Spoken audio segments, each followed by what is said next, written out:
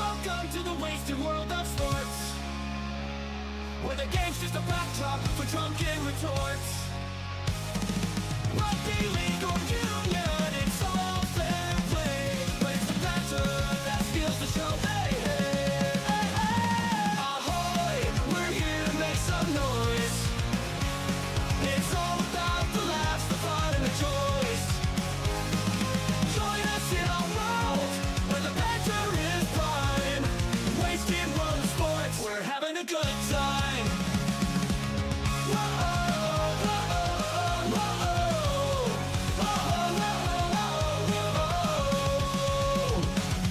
Scrums and tries, they're all well and good, but we're here for the jokes and 10 pants less from the kickoff to the final whistle blow.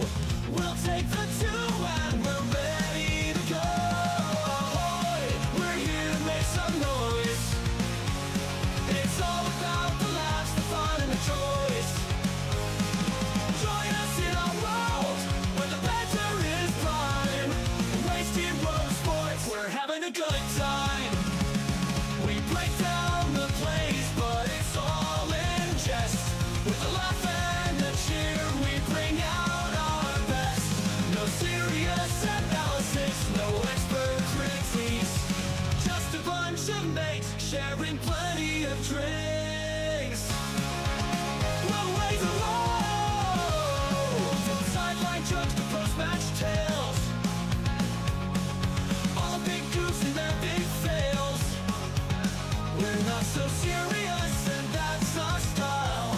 With each ahoy, we raise our skies. Ahoy, ahoy, we're here to make some noise. It's all about the laughs, the fun, and the joys. Join us in our world, where the Panther is prime. Wasted world of sports, we're having a good time. So come along and join our sporty crew, where the Panther's always fresh and the laughs are true. Oh, wasted world of sports, here's to our cheer. We'll see you on the pitch and drink some beer. Yeah!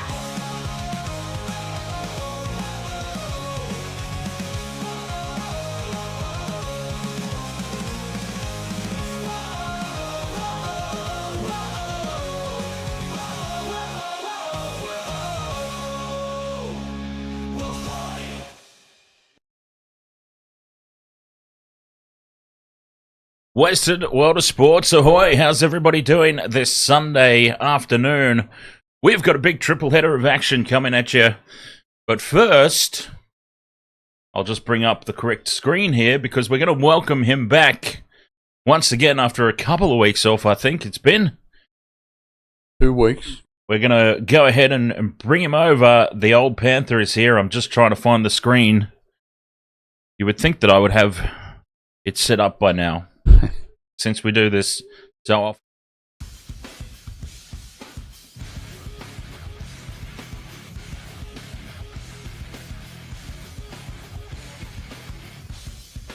My generation. Here he is, Hi. the Good old afternoon. Panther. Good afternoon, everyone. And the old Panther, of course, your team is playing today. Yes, and we're getting back towards a full first grade squad. A couple of blokes out, but yeah, pretty good. I think the only issue for today is the weather. Yes, you were telling me earlier about a little bit of rain. Possibly rain, yeah, and also windy down there in Wollongong, a bit chilly. All right, before we get too far into things, better do shout-outs to the chat room. I see a couple of new faces there. DJ Shack is not one of them. DJ Shack's a regular. DJ Shack, how are you, mate? XJC, if I remember correctly, XJC from yesterday, a Shark supporter. A long-suffering Shark supporter, much like myself. And Enrica Labashane. Ahoy there. He is back indeed. We might talk about the Sharks a little bit coming up here on Generations, but first, and foremost, as we always do, Panthers. We'll go back to the old Panther, telling us about what we might expect today. I've actually got the team sheets up in front of us. Dane Laurie at fullback, so still missing Dylan Edwards. A couple of weeks yet, I believe. Dane Laurie's been going pretty well, though. He's an interesting story, isn't he? Over to the Tigers. Never really, certainly didn't display the level of performance that he's displaying for the Panthers. I think you hit the nail on the head a while back in one of the streams that a lot of the time with these players, it's the system that makes them look good, and when they get out of the system, they don't have the same impact, and that may be an example of that, eh? Oh, 100%. And Luke Garner was another one. Luke Garner came in with pretty much zero prep. You kind of saw the signing and went, why? I mean, okay, they've just picked up a nice cheap extra player. Luke Garner was potentially one of the standouts for the Panthers in a very competitive team. But he's moved on, hasn't he? I think he has now, yeah. And the other thing, when you look at what's happened with Canterbury Bankstown, I believe the story goes that Crichton actually changed the whole climate down there. The whole culture. The culture, that's the word. So he's probably, between him and Seraldo, he's probably taken the Panther, part of that Panther system. See, that's what we wanted at the Sharks when we brought in Dale Finucane. Dale Finucane was supposed to bring with him all that Melbourne Storm culture, that winning culture. And unfortunately, he spent most of his time injured. Doesn't mean that he still couldn't have an effect behind the scenes, but I don't feel like he did. I'm really unhappy with the Sharks at the moment. But anyway, I'm determined to have a whinge, aren't I? You can just sense it. I keep going back to it. But I've heard the same whispers that Stephen Crichton, they talk him up big time. Every interview with a Bulldogs player, they just rave about Stephen Crichton. And I was raving about him yesterday as well, because I actually said, no, Stephen Crichton, no chance. And, I'd be lying if I said I don't mind when my predictions are wrong in a losing Broncos game. And that prediction was horribly wrong, wasn't it? Because the Bulldogs came out and probably you'd have to start considering them maybe as smokies for a threat, at least, to the Premiership. Or am I taking things too far? Am I getting overexcited? Maybe not. Maybe not. A lot of the pieces are in place, but maybe, just maybe, missing a halfback. The only thing I could say. It is possible for a team to win the Premiership with... this is not... this is probably a little bit harsh to say, a substandard halfback. I don't really want to say it like that, but I can't think of any other way to describe it. Not a top-level halfback. Most teams that win the Premiership have a top-notch spine. They build the team around the spine, right? So you've got Nathan Cleary, obviously, for the Panthers the past 3 years. And the Melbourne Storm have built their team around Cameron Munster and Jerome Hughes, and they're always a threat. Before that, it was Cooper Cronk, who was running the show for the Storm and the Roosters. So we have to actually go back to 2016, funnily enough, and the Sharks, who managed to win the Premiership without a world-class halfback, because they had Chad Townsend, and there's nothing world-class about Chad. Mitchell Vela Sport, ahoy there, mate. What's been the biggest upset of the year so far? Sharks losing to the Tigers? No, I don't. Biggest upset of the year so far. I'm never surprised when the Sharks lose a game like that. So I couldn't call that the biggest upset. Yeah, I'm not sure about that one. I'd have to think about that one a little more.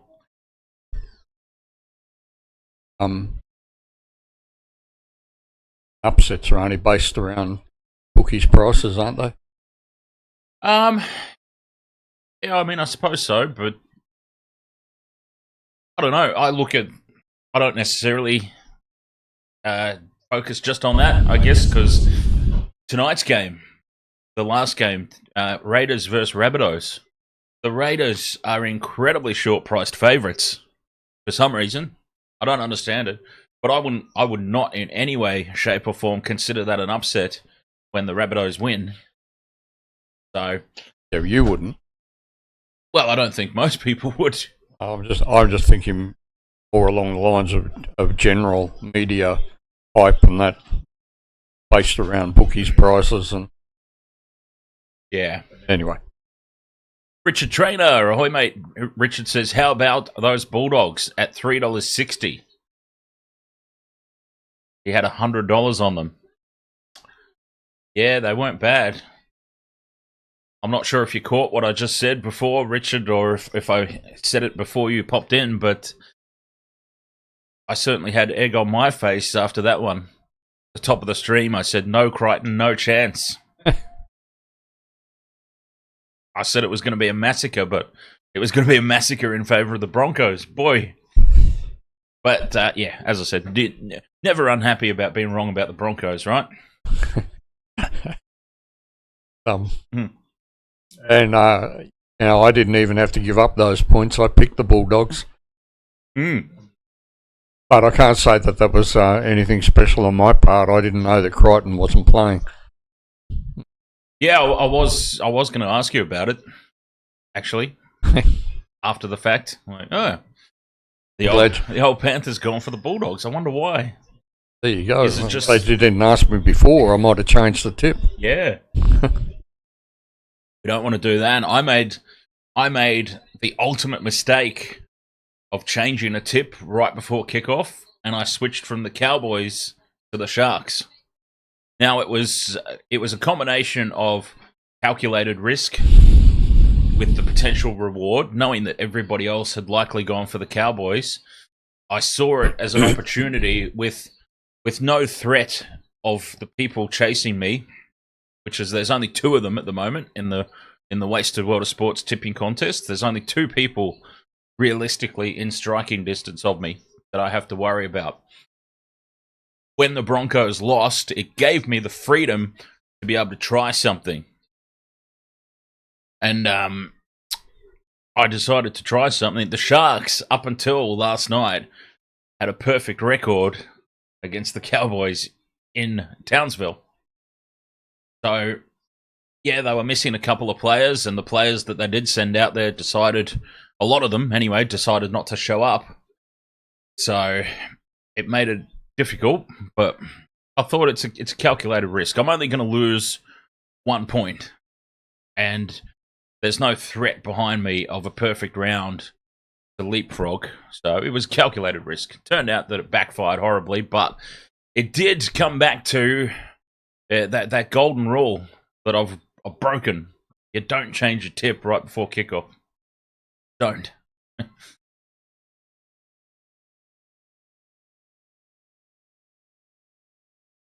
XJC says, how many HIAs happened in that Manly Roosters game? I'm not sure. I know there were quite a few. Yeah, but there were a few in the Sharks-Cowboys game as well. That was the other thing that drove me absolutely crazy, was an absolute coach killer, was the fact that, and this just goes to show how soft the Sharks forward pack is. Vanua Blake cannot arrive at the club soon enough, honestly. Because Taumalolo was ruled out inside the first 10 minutes.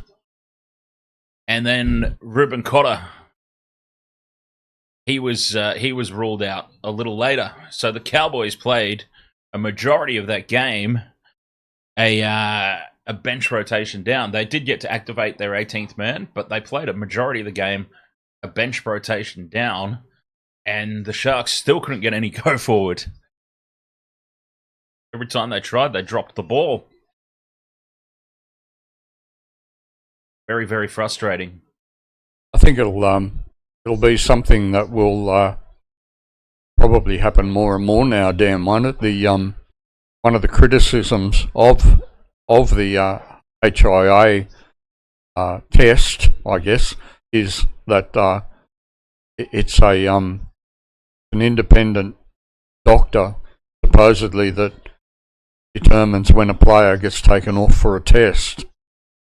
And I think today's age of litigation and that, a doctor who's got that task in front of him isn't going to take too many chances. And that's another thing the NRL's worried about in the future, isn't it? Litigation for head injuries and that. So absolutely. I wonder if we'll get to a time where we'll have helmets like the NFL. Oh, boy. Geez, I'd be okay if it was mandatory headgear, but you'd really like to hope that we don't get to the stage of helmets and shoulder pads. Although I used to always wear the shoulder pads when I played. Headgear sometimes. But you had good looks to look after. But yeah, you'd certainly hope that it doesn't get to that phase. I suppose there's always the concern that ultimately one day it just turns into touch footy. Well, actually, you know what will happen one day, and I'm talking way, way down the line, is I should imagine that they'll be played via holograms. You actually just sit on the sideline, the players. Maybe not even from the sideline. They could probably do it from their own house. But it's actually their hologram projected out onto the field. So all this still takes place, but it's all just hologram projection. So there's not any actual physical real-world contact. That's the future of sports. All the coach will have to do is make sure he puts his dollar coin in the spot and plays the game, eh? Yep. Good. Richard Trainer's still got my NRL multi-win. Only $20 each. Between 5 of us, odds $48.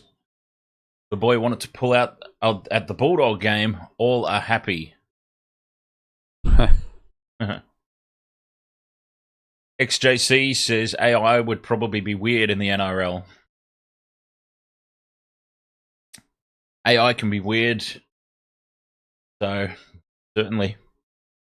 Still no movement in the trade market at the moment. We've got a little trade happening behind the scenes here on the Panthers Dragons game. And with half an hour to go till kickoff, this is where I really started to see yesterday. Markets all started to shift around and the money started pouring in. But as I said, though, I said on the stream that the Broncos are a good team to trade on because they're much like I used as an example to the Wallabies in the rugby. When the rugby championships are coming up, the Wallabies are always good for a trade because you get the casuals. And I know that the exchange is a little bit different than just your standard drop-by bookmaker. But you still get your casuals in there who don't know better necessarily. And they go, oh, what's this? Rugby Union, Australia's playing. I'll go for Australia. I mean, that's fair to say?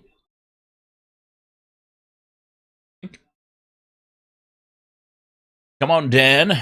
Shoulder pads. I had natural shoulder pads. I would say that in my case, well, not only did I think it was cool to have shoulder pads and headgear. So I've told the story on stream before about Gavin Miller. When I raced out onto the field and got some some close quarters contact with Gavin Miller. He used to wear big pads. A lot of players back then used to wear big shoulder pads, though. It was the style at the time, wasn't it? So I probably thought it was cool to have big shoulder pads and headgear. That was the in thing back then. But yeah, I'll never forget that moment, running up behind Gavin Miller, giving him a pat on the back. Covered in his sweat.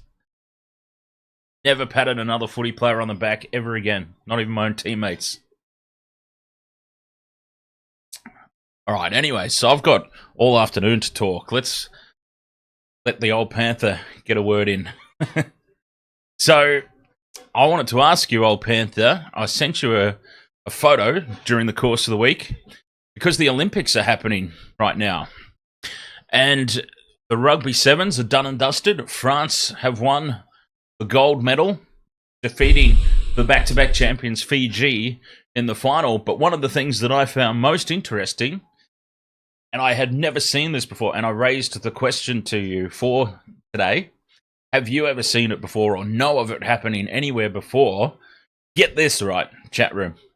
The referees in the Rugby Sevens at the Olympics, the referees had their names on the back of their jerseys, I guess you would call them, on their uniform. The referees got their name printed on the back of the uniform. Now, I have never seen that ever before in my memory. Well, I don't recall ever seeing it. The only time that I thought it might have happened perhaps would have been through Super League, but I can't say conclusively that it did happen, but they were trying all sorts of different things like that, weren't they? Yep. Yeah, that is possible. I didn't think controversial things. But, you know, and I doubt it's going to happen in the short term because, as I discovered, as you can see in this women's game that's on at the moment, the referees have sponsorship names on the back of their jerseys as well, so they're not going to lose the dollars from the sponsorship, are they? Just to put a fella's name on there. No. Well, the players used to have names on the back set at representative level, didn't they? Back in the day. That was a while back, yeah. But too much money now, Dan. Yes. They, as I discovered, they have a saying for those spots on the jersey now: prime real estate. Mm. Yeah, it's big money. This fella here, the ref in the women's game, has got the UE logo on both front and back, and I think they do in the top grade as well, don't they? Yeah, absolutely, they do. And I noticed in the going along with that idea about the name, there is a push to put the players' names on the jerseys, but when you have a look at their jumpers now, they've got the sponsorship all over their jerseys, front and back as well, haven't they? Yeah. So they're really not going to take that space up. And I can't say it would help me any because I've got the team sheets in front of me all the time through the streams. And yes, I do have to look slightly away from the screen to see them, but I still get the names wrong. I don't think it would help me much if... And I know it's not for me, it's for people at the stadium.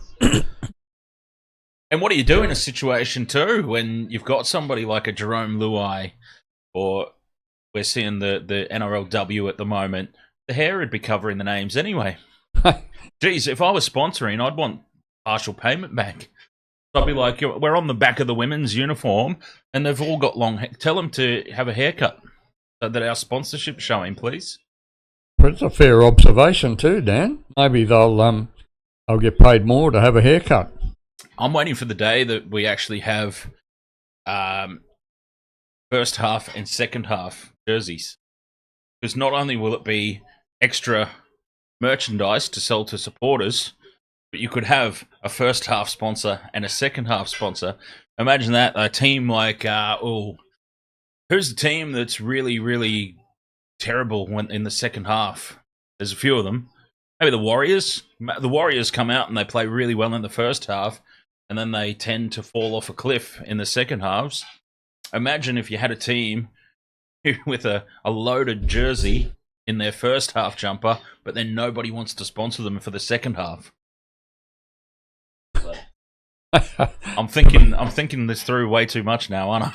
Yeah, there's some possibilities in that though, Dan, because if they do fall away in the second half, they've got to turn around and chase the other players, haven't they? So it'd still be that opportunity for sponsorship when they're running back trying to defend. Yeah, but the problem is sponsors don't want to be associated with losers. So they have cameras behind the try line, so yeah. NRL needs they get plenty of shots. Sorry. Richard Trainers just said NRL needs to do a draft system to bring up young stars like in the USA. But effectively, well, they tried, but what's his face? Players Association. The guy that sadly passed away, Terry Hill, he was the one that put the kibosh on that. That's right, in the Players Association. They took the rugby league to court when they wanted to do the draft, and they won the court case saying that it was a restraint of trade. And pretty much because nobody would have wanted to go to Canberra or places like that. Or Penrith. Back in those days, they didn't want to go out to Penrith because it was 2 hours. 2 hours out of Sydney back in those days, and it was a long way to go. Yeah. Yep. 6 Tackles with Gus, the podcast. Gus talks about his old trips. He said getting to Penrith back in the day is not as easy as it is now. He was telling about the trek that he used to have to take to and from training sessions.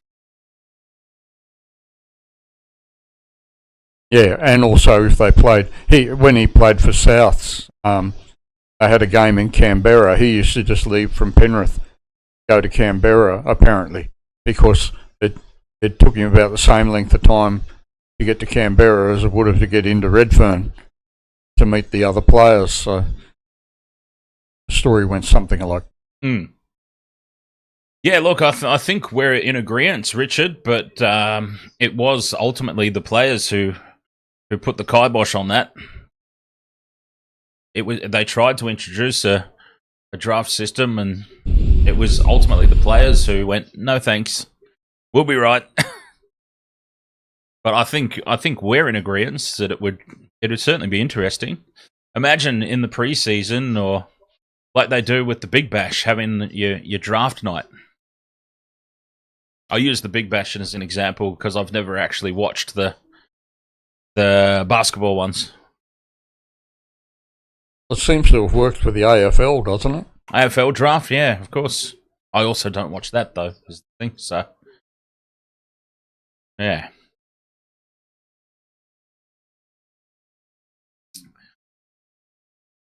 But it would certainly prevent the hijacking of, well, not hijacking, but collecting players.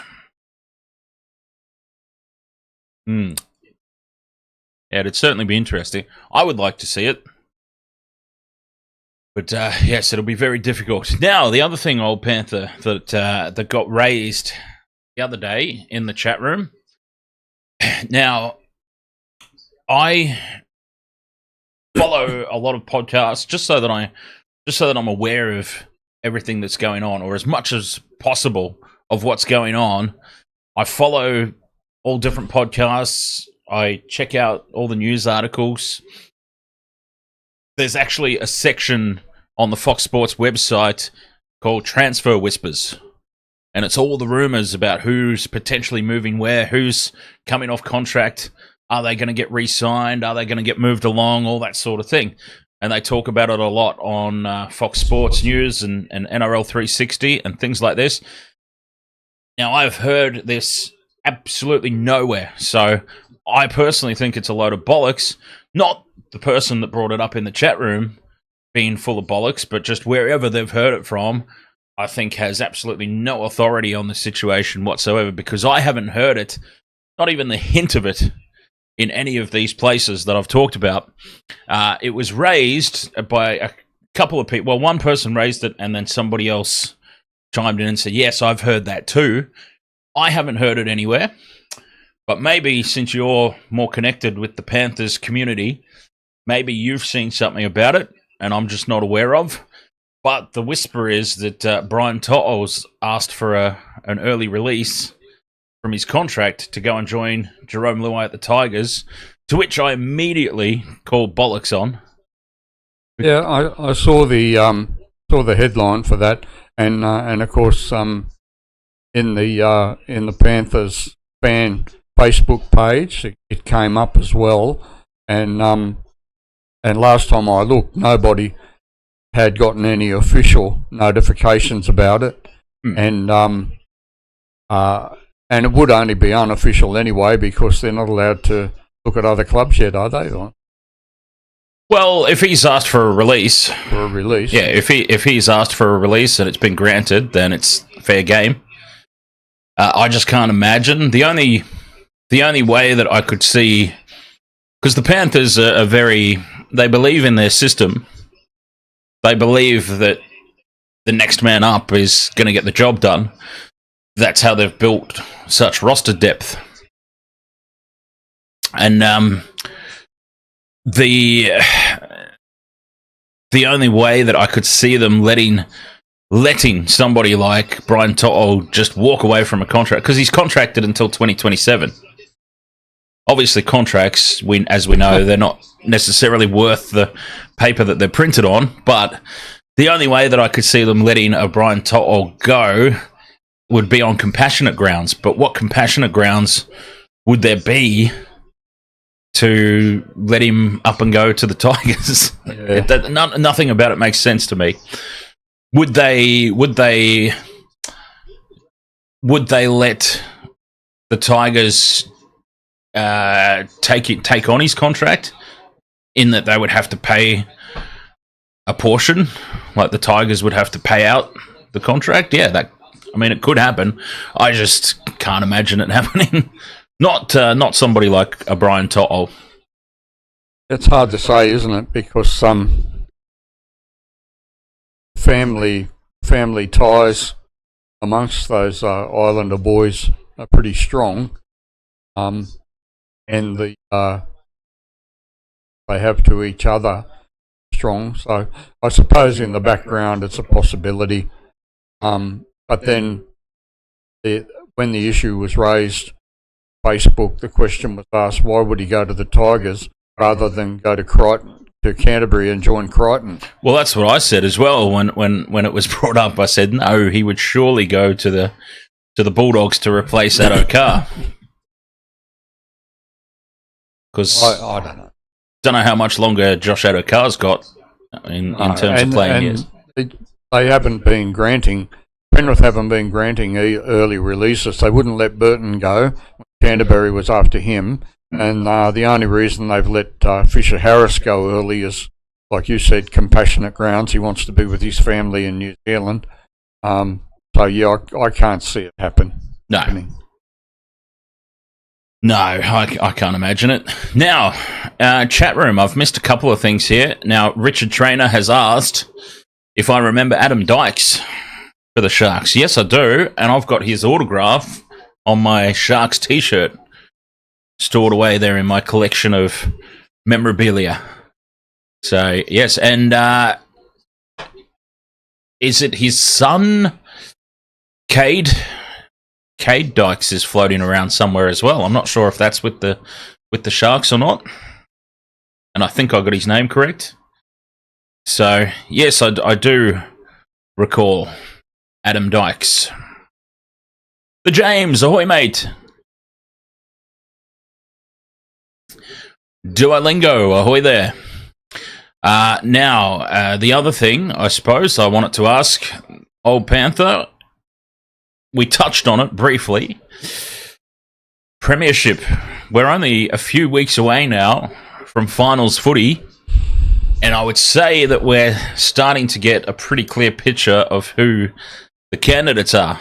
Now, I said that Bulldogs are potentially a smoky for me for being a premiership threat, but you would have to say you would have to say it's looking pretty much like a 3-horse race with the Bulldogs are smoky.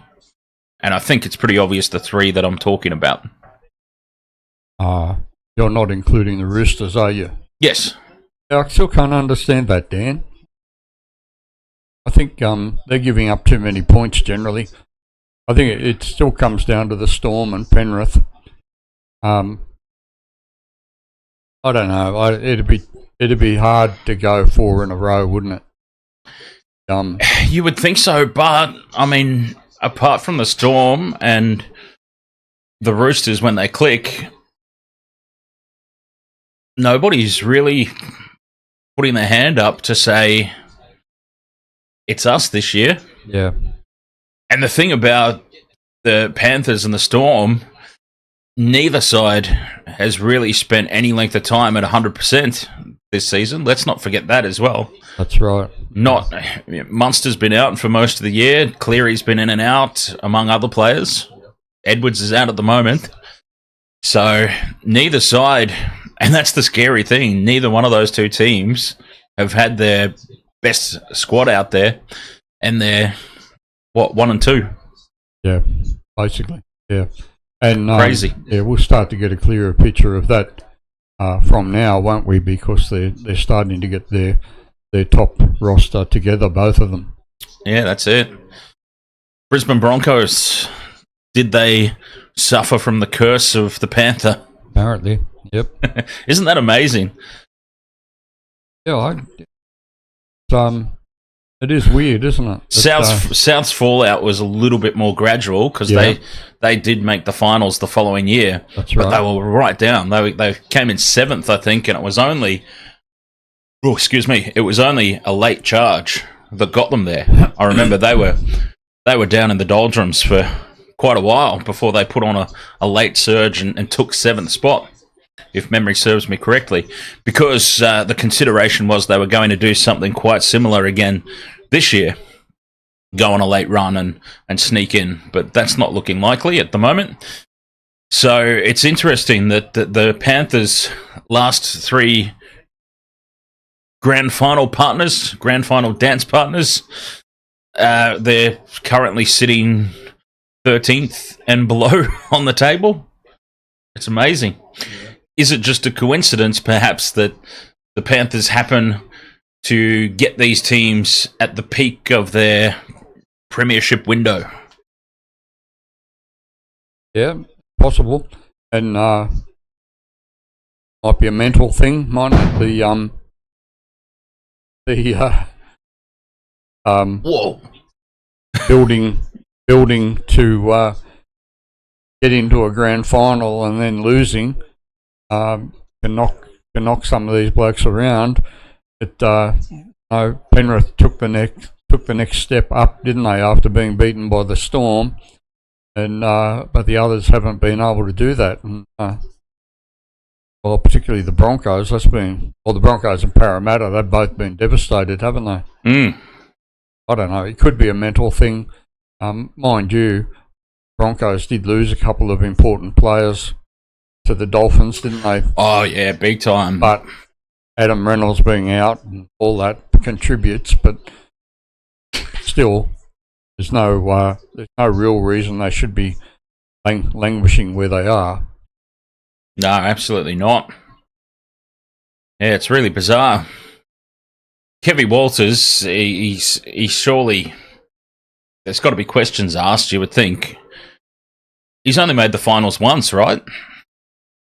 And okay, that one time they did go to the grand final. Fair enough. But I think every other season they've missed out with Kevy, haven't they? I might be wrong about that. But you'd have to ask questions, surely, about whether he's the right man for the job. I see Corey Parker's put his hands up. Wouldn't that be interesting? And of course, whose idea is it to, no offense to Trent Barrett, but whose idea is it to bring him in? I think he's a better assistant coach, head coach. There's a vast difference between the two positions, and I think probably John Cartwright has shown that. He's a very good assistant coach. But sort of didn't set the world on fire at the Titans, did he? As head coach, but won a premiership up with the Cowboys. Got into a grand final with the Broncos. Fitzy? This event will start in 5 minutes. We're 5 minutes till kickoff, huh? Yeah, Fitzy is proving at the moment that he's not quite up to head coaching. Who's this? Craig Fitzgibbon. Oh, right, okay. Yeah. Yep. Still know. Yeah, he's too nice, Fitzy. Apparently, by all reports, he's a nice bloke. All the players love him, and he's a good fella, but I'm sorry, to be a successful head coach, yes, you can have good rapport with the players, but you've got to be able to make some tough decisions. And my biggest criticism of the last two coaches for the Sharks is that nobody's had the pin pulled on them. No matter how bad they suck, they know that their spot's safe, and that doesn't do anything to motivate improvement. So you can't be a nice guy all the time. Not all the time, anyway. And I think Fitzy's too nice a guy. He won't drop anybody. Some of these guys need a rocket up them, send them back to reserve grade for a couple of weeks, and that'll sort them out. Geez, if I were a coach, there'd be players getting sent back to reserve grade left, right, and centre. I'd have no players to field a team some weeks. Like, we have to forfeit this week. Why is that? I've sent everybody to reserve grade. Well, old Panther, is there anything else you'd like to add as we approach kickoff? What's your prediction for this one? Well, I think it's going to be a close one, and I think it will depend a lot on who's running into that breeze second half, because it's a fairly strong breeze according to the Bureau of Meteorology, about 30-35 kilometres per hour, and looks like it's coming from the southwest according to the Bureau, and it looked like it on that weather sock. So whoever's running from left to right second half, I think will struggle. Unless it's Penrith, then they'll win. Yep, okay. So Panthers, I can't see Penrith getting beaten unless it rains heavily just before kickoff or something. which it didn't look like it is. It didn't look like it, no. Yeah, I think Shane Flanagan's done wonders at the Dragons, but it'd be hard to see anything but a Panthers win here. Especially and it's a litmus test for them, isn't it? He's reported as saying that this will give us an indication of where we are, because they play Penrith this week and Storm next week. They'll figure out if they're a threat at all over this next couple of weeks. I miss Flano. I wonder if he'd come back to the Sharks. Good coach. Well, he's got a premiership under his belt, hasn't he? Yep. Oh, I know. I know. The only one to have done it. Dragons are no threat, says James. Well, it could be. Penrith's been starting off a bit slow of late. Maybe with everybody back today, or nearly everybody back, it might make a difference. But Dylan Edwards is a massive, massive out. Oh, he's huge, isn't he? That, yeah. The difference he makes. You can see that in defence. Well, he's the organiser. Yep. I've heard that. This event will start in 60 seconds. I've heard in reports that he's just constantly talking at the back there. Yep. Organising the numbers. Yes. So it'll be interesting to see. Kickoff getting ready to get underway on this one. Both teams are out on the field. Keen to see who's running with the wind. It looks like Jerome Luai's hair's blowing behind him. So, yeah, they This event starts in 30 seconds. They didn't give us a wide enough shot.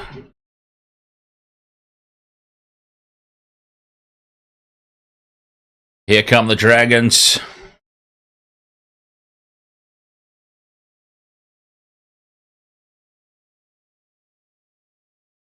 Ten seconds. Still no movement in the market. That's very interesting. I would have thought that the Panthers would continue to come in. They're not moving at the moment. Moment. We'll keep an eye on that. If they score first points, watch it go down. Yeah, that'll make. So is this a milestone game for Ben Hunt? But I don't know. He came out on his own, and now the rest of the team has followed. 200 games or something.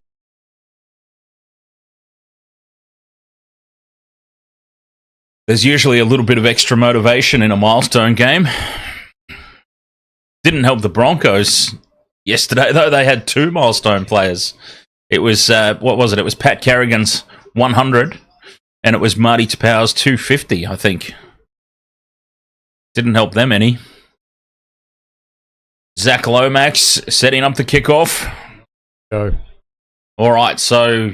Dragons will have the wind in the second half. Okay. That'll be interesting. And you said whoever has the wind in the second half, is it? Yeah. Wins? Well, no, yeah, No. Unless it's Penrith. Running against the wind. Yeah, in which case Penrith still win. Yeah, I think so. Kick-off in this one, and it's the returning Brian To'o. Kicking game will come right into it. This breeze, expect. Well, Cleary and Luai, between the two of them, they might just pop a whole half of 40-20s with the breeze behind them. Well, I'm going to sign off, Dan. Okay. Because don't need the old bloke sitting around. You're more than welcome to if you want to. It's your Toasties Day, isn't it? No, it blew up, remember? Oh. Blew up. Fifth and last, there's the first kick.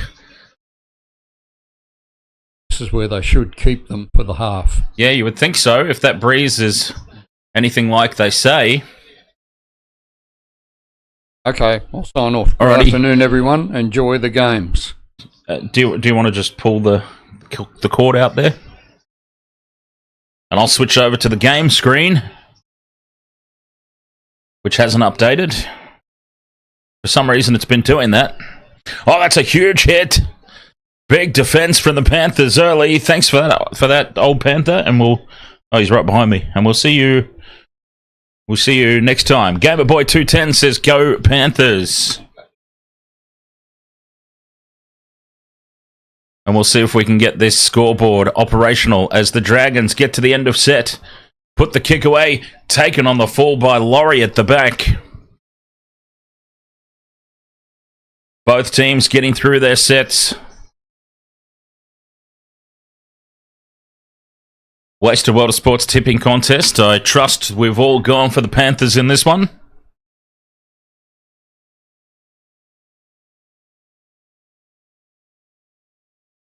Scoreboard. This is what I want. For some reason, these have not been updating. There we go. Up over halfway. Panthers slow play the ball on the fourth. Staying down for a penalty or a set restart, perhaps. The crowd boos, and there goes the whistle. What's the whistle for? Just time off, I think. Nothing to see here. Oh, well, it was slightly high contact. I don't think there was a whole lot in that.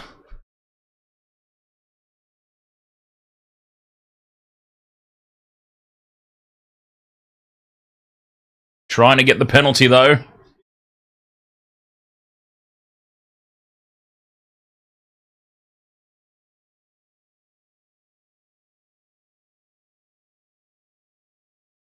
Still down, Fisher Harris.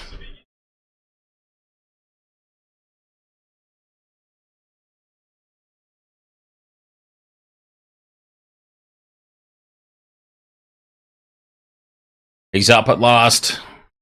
Stayed down for a while.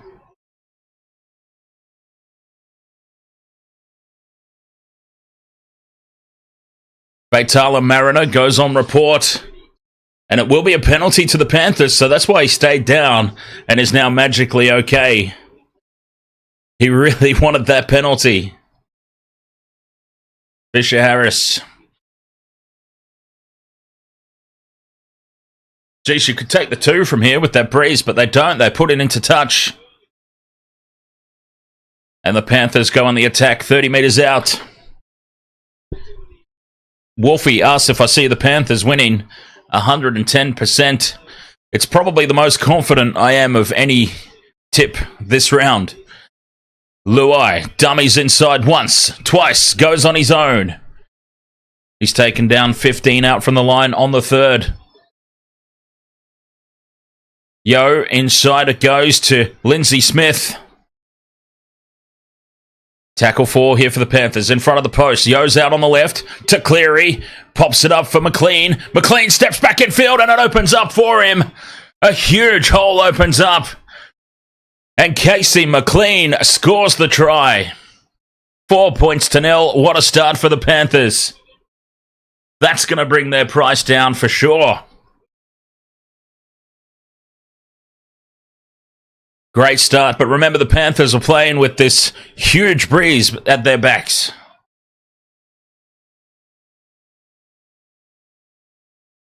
So for the Dragons, they just have to try and perhaps limit the damage in this first 40 and hope that they're not too demoralised by the time the second half rolls around. But that's a dream start. Try confirmed. Casey McLean. Ollie is the best. Ahoy there. Duolingo asks who is first on the ladder. At the moment, it's the Melbourne Storm. But the Panthers are nipping at their heels, right behind them. Your friend Leon says ahoy. Ahoy there, Leon.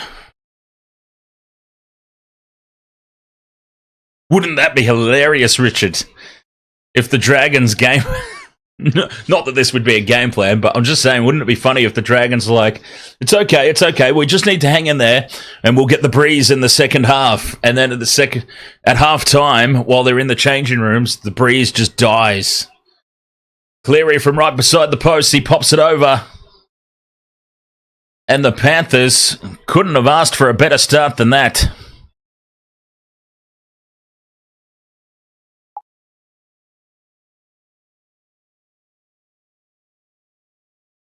And I've just made a successful $58.33 trade-off on the game.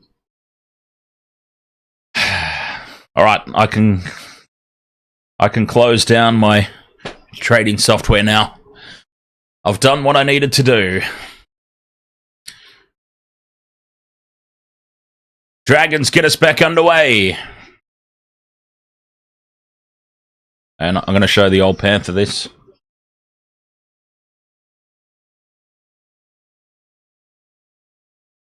Panthers expansive on tackle 1 from inside their own half.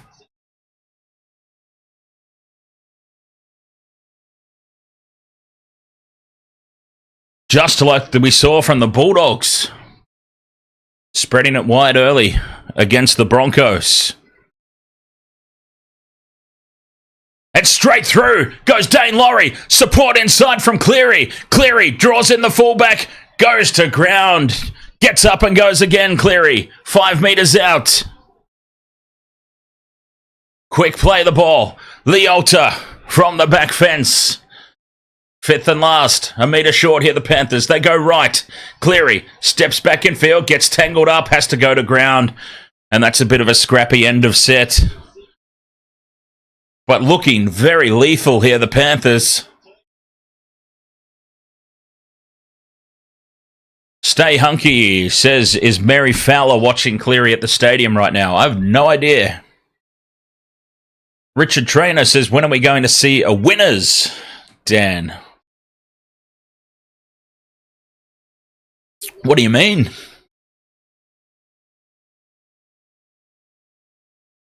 Penalty to the Dragons. Just what they needed.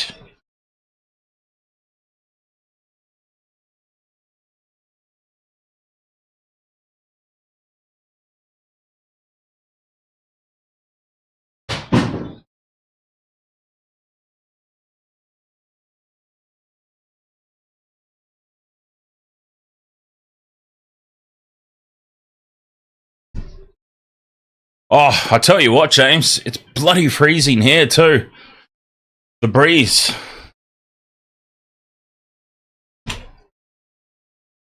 It's crazy. Oh, I have a cast out or trade it off your bets. Yes.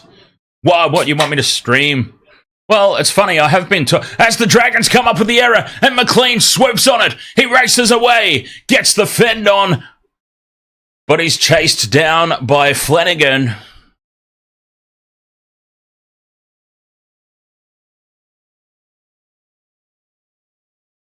Through the hands now, Liam Martin straightens, gets the fend on, has the arm free but no support. They're a couple of metres out from the line again. And it's a penalty to the Panthers.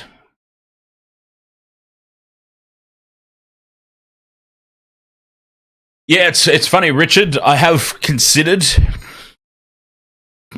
doing videos on my sports trading. As Martin taps it and goes. No thought of the 2 points here, the Panthers. They want to keep the pressure on. Yo runs as a decoy. And it's out the back to Smith.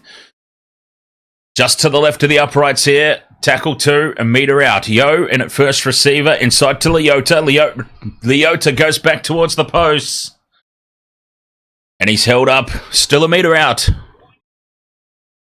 Luai's over here on the left. So's Cleary. Luai puts the grubber kick in behind the line. It sits up for Cleary, but the Dragons dive on it. It'll be a goal line dropout. Max Fangai there, just getting himself in the way.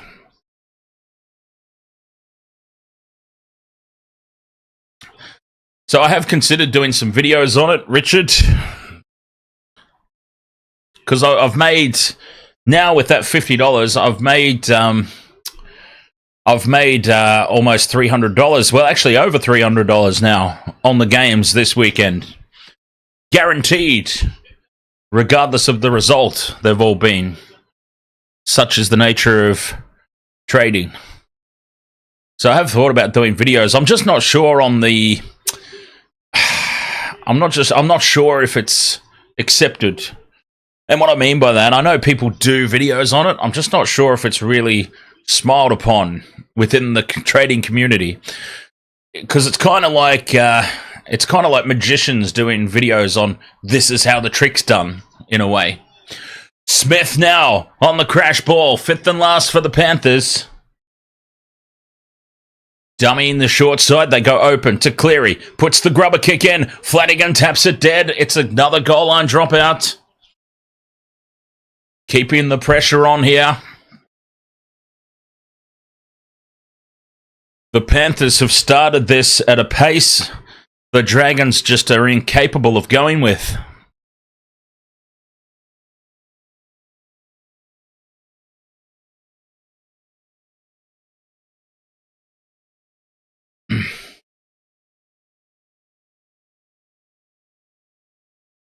The restart out on the full. Panthers will get the play the ball and a full set of 6.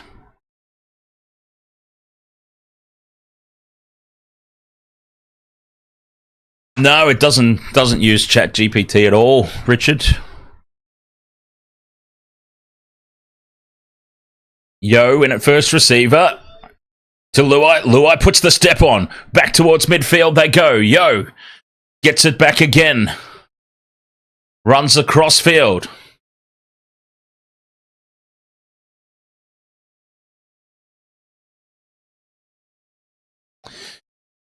Luai. Flat pass to Sorensen. Sorensen can't offload. Tackle 3, 5 metres out. I've actually done it, Richard, for a laugh. I think it was for the Vegas games. I did ChatGPT predictions for a laugh on a multi. And it didn't even get close to paying off. There is Brian To'o charging towards the line. He's held up half a metre short, but it's a penalty to the Panthers. Another full set of 6 incoming. Yo to Smith. Smith in front of the post. Smith still going. He's held up now. Half a metre out. Luai steps in field, beats one, beats two, gets his arms free, offloads to Kenny. Kenny looks for options. There's nothing doing, so he just goes to ground himself. A metre out here, the Panthers. Luai in a dummy half to Yo at the back. Cut out pass to Cleary. Cleary holds the pass up. Liam Martin's running off his hip, and Liam Martin will score untouched under the post.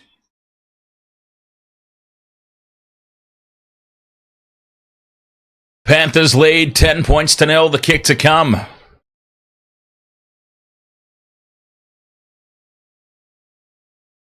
Just too good. Too good.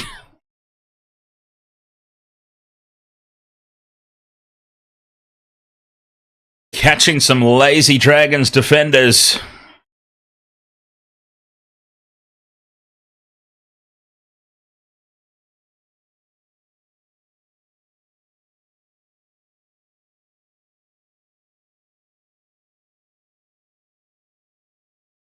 $10-0, about to be 12-0. The Panthers, a dream start here with 13 minutes gone.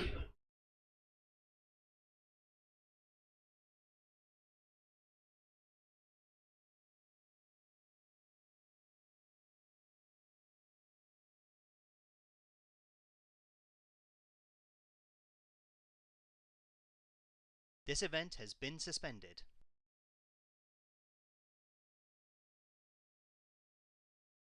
From right in front, Nathan Cleary makes no mistake. And it's 12 points to 0. Liam Martin and Casey McLean, the try scorers.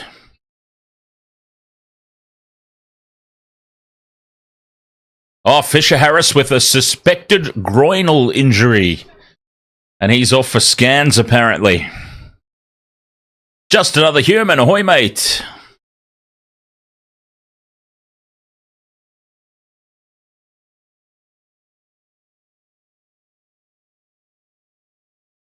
Fisher Harris. A groin injury. That could keep him out for a little bit. Dragons with the restart.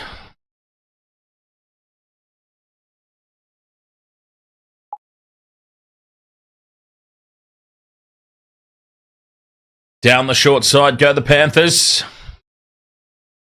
Casey McLean's had a great start to this match. To'o winds up. Already back over halfway here, the Panthers on tackle 4. Liam Martin. His hair is getting longer and curlier by the day.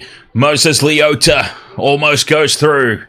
Fifth and last. They're 30 out from the line again. Cleary down the short side.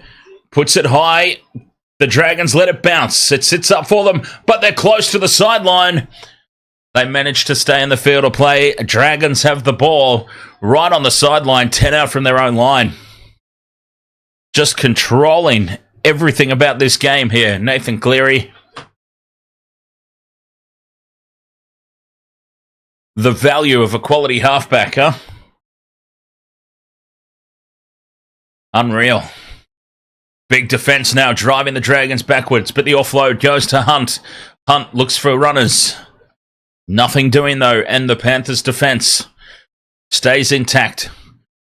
40 out here from their own line, the Dragons on the fifth and last. 34 metres only gained off that set. Hunt kicks for the corner.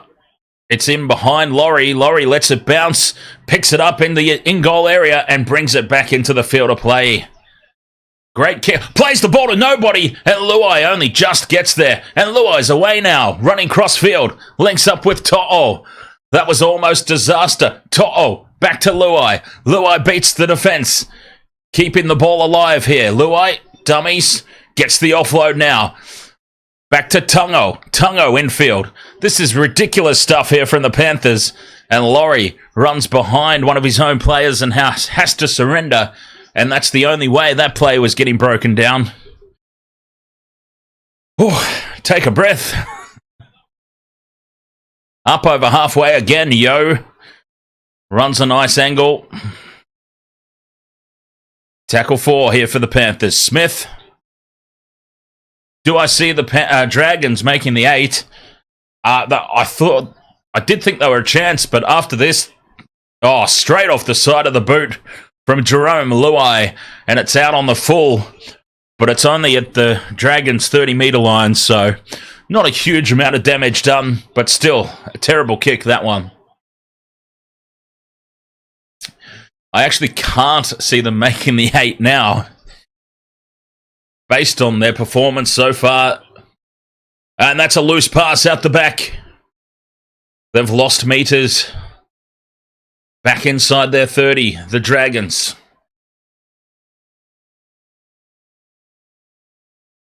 They've been absolutely cut to ribbons here, the Dolphins, the Dragons. High contact there on Sewer, no call.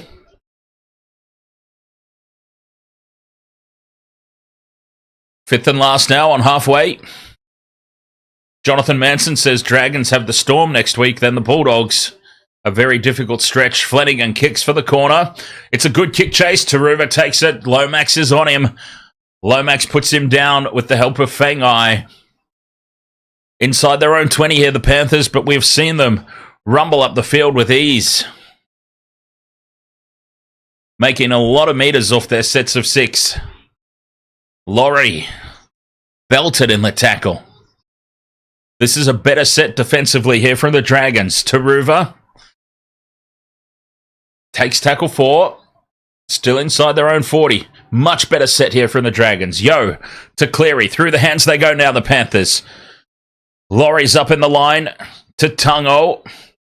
Fifth and last. They've made 40 metres, the Panthers. Back into Dragons territory. Short side play. They go. Martin to Laurie. Laurie draws in the fullback. Offloads to Nathan Cleary. Nathan Cleary puts the foot down for the corner. And he scores untouched. Another try for the Panthers. Running it on the fifth and last. Down the short side. Simple draw and pass plays. And we've got a Panther down in back play. Looks in a world of hurt. Who's that? Dane Laurie, is it? Oh, it's McLean. Casey McLean, I think. Down in back play. Was he taken out? Let's find out for sure who it was. Fifth and last, Cleary to Liam Martin. Martin to Laurie. Oh, and Laurie has copped a shoulder to the head. Try is confirmed, and that Dragons player might be in a little bit of trouble here. Just a head clash. No, that's okay. That's just incidental. But Dane Laurie, he is definitely worse for wear.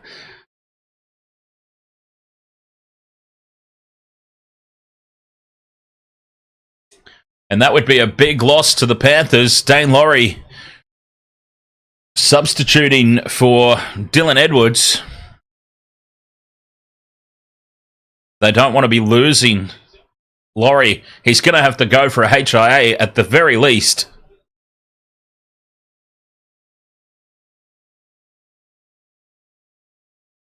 Yep, Dane Laurie is coming from the field for a HIA. So the Panthers, they'll have to reshuffle. Who goes to fullback? They don't really have anybody to go to fullback.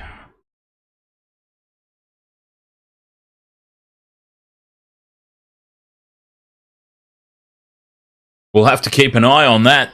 The Panthers will be having their fingers crossed that Dane Laurie will be okay.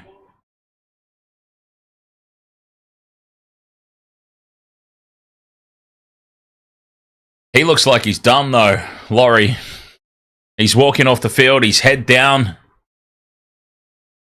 That is not the body language of a man that thinks for 1 second he's about to pass a HIA. Nathan Cleary from the sideline attempting to convert his own try.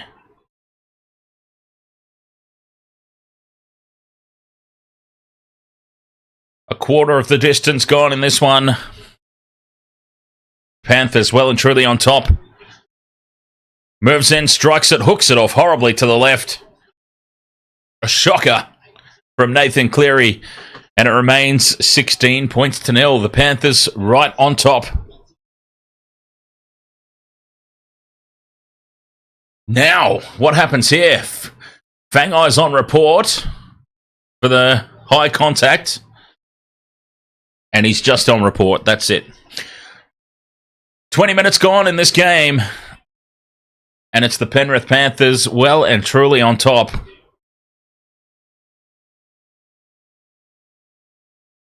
Wolfie says to Ruva to fullback.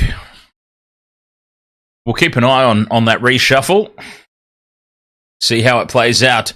The Dragons kind of go mid-distance with the restart. Taruva takes it.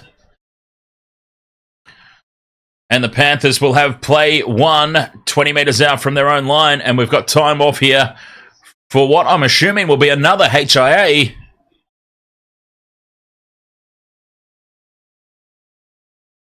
And it's Matthew Fangai, who had the head clash with Dane Laurie, who is now also off for a HIA. So that's both fullbacks off for a HIA.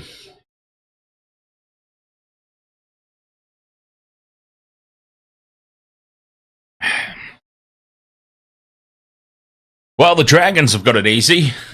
Zach Lomax will just drop back to fullback. For the Panthers, it's a little more interesting, though. Internet Chung says the game is too one-sided so far. The Panthers are just too good.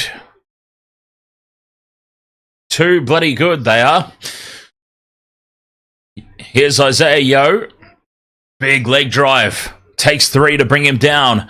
And he's up to halfway on the 4th. Luai. Inside ball to Sorensen. Sorensen tries to put the step on. He's wrapped up by Fatala Mariner and Jacob Little. 5th and last for the Panthers. 40 out again. Cleary puts it high for the corner. It's going to land 10 metres out. Dragons ball. But once again, the Dragons starting from deep inside their own half.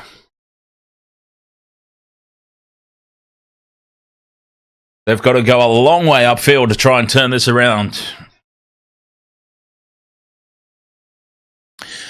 And when the Dragons get to a kick here, we will get to see who has slotted into fullback for the Penrith Panthers. CJ Dunn, ahoy mate.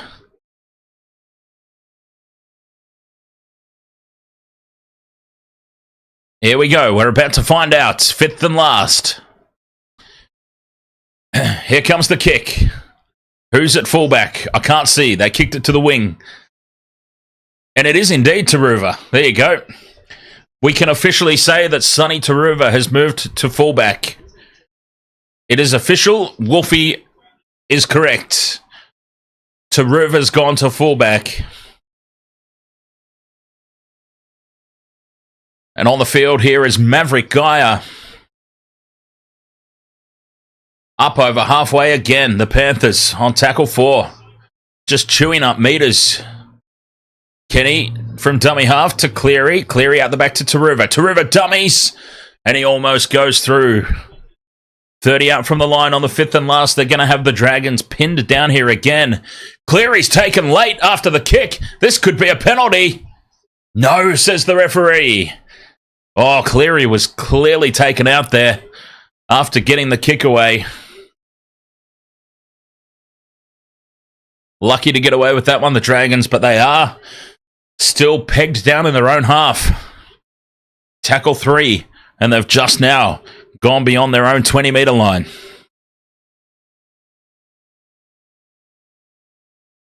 Big defensive effort here from the Panthers.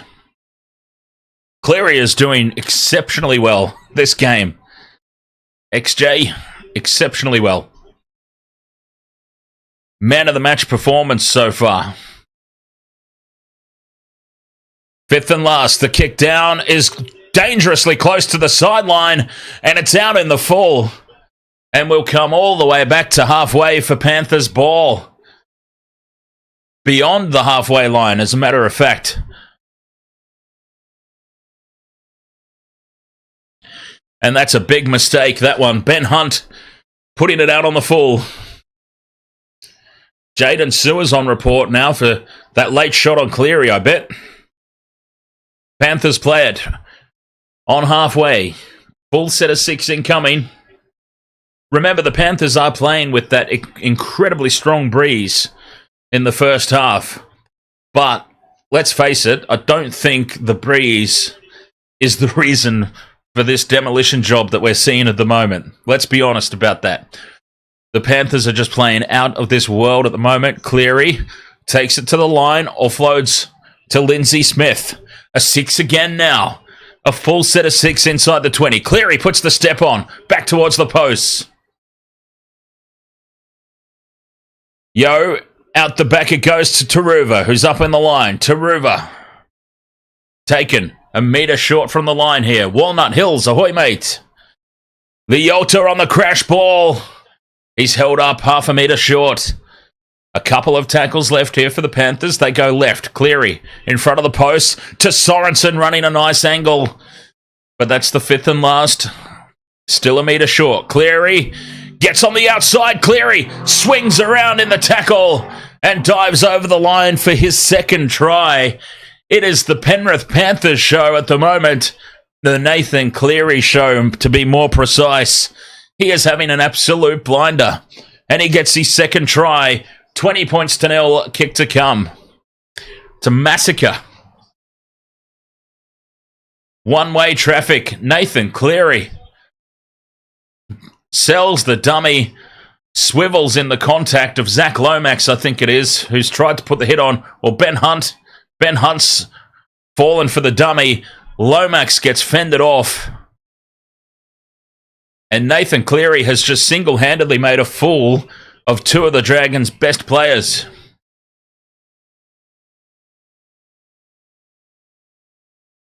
Walnut Hills says, what's my prediction for the 2 games after this one? Dolphins to beat the Titans in a close one. And the Rabbitohs to beat the Raiders in an equally lopsided contest as this one.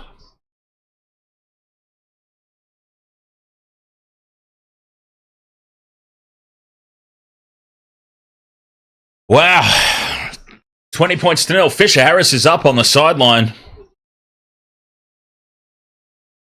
That's a good sight for Penrith Panthers. Max Hayes, ahoy mate.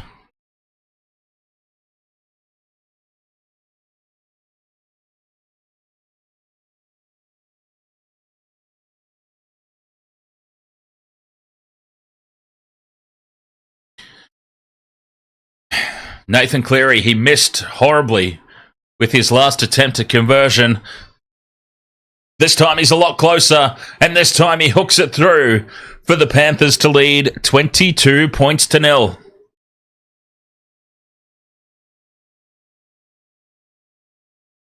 What an absolutely incredible start here for the visitors.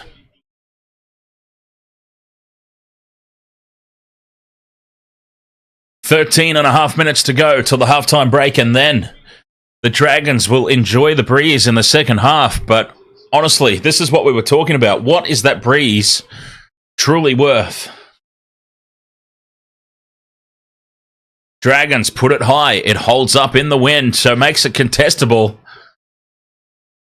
Taken by To'o, and To'o's been taken in the air.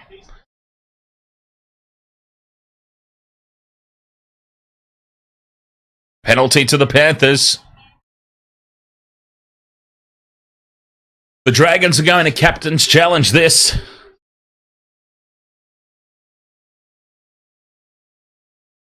It was a penalty for To'o being taken in the air. And yes, he was. So the Dragons have just wasted their challenge now. Just to make matters in this first half even worse, they've now wasted their captain's challenge.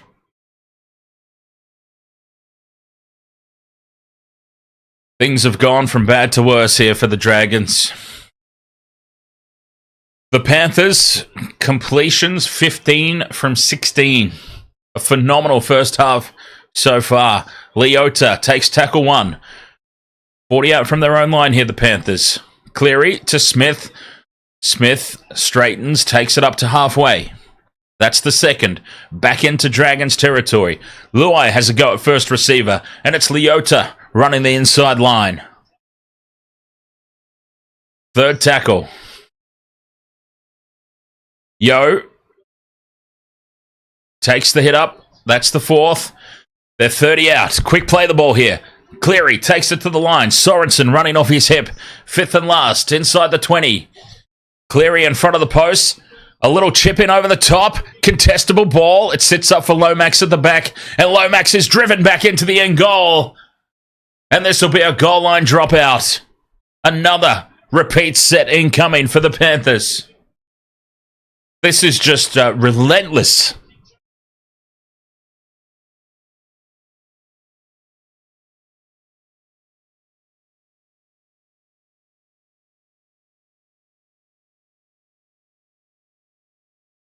Yeah, right. Richard Trainer has said you just got word that the wind is not that bad, apparently. Yeah, well, I can see as the Dragons go deep with the restart, well, kind of mid-distance with the restart, and the Panthers have it 30 out. There's a wind sock on the TV right behind the stand there. And it's not really blowing that fiercely at the moment. Now, the ball out to Luai. Luai draws the men, offloads to McLean, and McLean, it was a little far out in front. And finally, the Panthers have an incomplete set. It's only taken 30 minutes, but a mistake at last, the Dragons will be thinking.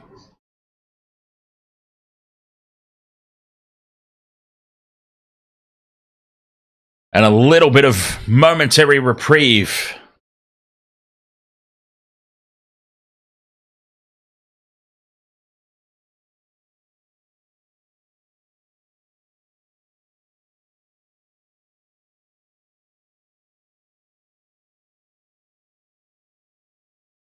Dane Laurie has officially failed his HIA. As I said, his body language when he was leaving the field was clearly that of a man who knew he was taking no further part today. Penalty to the Dragons. Panthers up inside the 10. Boy, do they need that.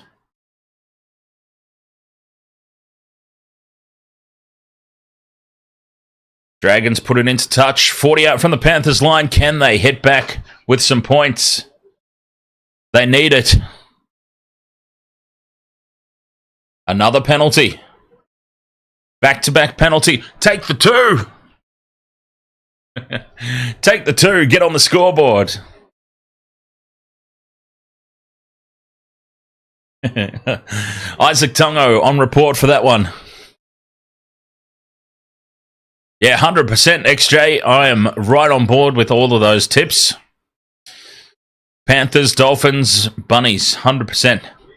I can't stand the Raiders. The Raiders are my most hated team, just in case anybody was wondering. The Dragons on the attack here, 5 meters out. Can they strike back with some points? 9.5 minutes left in the first half. They need some points. Eisenhuth running across field. That's the fourth. Quick play the ball here. They break left. The little grubber kick through, and Taruva will dive on the ball. It's a goal line dropout. Calix Mendoza says, I hate the Raiders too. Cheers. I'll drink to that.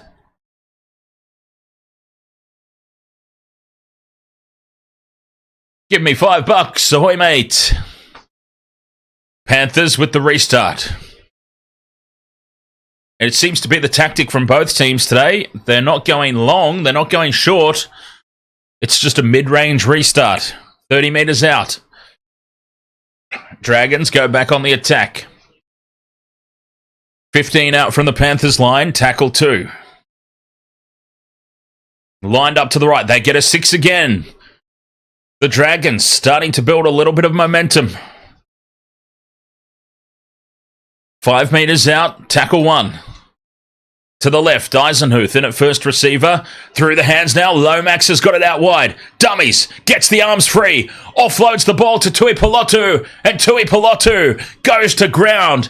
Has he scored it though, Tui Pilotu? This is going to go up as no try, I suspect.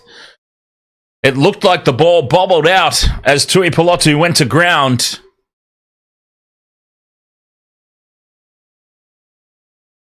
Zach Lomax with a phenomenal piece of work there to get the arms free. Taruva, it is. Across in defence, puts on a big hit. Tui Pilotu swings the arm around and slams it down for the try. And the Dragons have indeed hit back. A very important try, that one. 22 points to 4. Kick to come from out wide for Lomax.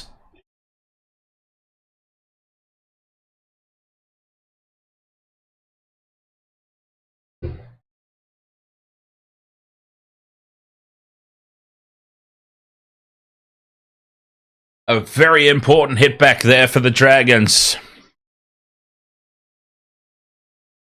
Give me $5. Says I got my tickets to go to Vegas next year. Oh, very nice. If you don't mind my asking, what package did you take? Did you take a package or you've just bought the tickets to the game and you'll sort the rest out later? Or did you buy one of the flights and accommodation and game day ticket packages?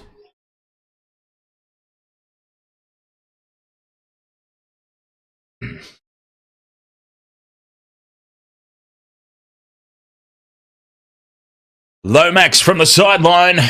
It's on target. It's holding up in the breeze. And it hooks off to the left. 22 points to 4. This one remains.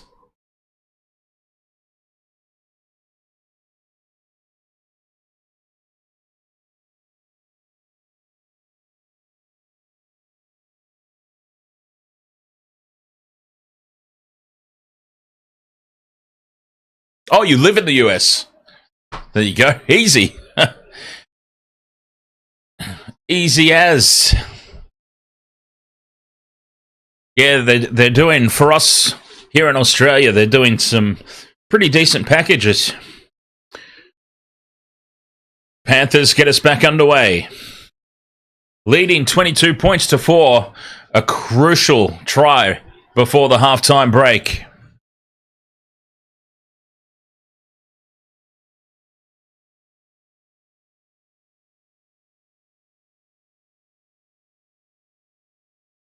Here, Richard, I could right now trade the Dolphins on the next game right now for a guaranteed $25 profit.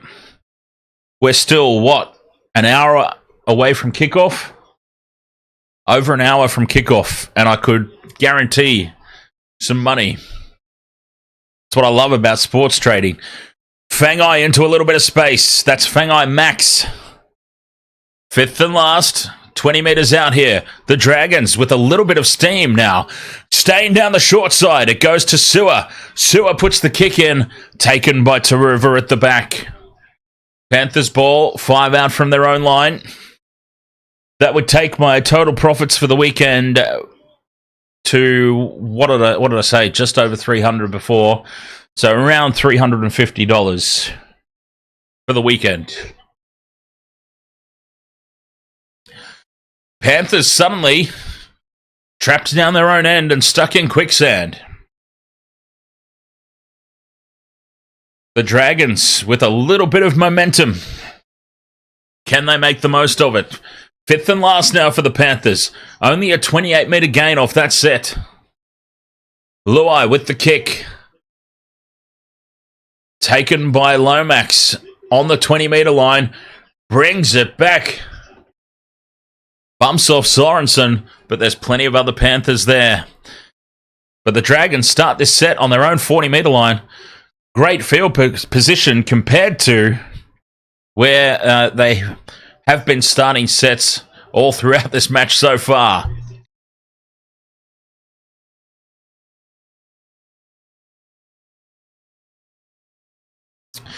Are these mates Bunnies supporters, Richard?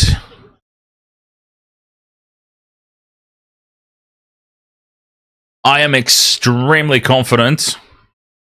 Huge cutout pass from Ben Hunt, but it's way out in front of Max Fangai. Fangai scores in the corner if it goes to hand, but it was so far out in front. He had no chance of catching that one.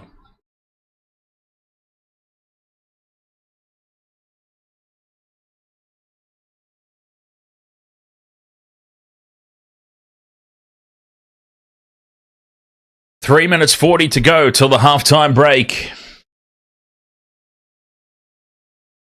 It was looking like it was going to be an absolute demolition job. But credit to the Dragons, whilst they're still trailing quite comprehensively, they've managed to just hang in there. They're hanging around. Cleary on tackle 4, over halfway, goes down the short side, links up with Maverick Geyer. And to answer your question from earlier, I believe it was you, Richard. Yes, Maverick Geyer is a pretty big unit. Penalty here to the Panthers. Do they take the 2 this time? Pressure on the neck. It's a long way out, but there is that breeze. No, there's not even a consideration of taking the 2. They've put it straight into touch. 30 metres out from the line. Luai has to jump to take that pass. It was not good service. Liam Henry's on the field. He takes the first tackle. 20 metres out from the line here, the Panthers. Cleary. Dummies to Smith. Hands it off to Sorensen. 15 out. Panthers. To the right they go. Yo. Out the back to Cleary. Inside ball to Martin. Martin goes close.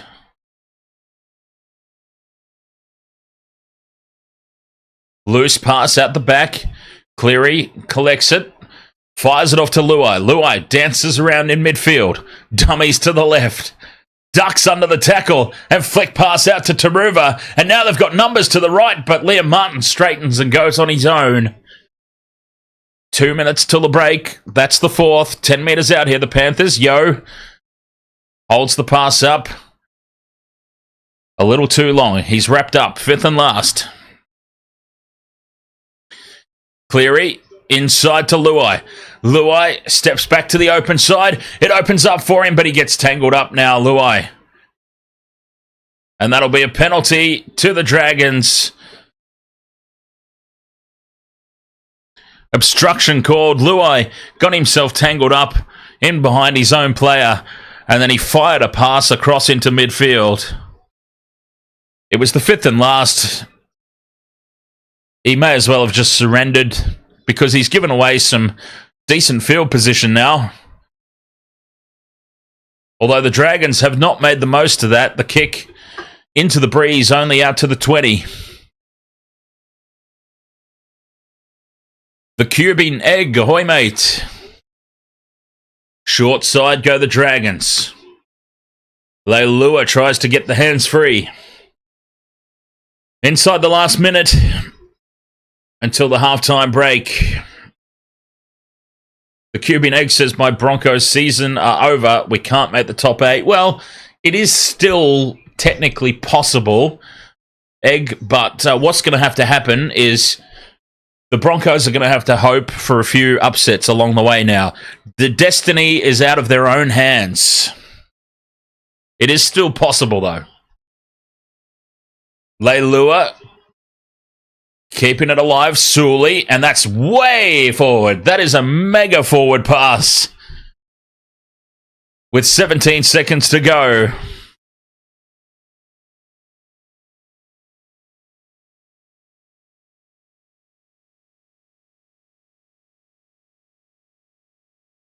And the referee wants this scrum to pack. The Panthers will get one play. What will they do here? Set piece play from the scrum, or do we just get a Cleary bomb?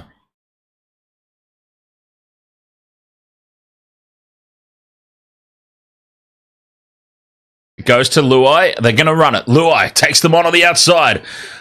Almost intercepted by Fangai. And he spills the ball. Oh, the Dragons would have been in under the posts. He just couldn't reel it in. Max Fangai. Oh, what a turnaround that would have been. Can you imagine pulling off that intercept and we go into the break 22 points to 10? Whew. Yeah, look, it's extremely unlikely now, Egg. Extremely unlikely, but it is still technically possible. But the Broncos will pretty much have to win all their games. If they don't, they'll be relying on other teams losing. They will need some results to go their way with the other teams that are also competing for that those finals positions. So it's very unlikely, but it's certainly not impossible. Very, very, very extremely unlikely, though.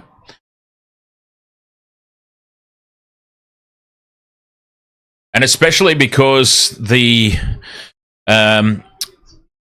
Harry Grant let it slip that the Storm are planning on resting their players the week before. The Broncos play the Storm in the final round. And, Harry Grant sort of let it slip that the plan at the moment, which could change, of course, but the plan for the Storm at the moment is to rest their players the week before that final round. So no such luck there for the Broncos getting the Storm under strength. All right, Wasted World of Sports, halftime here. A largely dominant first half display from the Panthers, but the Dragons, credit to them, they managed to hold on, just hold on.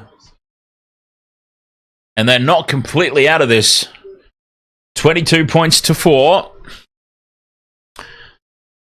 And they will have the breeze in the second half, so it'll be interesting to see just how much that breeze was worth. Was it worth anything? We're about to find out. Second half will be underway after a quick break here. Thanks for being with us. Second half coming up very, very soon.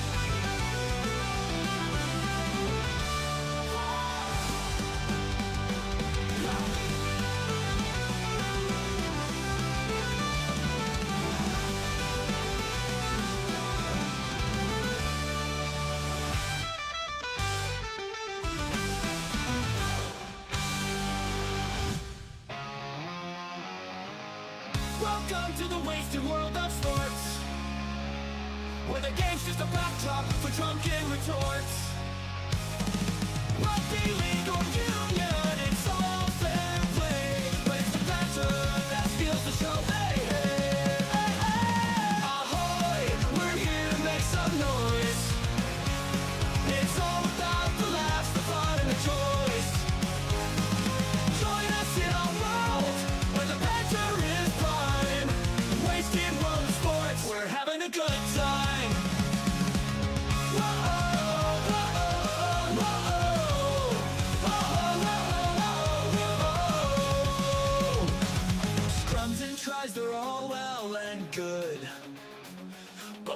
the jokes and 10 past last from the kickoff to the final whistles blow. We'll take the 2 and we're ready to go. Ahoy, we're here to make some noise. It's all about the laughs, the fun and the joys. Join us in our world where the banter is prime. Wasted world of sports, we're having a good time. We break down the plays, but it's all in jest. With a laugh and a cheer, we bring out our best. No serious analysis, no expert critiques. Just a bunch of mates sharing plenty of drinks. We'll wave the road, from sideline jokes to post-match tales. All the big goofs and their big fails. We're not so serious, and that's our style. With each ahoy, we raise our skies. Ahoy, ahoy, we're here to make some noise. It's all about the laughs, the fun, and the joys. Join us in our world where the banter is prime. Wasted world of sports, we're having a good time. So come along and join our sporty crew, where the banter's always fresh and the laughs are true. Oh, wasted world of sports, here's to our cheer. We'll see you on the pitch and drink some beer. Yeah. The wasted world of sports, eh? Oh, he's copped a head right to the nuts. Tedesco's butt crack. Ahoy! He's nearly taken security's head off. I have no idea what the wasted world of sports is.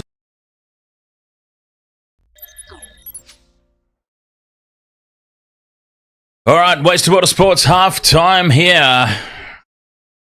22 points to 4, a largely dominant display by the Panthers thus far, but as I said before the break, credit to the Dragons. They've hung on in. A very important try, and then almost an intercept right on the stroke of half-time. That would have made it very, very interesting indeed. All right, so what's the word in the chat room? We're talking about the spoon, are we? Yeah, I think it's safe to say the Tigers will be walking away with the wooden spoon this year. And I would have to say my favourite for the minor premiership would be the Melbourne Storm. That could come down to the battle between the Melbourne Storm and the Panthers coming up in a couple of weeks, I think. That'll be a big game, that one. That could be what decides the minor premiership.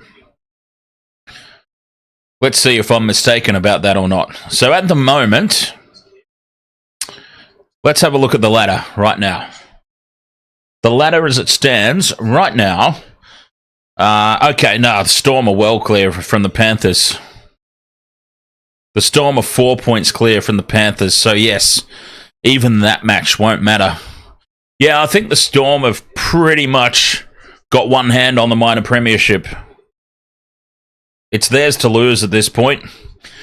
I should imagine that the top 4... I actually think the top 4 will end up being Storm, Panther, Rooster, Bulldog. I think the Sharks, as much as I hate to say it because they're my team, I suspect the Sharks will slide. I think they'll fall out of the 4 there, and they might even get lapped by the Cowboys. The Sharks could end up in 6th or 7th.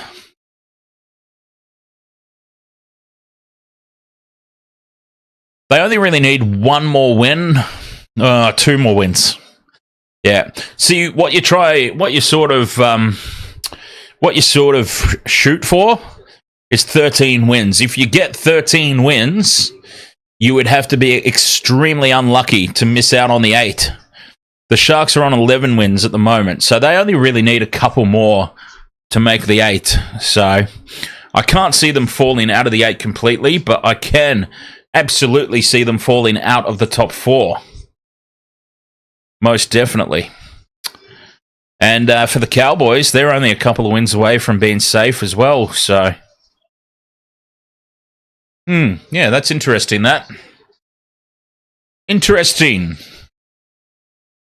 Yes, I think 13 wins is the target. If you get 13 wins, you should be safe as far as a finals berth goes. So 100% that the Panthers and the Storm are already set in stone. Roosters, they're still one off. But yeah, Roosters, Panthers, Storm, there is no plausible way that either of those three now miss out on the 8. Trying to send me a bet to Discord, but it's not letting you.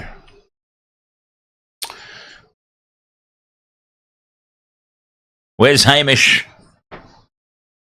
We need Hamish. Hamish McKenzie is the Discord wizard.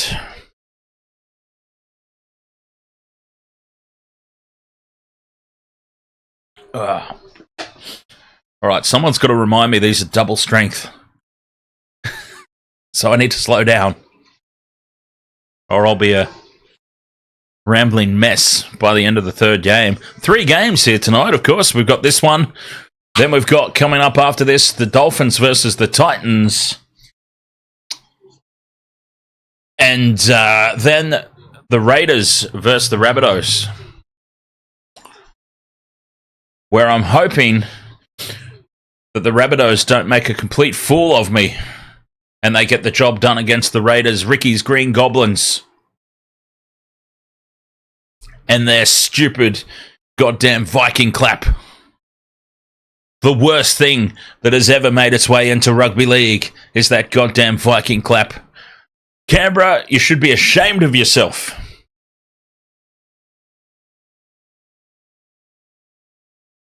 The Cuban Egg asks, what do I think Brisbane's worst round was so far in 2024? Losing to the Titans. No offense to the Titans, really, but yeah, losing to the Titans in the manner in which they did, I think was a real low point.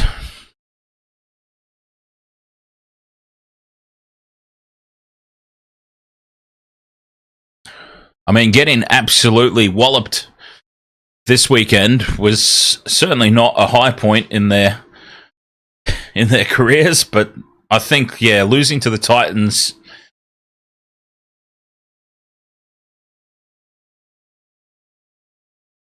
Let's see. Let's have a look at the Broncos thus far. Losing to the Roosters, no real embarrassment in that. Losing to the Bunnies. Oh, no, they beat the Bunnies in round 2. Lost to the Panthers. Yep. Lost to the Storm. Yep. A big loss to the Roosters. That loss to the Titans. Yeah, I'm staying with that loss to the Titans at Suncorp. 36-34, round 12. I reckon that was a little bit of a low point. Oh, maybe losing to the Dragons the other week, round 19 as well. That'd be up there in contention.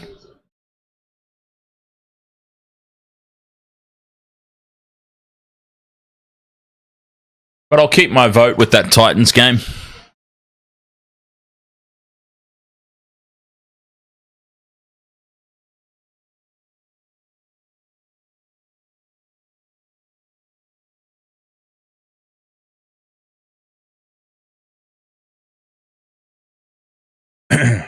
Second half underway. Oh, false start.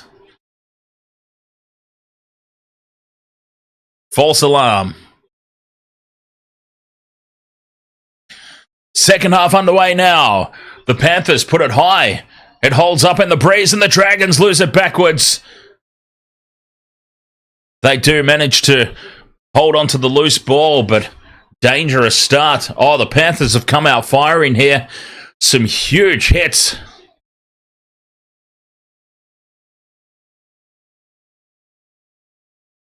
Couchman held in a 4-man tackle.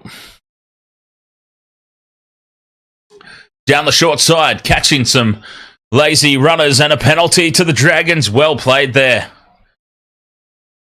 Jacob Little spotting the lazy defenders there, running back for the Panthers.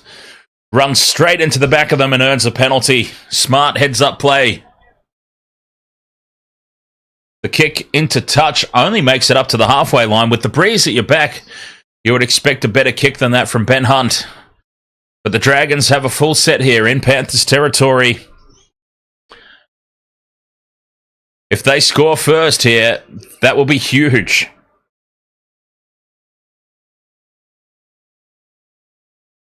Murdoch Masilla on a big run. Takes a while to put him down, and then once he's down, he struggles to get up again. Hunt runs across field, links up with Taylor Mariner. Tackle 3 here for the Dragons. 30 out from the Panthers line. Looking for first points in the second half. Couchman tries to go through. Well defended by the Panthers, though. A couple of tackles left.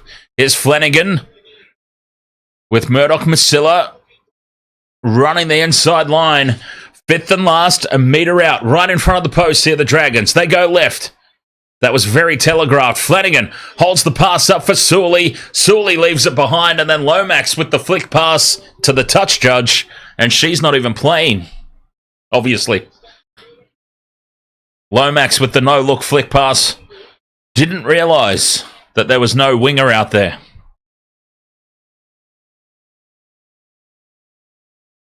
But after the initial fumble, a pretty decent start to this second half for the Dragons. Penrith now, their chance to bring it out of territory. Smith puts the step on. Tackle 3 for Penrith. 30 out from their own line. Yo.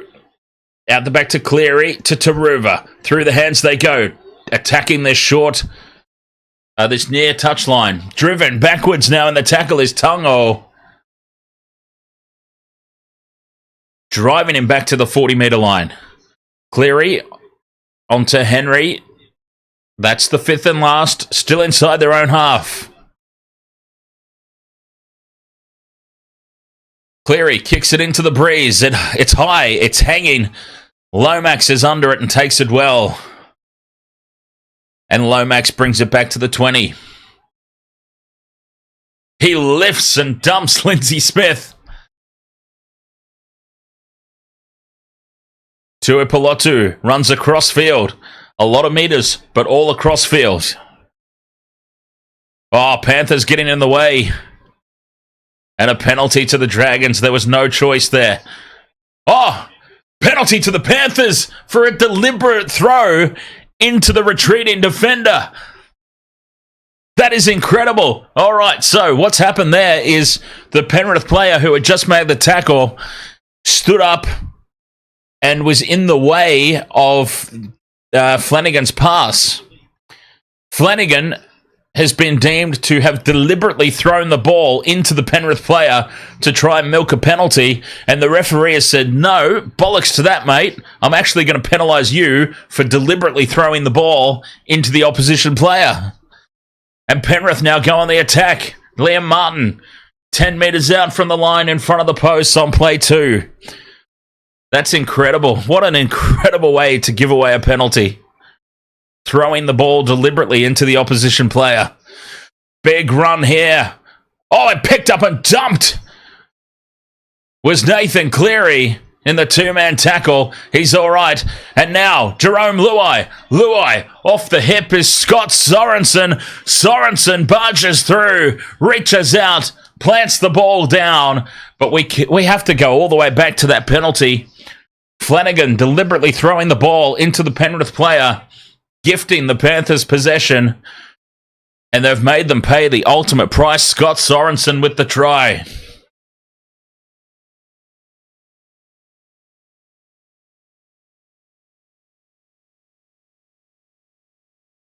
Jerome Luai with the quick hands. Sorensen had a lot of work to do. He still had 3 Dragons defenders to fight his way through. reaches out and plants it down.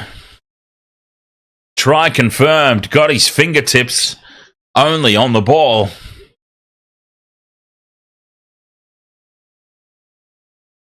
$26 points to 4. Kick to come.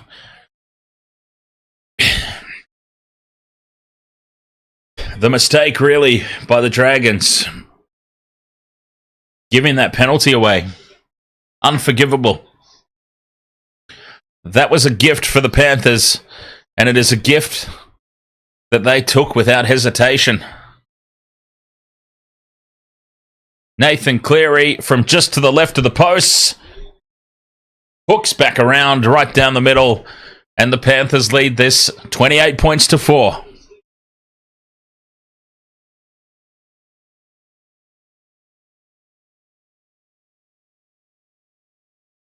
That could be the killer blow. Long way to go, but I feel like it was crucial for the Dragons to be the next to score. And to do it in the manner in which they did it, that could very well be the killer blow in this match.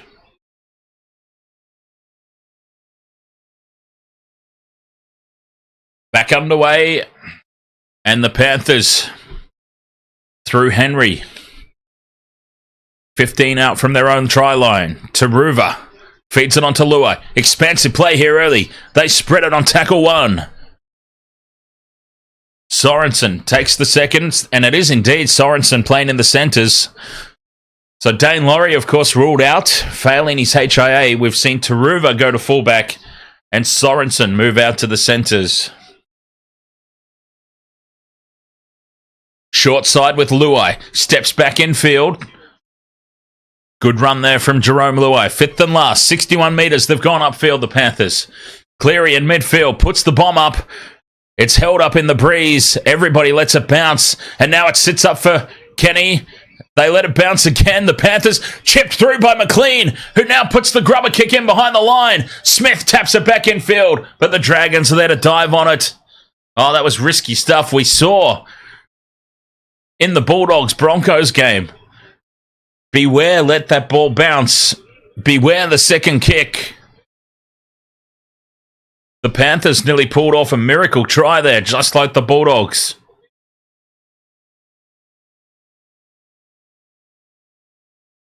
This is the 4th now. The Dragons, well and truly trapped inside their own end. 5th and last. They've only got it out to the 30-metre line. Big kick needed here. And with the breeze, it is possible. Ben Hunt puts it high, though. Not looking for a lot of distance. And he's put it out on the full again, Ben Hunt, for the second time today. Ben Hunt has overcooked it and put it out on the full. It's all falling apart here for the Dragons.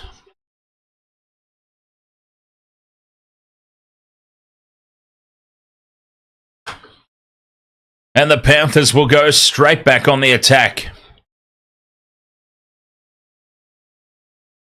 That's a huge mistake. They needed a big kick there, the Dragons. That was certainly not the result they wanted, to state the obvious. 20 out from the line, back on the attack go the Panthers. Here's Luai. Inside ball to Cleary. Cleary back across to Taruva. Taruva steps in midfield. Almost goes through. They're 10 out. Tackles up their sleeve. In midfield, Kenny goes for a dummy half, catches them napping. Offloads back to Yo, to Luai. Luai slips, gets back up. Fires it back to Smith. Smith straightens, just to the left of the post. 5 out, on tackle 4. Kenny runs, links up with Cleary. Cleary dummies, holds the pass up.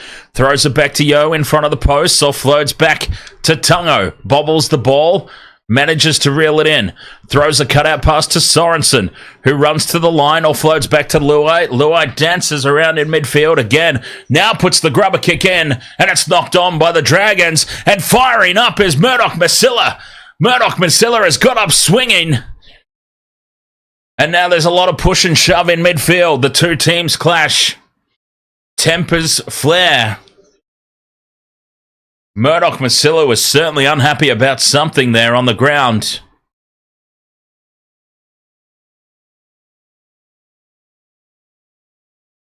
The big man got up, fired up. Oh, it was the dive in over the top from Liam Henry. That's what it was. Liam Henry's dived on him on the ground, and he took offence to it, did Murdoch Masilla.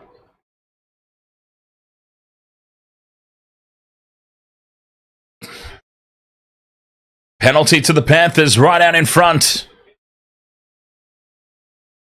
Take the 2. Do they take the 2 here? It's right out in front. No, they tap and go. And Liam Henry says, I'll have the first hit up, thanks. Let them try and smash me. A metre out from the line, set restart. Yo in at first receiver. Inside ball to Leota. A metre out here in front of the post. The Panthers on play 1. Cleary out on the left edge to Luai. Inside ball to Maverick Gaia there. Gaia plays it. They've lost a little bit of ground, but they're still 10 out. Luai to Cleary. Cleary out the back to Yo. Numbers to burn here for the Panthers. Yo runs over the top of them. Does he get it to ground? He thinks so. No, he doesn't. He doesn't look convinced. No try. Isaiah Yo, I'm not sure that he got it to ground. He did trample over the top of them. He doesn't seem confident at all, Isaiah Yo.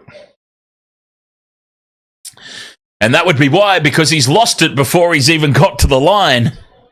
It's in between the legs of Lomax and falls on the ground. So he's knocked it on about 4 times in that play, Isaiah Yo. No wonder he didn't look confident.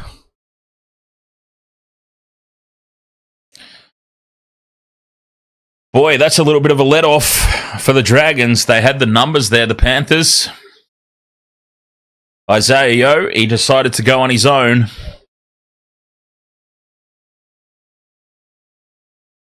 Scrum down for the Dragons. 10 out. Their own end of the field. Trailing by what you would think would be an insurmountable 24 points. Big defense again from the Panthers, driving the Dragons backwards. A nice little run from dummy half. A kick on tackle 3 here. From inside their own 30.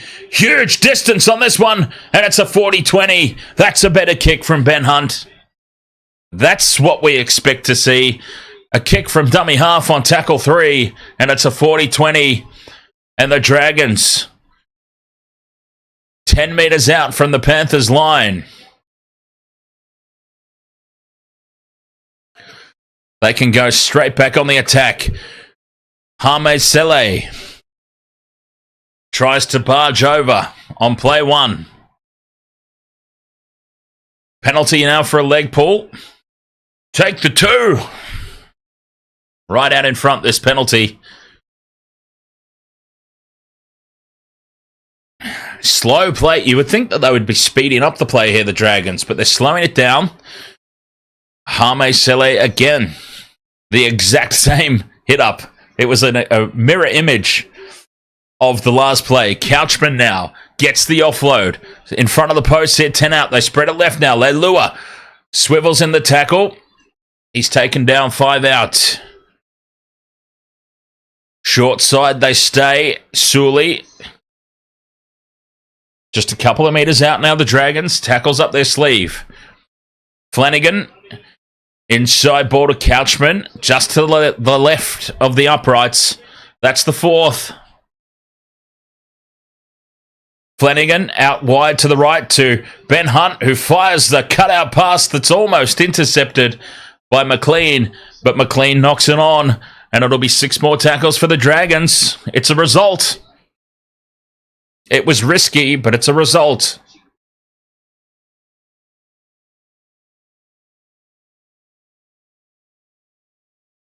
$28-4.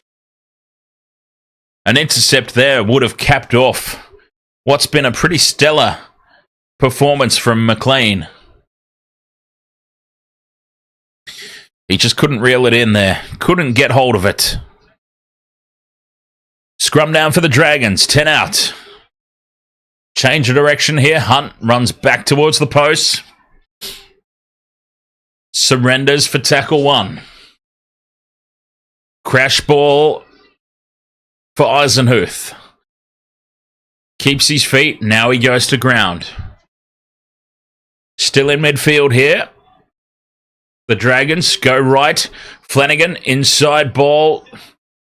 Selle again, being used as a battering ram. They're a metre short here, the Dragons. Tackle 3. Hunt in front of the post. Flat pass to Leilua. Leilua barges towards the line. He's held up and driven back into the field of play. That's the 4th. Eisenhuth at first receiver. To Hunt. Out to Lomax. Lomax gets the arms free and fires an offload into touch. Waste of play there. Oh, I'm so glad that Lomax didn't do stupid stuff like that at Origin. Forcing the pass there. They still had a tackle up their sleeve. So that's a little bit of a waste of play there.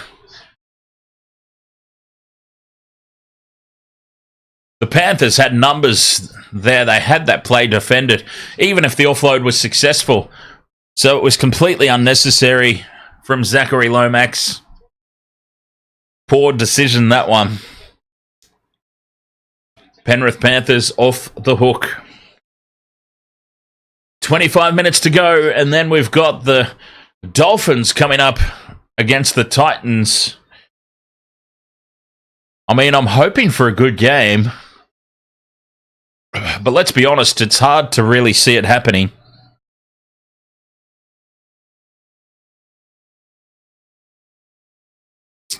I think it could be the Dolphins putting on a massacre of the Titans. 5th and last though for the Panthers on halfway. Cleary puts it high. Down the middle of the field. Lomax. I think people just generally lost interest in this game, Calix. To be honest, when the games are a blowout like this, it does have a tendency to get a little bit quiet. Especially on a Sunday. Sundays are kind of quiet in general. That's why I don't very often do Sunday games. Because they're not normally the most exciting, are they? Sundays are where they sort of put the least interesting games.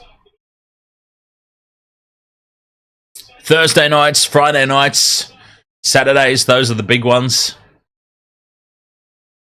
Sundays are a bit hit and miss. And I think when the game's a little bit of a blowout like this, it's hard to... And especially the early afternoon game. It's, I mean, honestly, it's even hard for me to be all that interested. I'm doing my best.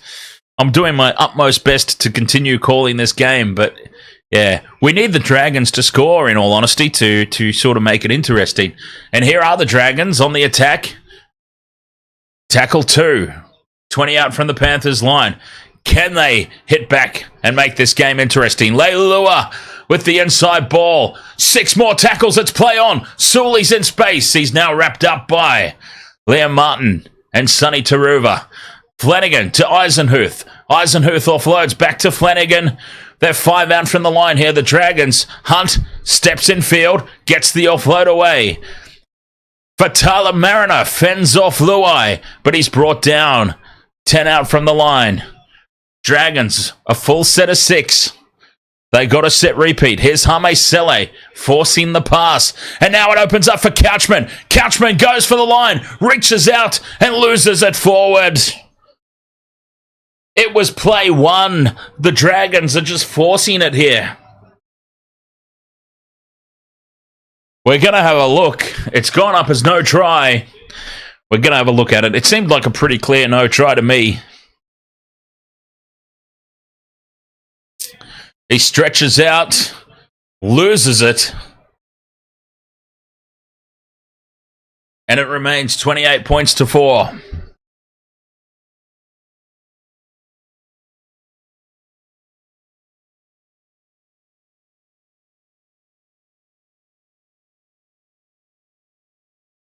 22 minutes remain in this first game of 3 this afternoon.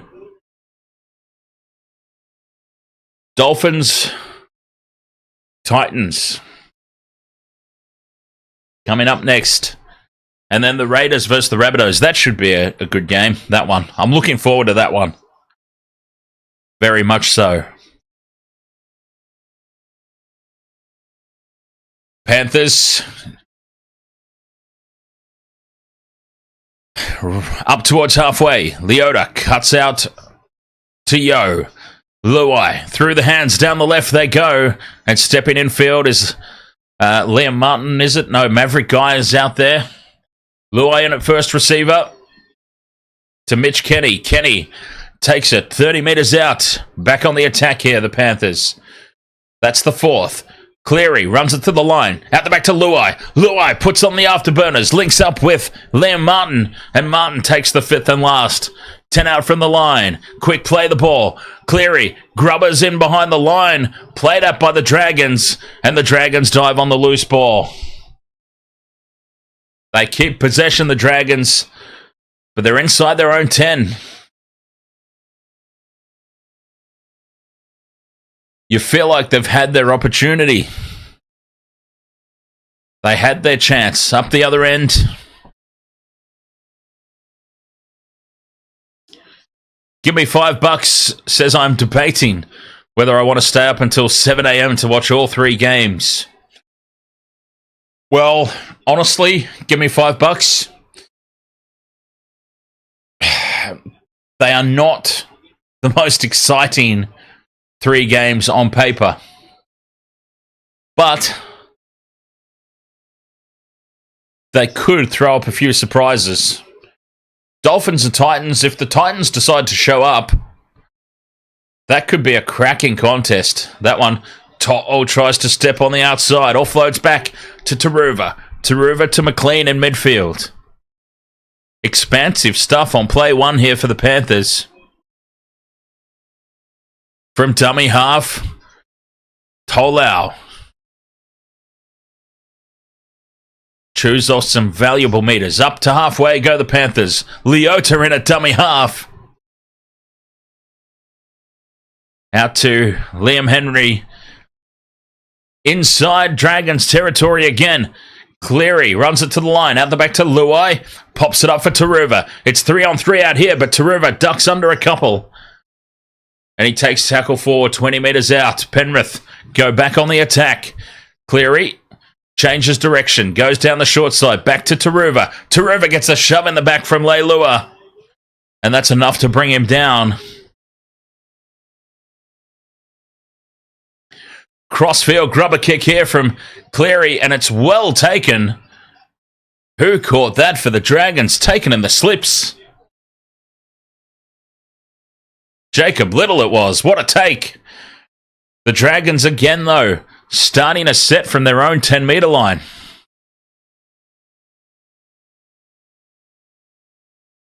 "19 minutes to go. Panthers well on top. The Dragons just failing to take advantage of the limited opportunities that they've had.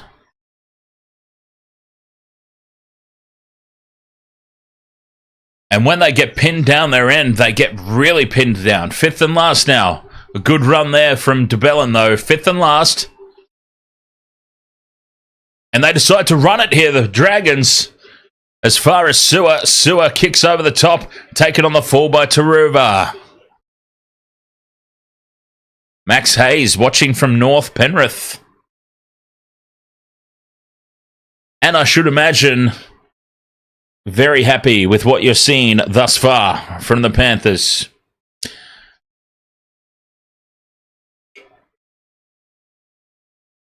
Isaac Tungo up to halfway on the 3rd. Here's Yo.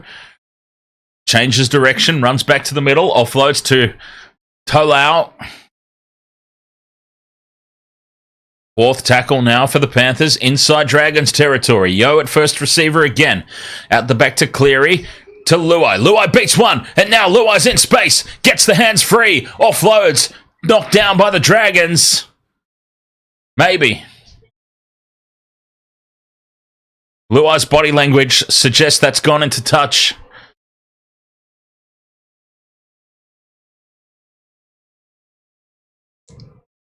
Let's have a look at the replay here. Luai fires it across, and yes, it looks like everybody's missed that. Into touch it goes. Pats on the back from Cleary, because that one almost came off for Jerome Luai. 17 minutes to go. Panthers up 28 points to 4. This game has just sort of died off a little bit, hasn't it? In the second half. Panthers got that try. 6 again now for the Dragons. Loose pass out the back. Back to for Taylor Mariner. And that'll be tackle 1 for the Dragons. Just inside Panther territory. Hunt shows it inside, runs outside, links up with Flanagan. Flanagan throws the pass out the front of Sully, and Sully has to reach too far forward for it and knocks it on. Panthers back in possession. 0 tackle. 45 out from their own try line. To'o has been rather quiet tonight in terms of line breaks and involvements, but he has put in a lot of hard meters. To the left they go.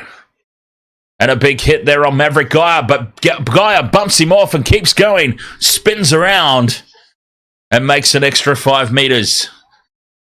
Carlos Rapana, ahoy there, mate. Panthers on top indeed. Tackle 3 now. 22 out from the Dragons line. Cleary in midfield. Puts the goose step on. Passes to Taruva. Taruva out to Tungo. Tungo steps on the outside. Almost goes through. Tackle 4. 10 out from the line. To'o in a dummy half. To Cleary. Cleary goes on his own. 5th and last, a metre out, just to the right of the post. Tolau puts the grubber kick in, and it's taken on the full again from Jacob Little. Stop kicking the ball to Little. 2 from 2, Jacob Little taking those low balls on the full. Awkward takes.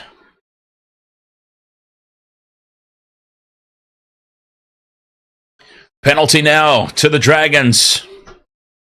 Challenge from Isaiah Yeo. Captain's challenge. Maka Paka, ahoy there, mates. And Spinner Shark, ahoy.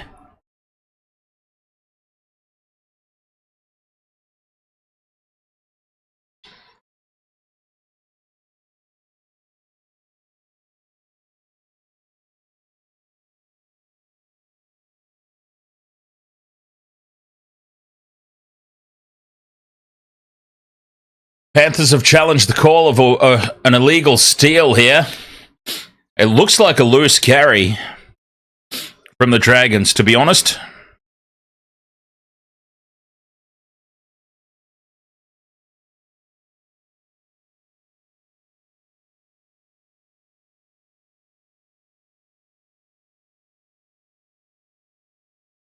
Captain's challenge successful. It's a dropped ball from the Dragons. Penrith will go back on the attack.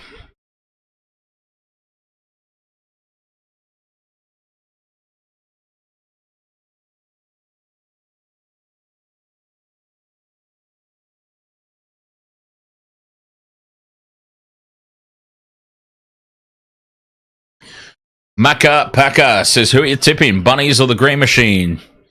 You're going to the game, up the Bunny. I have tipped the Bunnies.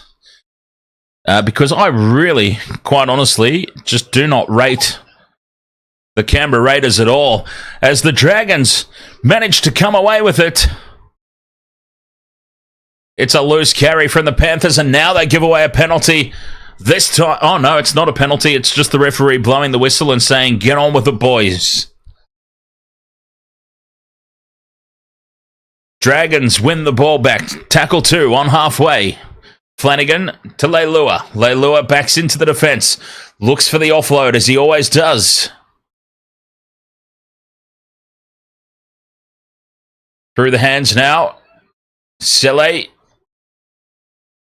Tackle 4. 30 out from the Panthers line. They need to strike now, the Dragons, to have any hope. Any hope at all. Hinges on them scoring pretty much right now. 5th and last. Hunt Puts it high down the middle of the field. The Breeze has picked it up and it goes into the in-goal area where McLean takes it on the full for a 7-tackle set. And that is another disastrous kick from Ben Hunt. He's left his kicking boots at home today, Ben Hunt. He's put 2 out on the fall. He's overcooked that one. Gifted the Panthers a 7-tackle set. He is not having one of his happier days here, Ben Hunt.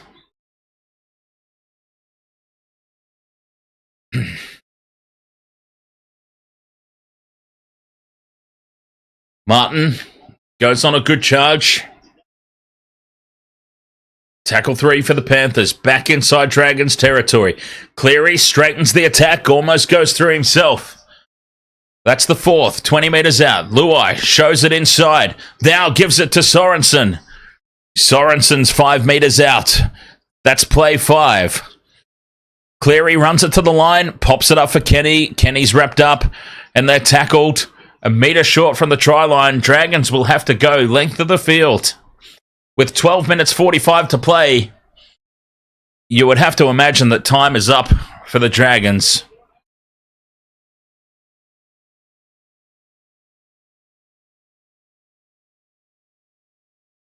They have just been constantly pinned down in their own territory here by the Panthers. A clinical display from Nathan Cleary, just controlling the territory. Jaden Sewer runs across field. Brought down by Mav Gaia. 4th tackle. They're only out to the 30 here, the Dragons. DeBellin straightens up the attack. 5th and last. From just outside their own 40 here, Hunt puts it high. Straight down the middle. The chase is a good one from Lomax. Pressure on Taruva, but Taruva takes it right in the face of Lomax. Surrenders in the tackle. Lomax was flying on that kick chase. He knew exactly what his job was. But Taruva was just too good. Safe and sound under that high ball. Remember, Taruva, he's back there. And now here's Taruva on a break upfield, straight down the middle. He's tackled 40 out from the Dragons line. I was going to say, remember, Taruva is only back there because Dane Laurie failed his HIA. Dane Laurie was the starting fullback. Failed his HIA early in the contest. Taruva shifted to fullback. Sorensen shifted to the centres. Cleary dummies inside, goes outside. They've got a 2-on-1 here, the Panthers. They must score. Taruva for the line. Oh, he's half a centimetre short. 5th and last now. Cleary with the kick in behind the line. Sits up for Lindsay Smith. Lindsay Smith dives on it. And the Panthers score another one. They should have scored the play before. They had a 2-on-1. Taruva decided to go on his own. And he almost made it. But Cleary keeps a cool head. Grubbers in behind the line. And Lindsay Smith, an easy try.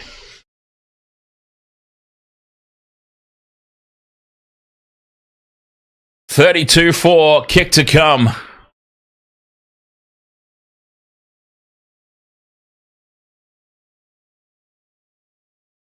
Three Panthers could have scored that before a single Dragon appeared. Lindsay Smith is the beneficiary. It's 32-4, kick to come from right beside the posts. It'll be 34-4 in a moment. And a massive, massive victory here for the Panthers.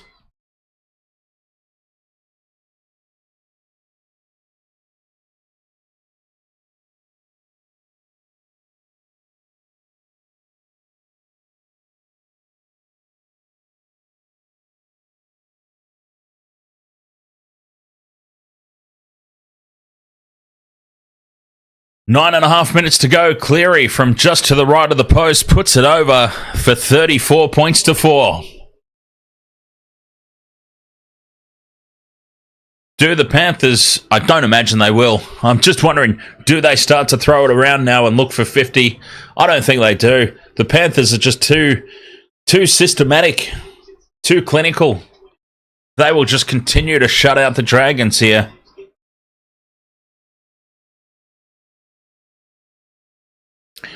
they'll keep them pinned down.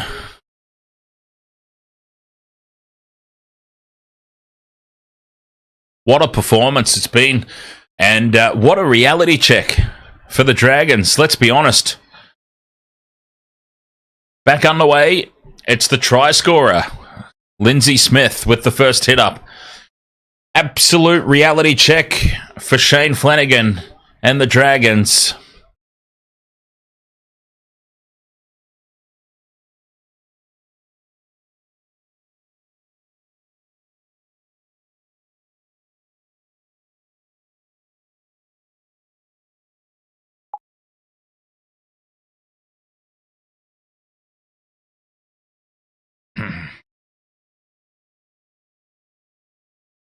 Liam Martin beats the first tackle, gets up, still going Martin. Now he offloads to Tungo. Tungo had to retreat to collect it.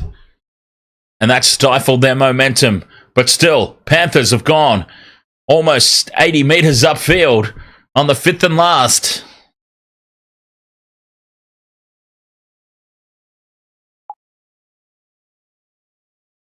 They go to the left for Luai. Luai steps back in field. One to beat. Pops it in field to Cleary. And Nathan Cleary gets a hat-trick of tries. Cleary to Luai. Luai steps through. Back inside to Cleary. And it's another try under the post for the Panthers.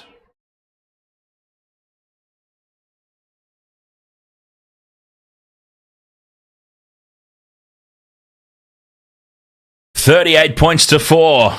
Kick to come.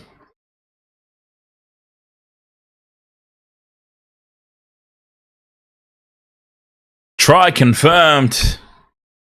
Absolute domination. Nathan Cleary playing so freely.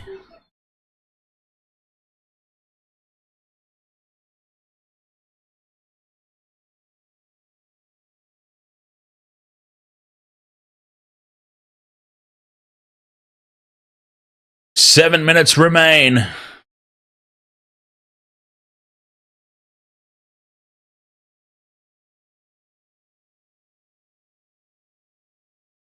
Nathan Cleary has had a day out. A conversion now from right in front to make it 40 points to 4. He pops it over. Could do it blindfolded. 40 points to 4.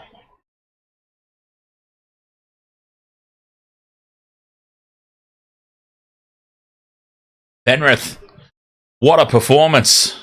And I dare say that it's probably not over yet. I mean, the Panthers' performance. I think the 6.5 minutes, they'll score another try. They will absolutely score another try before this one's over.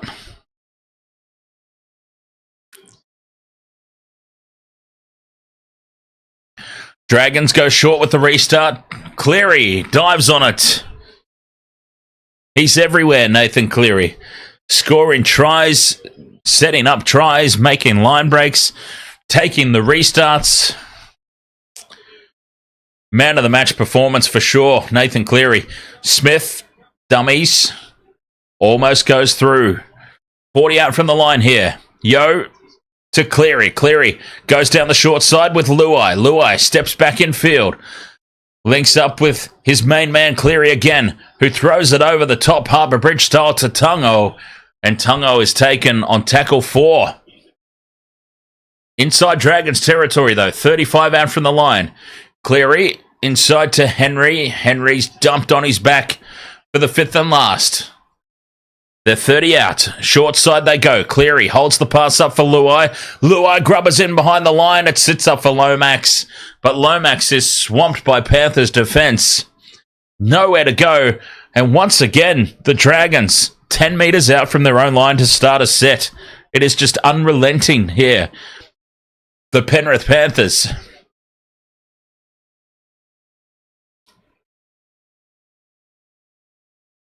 Just very simply too good.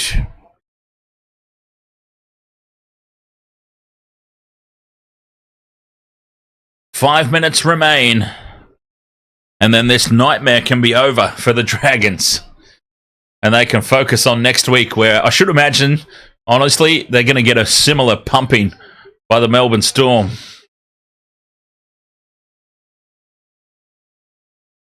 Let's face it. Fifth and last, and the Dragons put another one out on the full. Ben Hunt, is it? Don't tell me Ben Hunt has overcooked another one.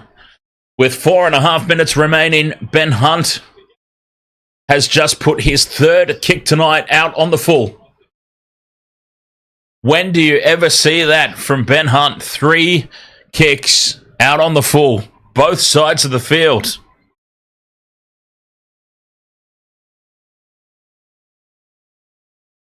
Panthers go back on the attack. I said they'll surely score another one before full time. No, as a matter of fact, I didn't even say they'll surely score another one. I said I guarantee it. Yo gets the offload back to Smith. Smith straightens, runs towards the post. Lindsay Smith over the line. Can he get it to ground? He's held up under the posts. Lindsay Smith on play 3. They'll have to go back to the 10-metre line and play this.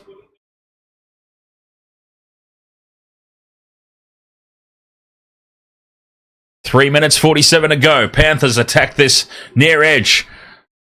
Liam Martin on the crash ball. A metre short there. That's the 4th. Cleary's in midfield. Fires it off to Luai now. Luai dummies once. Now hands it off to Sorensen. And Sorensen goes close. 5th and last.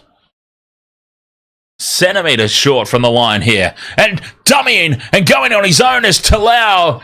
Trent Talau fights his way for the line. Does he get it down? Yes, he does. Trent Talau, the number 14 from dummy half, sells the dummy to everybody, and he fights his way to get the ball down, and the Panthers go up 44-4. Kick to come. Trent Talau sells the dummy. Lomax and Little both fall for it, and it just opened up for him.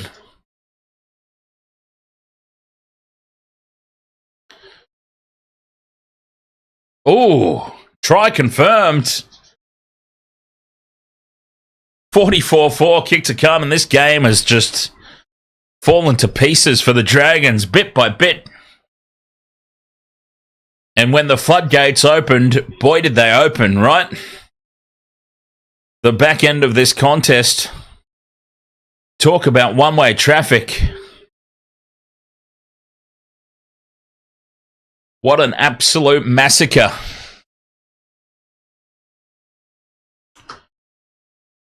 Cleary with the conversion attempt from right beside the post. This should be another easy one. Another gift 2 points for Nathan Cleary. Straight down the middle, no mistake. 46 points to 4. And the Panthers have got 2 minutes to try and put on the 50. Do they have another try in them? You would have to think so. The way they've been playing. Dolphins, Titans coming up after this. And then Raiders and Rabbitohs. Triple header of Sunday afternoon footy action. Dragons, they're not bollocksing about with short restarts this time. They go deep. They don't want the 50. They are telling the Panthers, if you want the 50, you've got to go length of the field for it. And by God, I tell you what, they probably will go length of the field for it. Inside the last 2 minutes now, Panthers 30 out from their own line. Luai, they're going to run. Cleary, dummies inside, now links up with Sorensen. 40 metres out from their own line. Tackle 3. Yo runs it up on his own. Into Dragons territory. Down the short side now. Talau to Cleary. Intercepted by Max Fangai. And Fangai's away. But look at all the Panthers jerseys storming across to get him. Tungo brings him down. 46 points to 4 in the lead. A breakaway intercept, and still the Panthers chase down and save the try. It's still on, though, for the Dragons here. Now numbers to burn. 2-on-1, and surely an easy try here. Stepping back in field is Tui Pelotu, but look at the defence of the Panthers. Scrambling.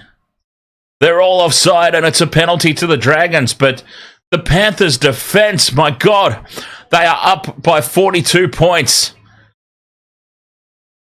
46 points to 4, and they are scrambling like the game is on the line.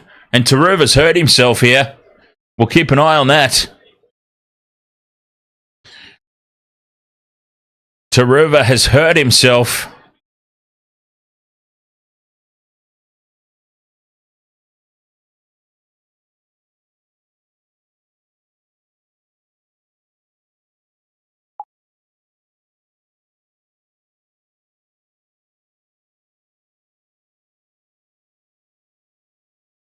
And with 20 seconds to go, the Dragons, can they have last say in this game? Jaden Sewer on the crash ball, reaches out, and that is a relatively easy try in the end for the Dragons, considering everything that just happened around it in the lead-up. And Murdoch Masilla, I think it is, in back play, who's just collapsed to the ground. But Jaden Sewer with the try. And the Panthers will be a little disappointed with that, I dare say, because they were frantic in chasing down the intercept and the ensuing plays, the scrambling defence to shut the Dragons down, and it turned out to be an easy try up the middle for Jaden Sewer. They'll be very disappointed with that. 46 points to 8, the conversion to come.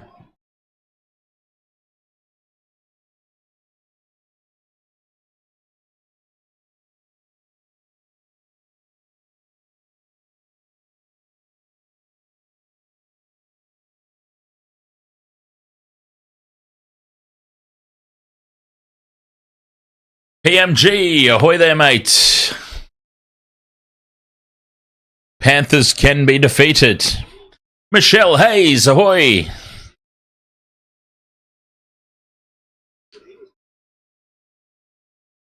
Time is up on the clock.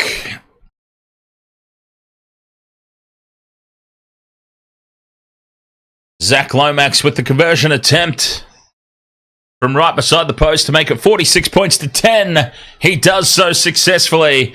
That will be full time. 46 points to 10. The Penrith Panthers convincing, resounding victors over the Dragons here today. And a little reality check for the Dragons. Shane Flanagan, coach of the Dragons, did say that this will be the litmus test.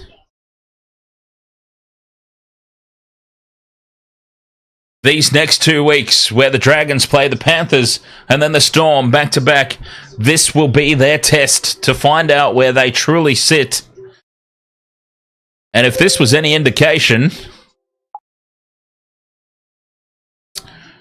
well, they're not sitting that pretty.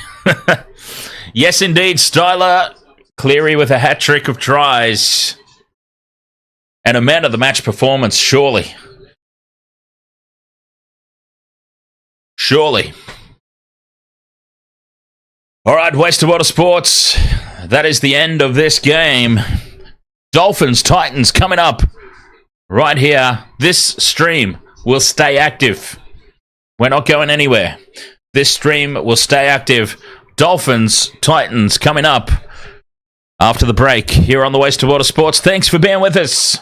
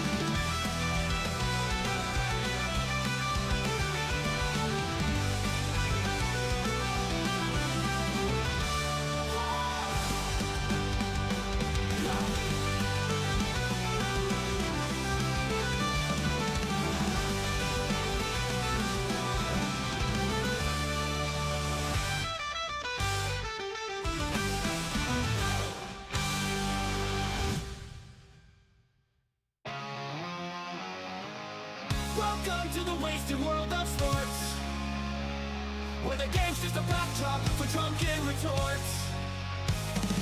Rugby league or union, it's all fair play, but it's the Panther that steals the show. Hey, hey, hey, hey. Ahoy, we're here to make some noise. It's all about the laughs, the fun, and the choice. Join us in our world, where the Panther is prime. Wasting world of sports, we're having a good time.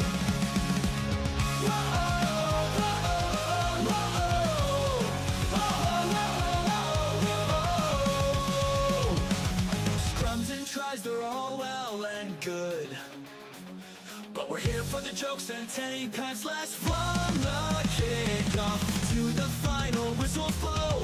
We'll take the two and we're ready to go. Ahoy, we're here to make some noise. It's all about the laughs, the fun, and the choice. Join us in our world, where the Panther is prime. Wasted world of sports, we're having a good time. We break down the plays, but it's all in jest. With a laugh and a cheer, we bring out our best. No serious analysis, no expert critiques, just a bunch of mates sharing plenty of drinks. We'll raise a roll, from sideline jokes to post-match tales, all big goofs and their big fails. We're not so serious, and that's our style. With each ahoy, we raise our steins. Ahoy, ahoy, we're here to make some noise. It's all about the laughs, the fun, and the choice. Join us in our world, where the Panther is prime. Wasting world of sports, we're having a good time. So come along and join our sporty crew, where the Panther's always fresh and the laughs are true. Oh, wasted world of sports, here's to our cheer. We'll see you on the pitch and drink some beer. World of sports, eh? Oh, he's copped a head right to the nuts. Tedesco's butt crack. Ahoy! He's nearly taken security's head off. I have no idea what the wasted world of sports is.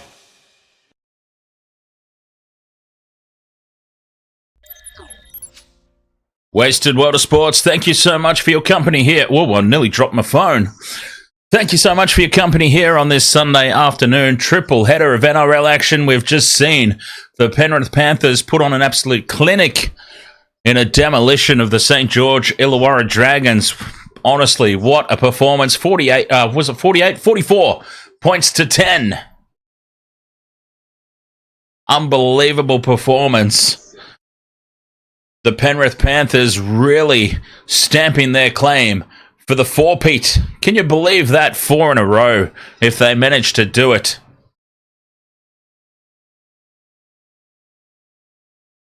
Now the conversation has once again turned in the chat room to the wooden spoon. Look, I think the Tigers have been disappointing. In all honesty, I thought the Tigers would improve. Not substantially. I think they still would have been down towards the bottom of the table. But I had them improving this season. And there's been a few performances this year where they've looked likely. They've looked an improved side. But just not consistently enough. They'll be a completely different force next year, though, won't they? Because they've got Jerome Luai and they've got Sonny Taruva arriving.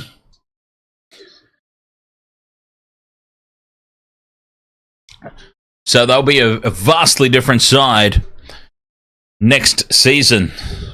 But disappointing. I thought that there was enough in the Tigers this year to see them go a little bit better. UFC, ahoy mate, yes you did indeed miss the old Panther and the Generations. We had some interesting topics this week as well. Like, you know how the Generations sometimes is a little bit, because I like to just go with the breeze any way the wind blows, right? I'm very much random and off the cuff. I don't like necessarily having a list of topics in bullet point form that we run through. But honestly, generations today, boom, boom, boom, we just ran through some really interesting points of conversation. So basically what I'm trying to say, UFC, is you really missed a good one today with the old Panther. But I'd be understanding that it was well worth it, though, I'm guessing. Give me $5, says 3 Pete, wooden spoon. Yeah, very, very disappointing. Honestly, the Tigers, I anticipated so much more from them this season. I really did. And not just them, I expected more from a couple of teams that are really not putting on good performances so far this season. Spinner Shark says, what's the chance of Sharks to win the grand final? 0. They won't even be in it. I mean, it pains me to say. It really pains me to say, because obviously I'm a Sharks supporter, but yeah.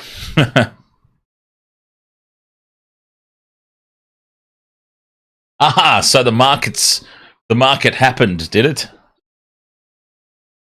The market trip was a goer.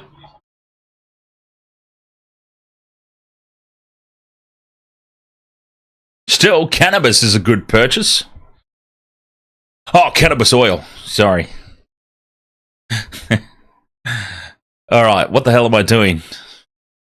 Getting ready for this next game. That's what we're doing. The Dolphins versus the Titans. Now, this could, low-key, be a cracking match. It really could be. What the hell is this? What is wrong with Channel 9? This is the worst picture quality. Oh, okay. For some reason, I'd gone off the HD channel. All right, how do I get to the HD channel? 9 HD, please. Because that standard def is, ugh. Who does standard def anymore? All right, honestly, how in God's name do I get to 9 HD? I've got 10 HD. Maybe it's the weather. The weather might have completely screwed up the HD channels, to be honest. Yeah, channel 10 HD is not... Oh, you know what? The wind has quite possibly knocked my antenna down.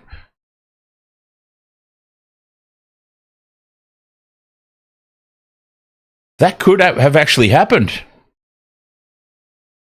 The wind right now could have actually knocked my antenna down. Because I'm not picking up any HD channels. Well, that's going to make this game slightly awkward, isn't it? Okay, I better switch back over to Foxtel. Back to Fox we go for this game then. It seems like the extreme wind conditions here have knocked my antenna out. Which is crazy. That has never happened before, by the way. Never. There's a first for everything.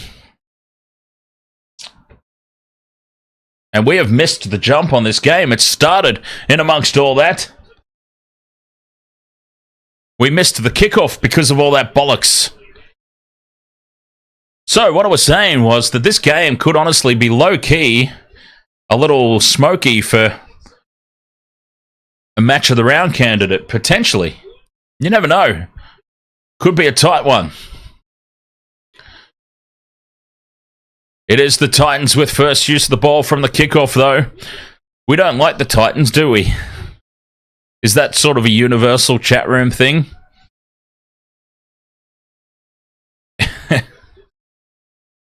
I'm not sure. Fifth and last, and the Titans get the kick away. Bostock takes it for the Dolphins.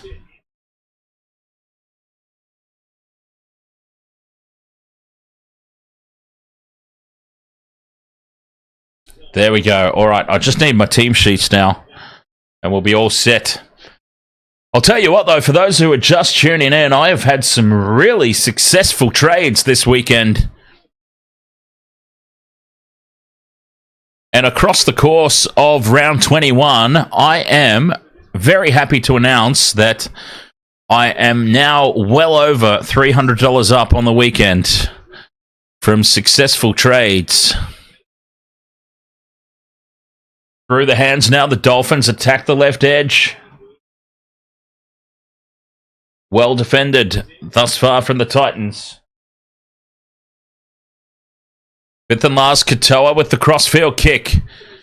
Tapped back for the Dolphins, but right into the head of Averillo. And the Titans will come away with it. Poor Jake Averillo.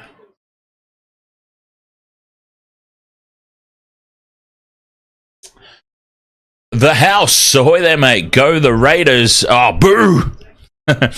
By the way, what shampoo brand do you prefer for your luscious locks? Well, I'm going to be completely honest, the house. My shampoo is from Mosh because I'm losing my hair. So I'm on the Mosh. You would have seen the ads, I'm guessing. If you're from Australia, I'm sure you've seen the Mosh ads for trying to save the hair. So I'm on the Mosh shampoos, and they're doing the job, apparently, because I remember when I first started losing the hair, and my hairdresser at the time was the one who let me know. She's like, look, I don't know how to approach this, so I'll just come out and tell you, but you're getting a bit thin on top there. And it was about 2 months after I started using Mosh, and I've gone in for another haircut, and she's gone, have you started taking something for your hair? And I said, well, yes, I have. I'm going to go ahead and assume that it's working then, since you've brought it up. She's like, yes, much, much thicker on top. And so I've just continued. It's obviously working, so I've continued using it. Anyway, I'm not affiliated with Mosh in any capacity other than the fact that I'm a happy customer, as this ball now falls for Tavita Pangai Jr. and the Dolphins come up with the first try. Out of nowhere. There was absolutely nothing doing there. I'm bollocksing on about hair products because there was nothing else happening out there, and now a kick through. The hammer fends away from one. Gets it to Katoa in midfield, who puts the kick in. And the Titans have made a complete mess of that at the back. And Pangai Jr. is there on the spot to take full advantage of that.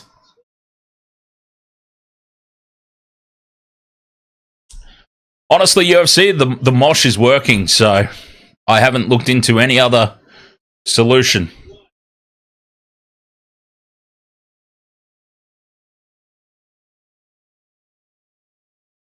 I cannot. Oh wait, you're not even talking about for hair loss, are you? You're just talking in general. Sorry, I'm still on the hair loss treatment commercial. My apologies.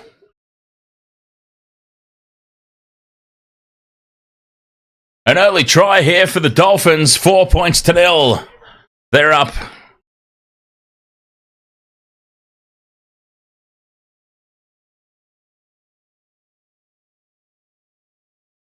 And this is now a simple conversion for Jermaine Osako. Richard Trainer says, that is my third mystery first try bet you've won this round. Nice. Awesome stuff, mate. It's been a great weekend. Hey, like, you've had mystery first try bets, been getting up. I've had an amazing weekend on the trading.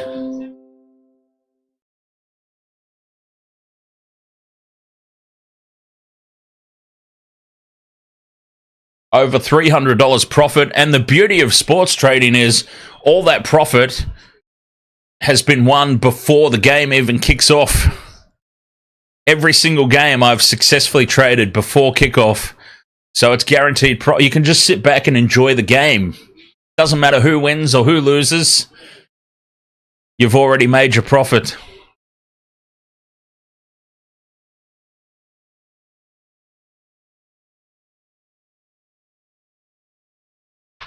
Dolphins. Speaking of hair loss, here's Kafusi. Kafusi with the hit up.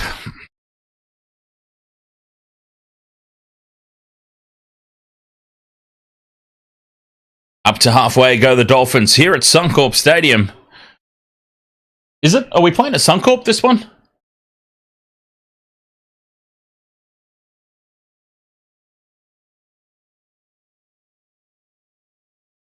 Yes, it looks like it. It does look like Suncorp. I should know. I'm commentating on the game. I should know where it's being held, for God's sake. I apologise.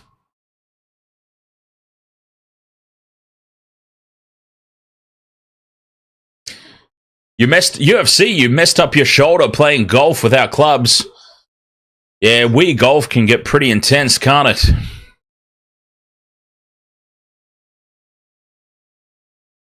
Titans now, it almost opens up in midfield. For Keanu Kinney, up to halfway on tackle 4. Verrills takes the 5th and last. 30 out here, the Titans. Staying on the short side, the kick to the hammer. Takes it under no pressure at the back. I wonder if our mate's there today at the ground.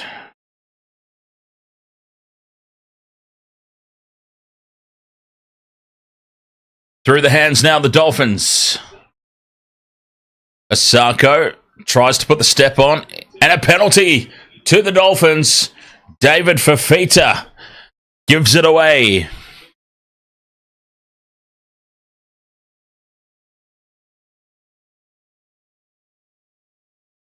A slow peel is the official ruling. He looks confused as all hell. Spit flying out of his mouth. He's so angry. That might fire up the big man. Asako finds touch on halfway. And this is good field position now for the Dolphins. Kafusi takes the first hit up. That's tackle 1, 40 metres out from the Titans line. Pangai Jr., the try scorer.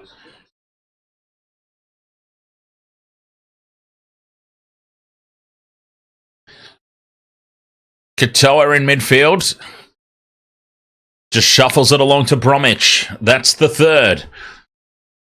Katoa on this near side to Nikarima. Out the back to the hammer. It's tapped on, but behind the play. And the Titans will shield that into the touchline. And they'll get the ball. Well defended by the Titans.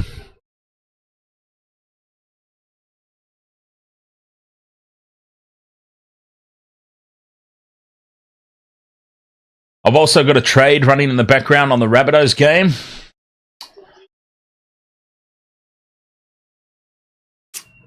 We'll keep an eye on that one as we approach kickoff.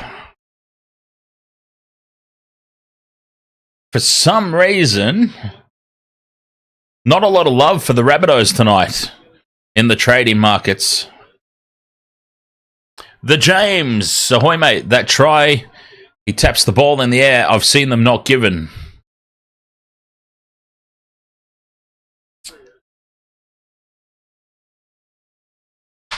You and your love for the Raiders, UFC. Tapped on and into touch. Loose play there from the Titans.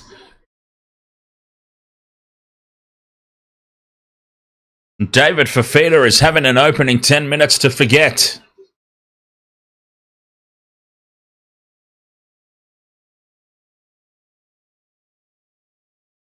I love the way the touch judge there. We just got a nice close-up of the touchy yelling, "That's out!"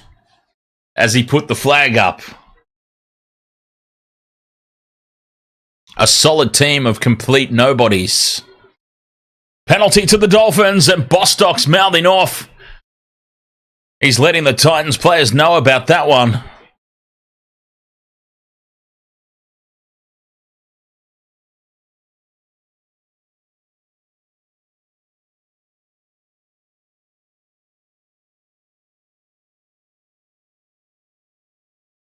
So is anyone watching the Olympics? What a shambles the Olympics has been, hey? That opening ceremony, right? Who hosts the Olympics and puts the goddamn Olympic flag upside down? Unbelievable. I mean, that seems like a Family Guy skit. Actually, speaking of the Olympics and Family Guy, that is one of the best Family Guy bits. Kafusi out wide. What's he doing out there?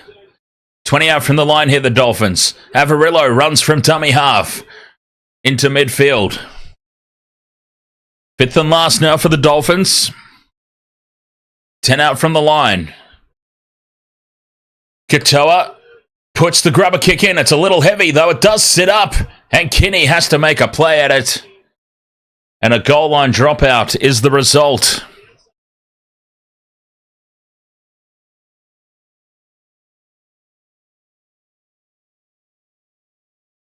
It looked like it was a little heavy off the boot there from Katoa. But it has set up nicely.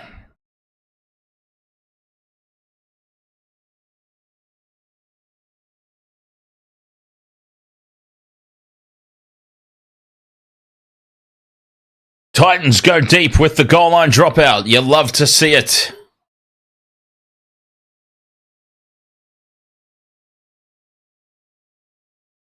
Wasted World of Sports tipping contest. No change in the order. I'm assuming everybody went the Panthers. Yes, indeed. It looks like Katoa runs. Dummies. Holds it up for Farnworth. Farnworth. On to Bostock. The Titans scramble across. 10 metres out from the line, though. Plenty of tackles up their sleeve. Dolphins go on the attack. Farnworth. A metre short. Katoa in midfield. Beautiful pass off the hip to Jesse Bromwich. It's 6 again, but it doesn't matter because Bromwich has scored under the posts. Oh, boy. Dangerous signs early here for the Titans. Because the Dolphins, relentless to start this match. And they will now lead 12 points to 0. What a start.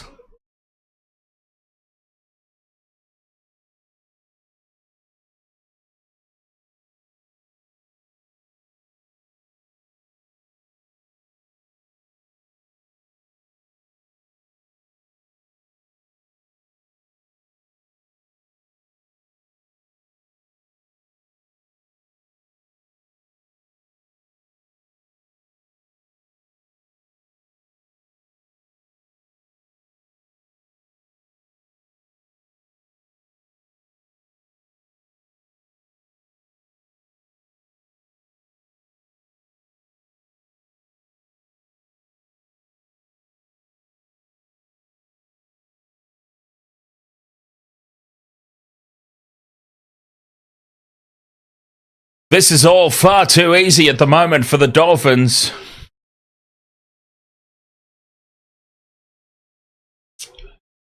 Somnath K. Dolphins will pile up 50 plus here. Well, it's 12-0 after 14 minutes, so it's certainly plausible the way this is going. I'll tell you who else will pile up 50 points today.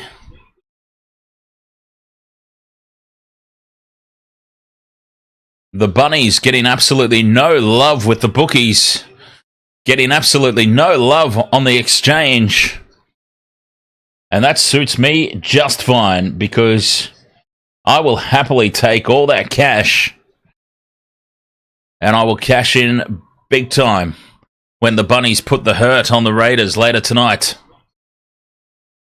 Can't wait. 12 points to 0 here, though. The Dolphins over the Titans. There is Tana Umaga. All Blacks legend Tana Umaga up in the coach's box, sitting behind Wayne Bennett, sitting under the learning tree of Uncle Wayne.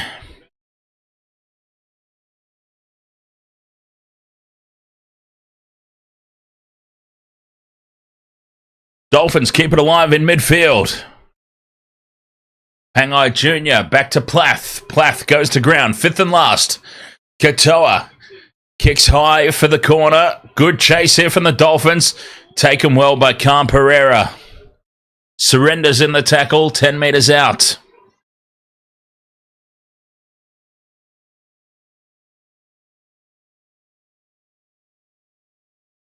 .24.5 minutes left in this first half. Do we reckon our little, excuse me.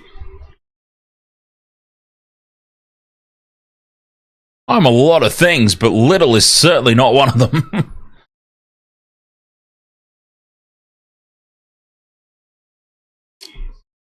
It's hard to tell when you're just a face on the screen, though, isn't it?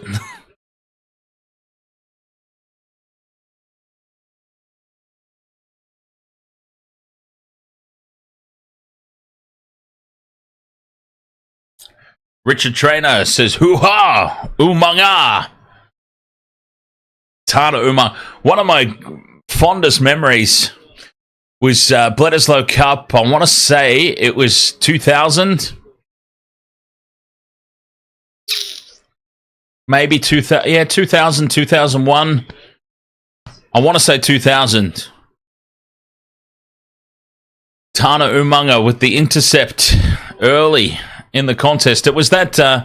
It was the Bledisloe Cup that they labelled for the longest time as the greatest game ever played. I think the All Blacks ended up winning 39-35 in a seesawing match. All Blacks raced out to like a 24-0 lead, and then the Wallabies fought back. It was 24-all at half-time or something. It was amazing.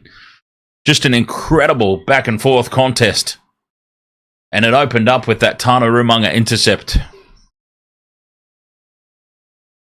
And it was Jonah who scored the match winner. Ultimately, the match winner in that game, too. Tane Randall drew in Stephen Larkham, popped the basketball pass over the top to Lomu. Lomu fended off George Gregan, ran it around and scored for the All Blacks win on the siren. Fifth and last here for the Titans on halfway. Sorry, I am trying my absolute best to be interested in this game. I really am. But it's looking like an absolute flogging in the making. But I promise you, I'm doing my absolute best to be interested. But it's the Dolphins well and truly on top here. The Titans appear to be having one of those nights where they just don't show up. Very hit or miss team, aren't they? The Dolphins. I mean, the Titans, sorry. They show up some weeks. Other weeks they do not. It looks like we're getting the no-show Titans. Fifth and last here for the Dolphins. Katoa puts it high into the corner. Taken by Khan Pereira. Almost getting into space. Fafita takes a 30 out. Yeah, nice, Richard. You were there that night, eh? That's awesome. Yeah, it was such a memorable game. I mean, I hated it at the time because when the All Blacks got out to that 21 or 24, whatever it was, 24-0 lead, I really wanted them to just go on with it and absolutely smash the Wallies. Credit to the Wallabies, though. They were such an amazing team in the early 2000s.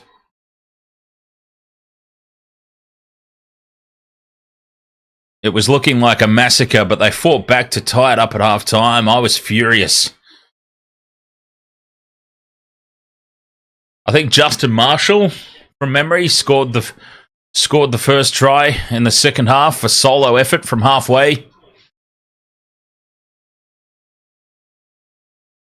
Good times, good times. Dolphins back in possession here. 25 out from their own line. Nichols hits it up for tackle 3. Quarter of the way gone in this contest. Katoa to the hammer. Space out wide. Farnworth steps. Gets it out to Bostock in space. Bostock runs back in field. Fends off 2. Gets it to Nichols. Nichols runs it back towards the post. 20 metres out from the Titans line. Tackle 4. Quick play the ball. Lost forward, says the referee. Nichols has lost it.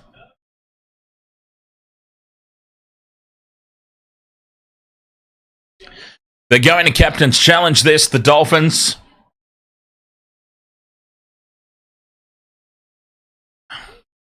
It did seem a little bit weird. The way this ball is... Okay, cheeky little knee there from Isaac Liu. Cheeky little knee from Isaac Liu, and this is going to be a penalty to the Dolphins right out in front. Neutralizer, Ahoy mate. Dolphins 1-12. Well, they've got the 12 at the moment, don't they?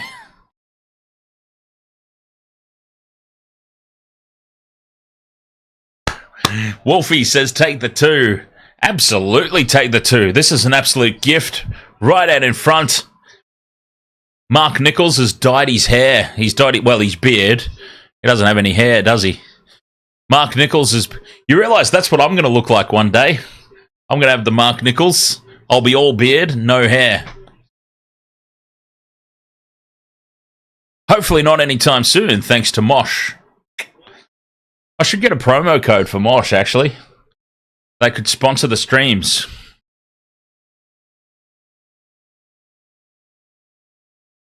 And they are indeed taking the 2. Jermaine Asako from right in front. He should pop this one over for a 14 points to 0 lead.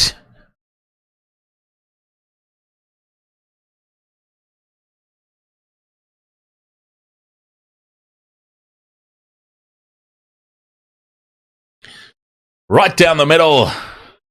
14-0. Dolphins.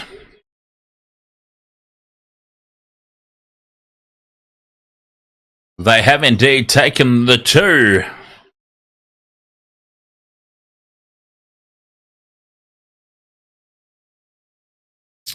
Spinner Sharks says, do I change team? What do you mean?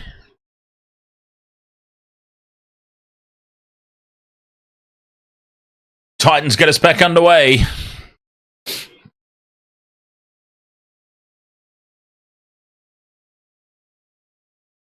Dolphins well and truly in control of this contest. 14-0, 17 minutes remain in the first half.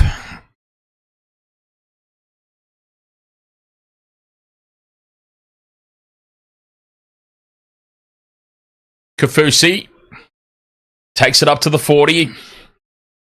Still in their own half here. Nichols up to halfway. Good run. 5th and last. Where's Katoa? There he is in midfield. From halfway. Puts it high. Uncontested at the back. Keanu Kinney is under it. Takes it. Falling.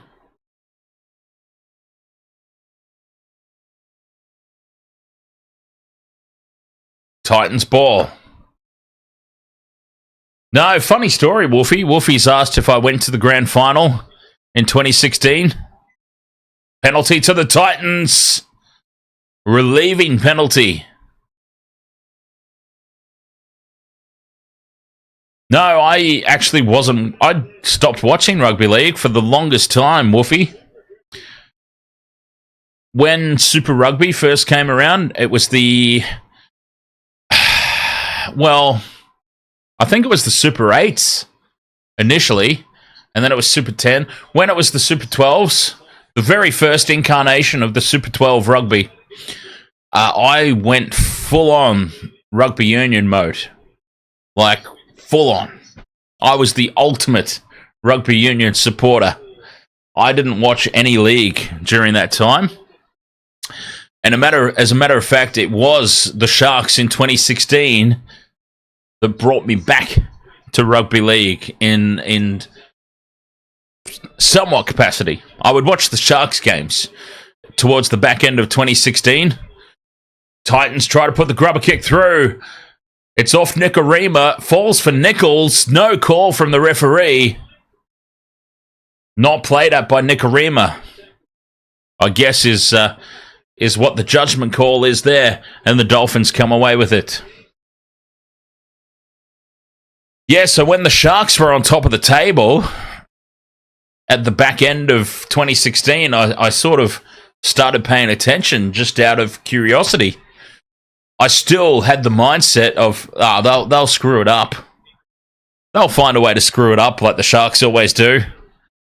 And, they just kept winning. They kept winning, and they went through the finals, and they were in the grand final, and I watched it from home as Farnworth gets on the outside, puts the kick through, probably could have run an extra 10 or so metres there, Farnworth, deciding to put the ball to the boot, and the Titans have it. 30 out from their own line here, the Titans.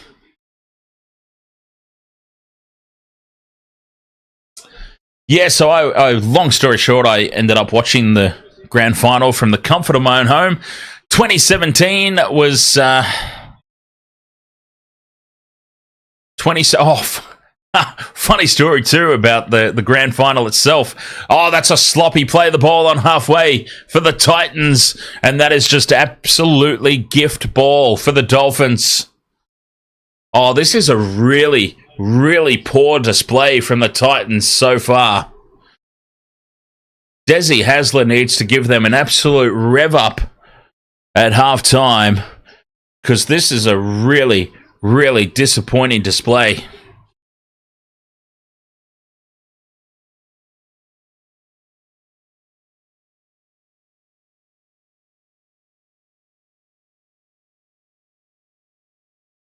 Scrum down for the Dolphins on the halfway line.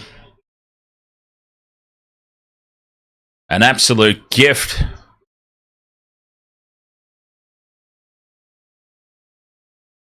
Asako tries to put the step on. They go back inside Titans territory.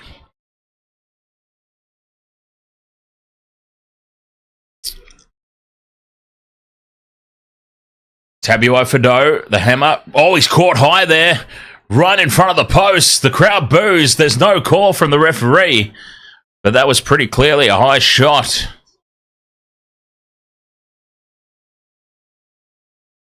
Fourth tackle. Katoa to Nikorima. Runs it to the line. Pops it off the hip to Kafusi, and Kafusi's brought down. 5 out from the line. Fifth and last. Nikorima. Flat pass across the face of the post to Bromwich. Bromwich has hurt his shoulder. Oh, it's Josh Kerr, by the way. Why am I a Sharks supporter? Originally, because...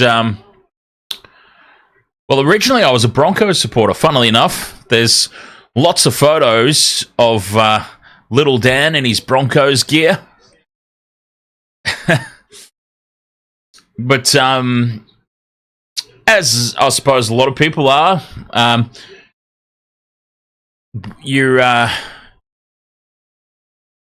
some of your first best friends in life are your cousins, right? The cousins. Lots of people in a close-knit family, your first best friends are your cousins. And that was the case for me. And my cousin, who was older than me, my older cousin was a Sharks supporter.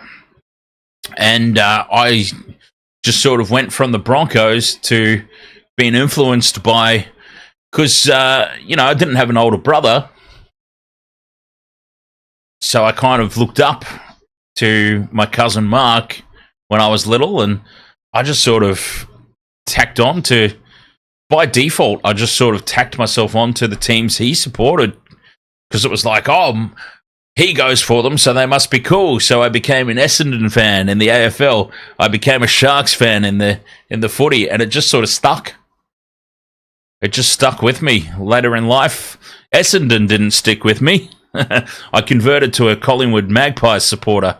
But the Sharks stuck with me into adulthood. So, yeah, there you go. Penalty to the Dolphins. The Titans are imploding here.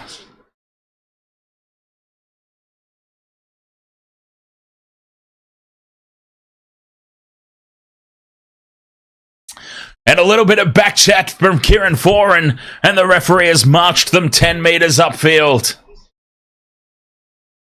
Kieran Foran with the back chat.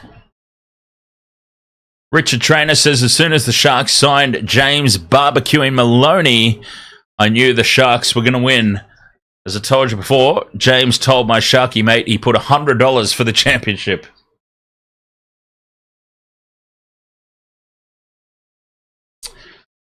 And I can tell you, on my trade, the Rabbitohs, they're starting to come in. That price is starting to drop. We are starting to see some money, finally, on the Bunnies tonight. The smart money will be on the Bunnies tonight. Katoa with the cutout pass to Farnworth. Bostock steps back in field, takes on the Titans. 1, 2, 3 defenders, reaches out and scores. Jack Bostock. Another one for the Dolphins. It's one-way traffic here at Suncorp Stadium. A disappointing game, to be honest. I thought the Titans might put up more of a fight than this. It's a demolition at Suncorp. After the demolition we just saw at Wynn Stadium, this is disappointing.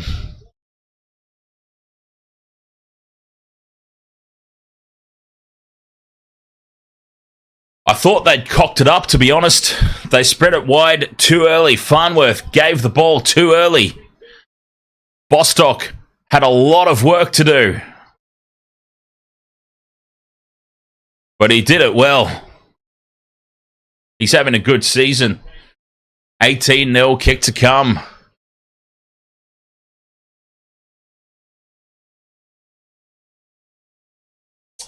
Whoa, wait a minute. Wait a minute. Time off. They want to have a closer look at this in the bunker. Herbie Farnworth with the obstruction.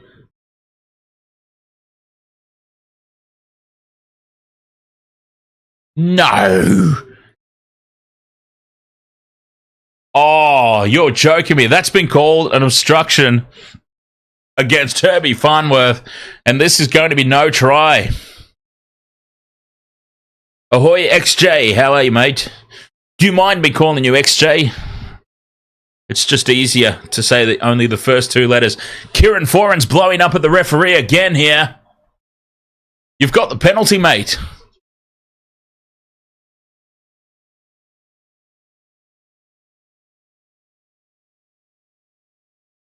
The Titans get the penalty, and Foran is still blowing up at the referee. 14 points to 0 it remains. That try gets scrubbed out.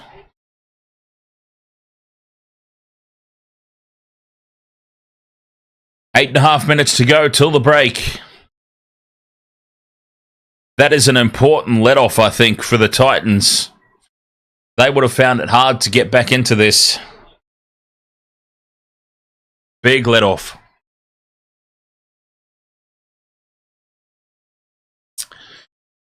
Ever since then, he sends you $10 gift cards for the TAB, huh?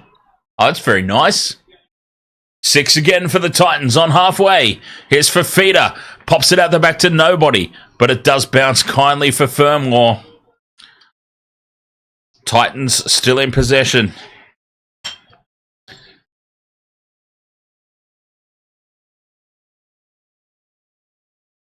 What I would like to do, honestly, is... the Titans go on the attack, 20 out from the line. Tackle 3. We'll come back to that conversation. Titans need to score. Through the hands, they go out to the right. Sami straightens, offloads.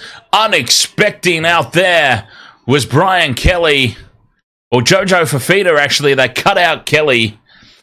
Jojo Fafita was not expecting it, and he spills the ball. Scrappy play there from the Titans. Really piss-poor execution. And it's pretty comfortable at the moment for the Dolphin.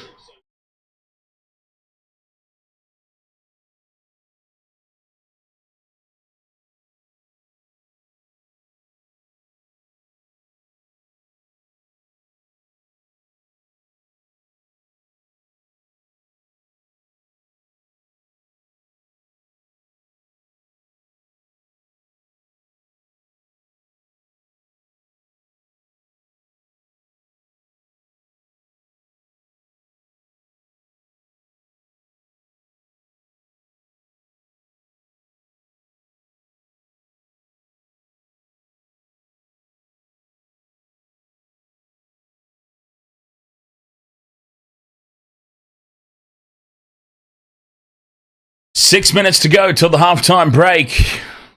A halftime break that absolutely cannot come soon enough for the Titans.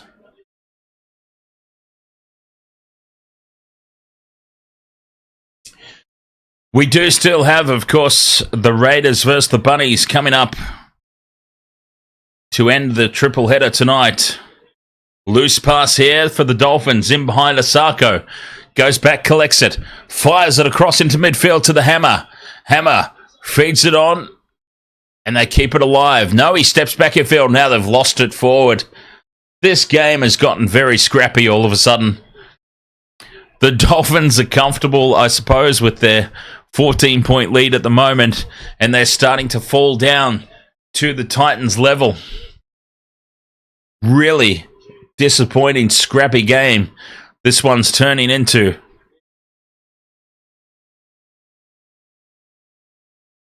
Disappointing from both sides at the moment. Ray Stone with the drop ball. Titans go on the attack. 30 out.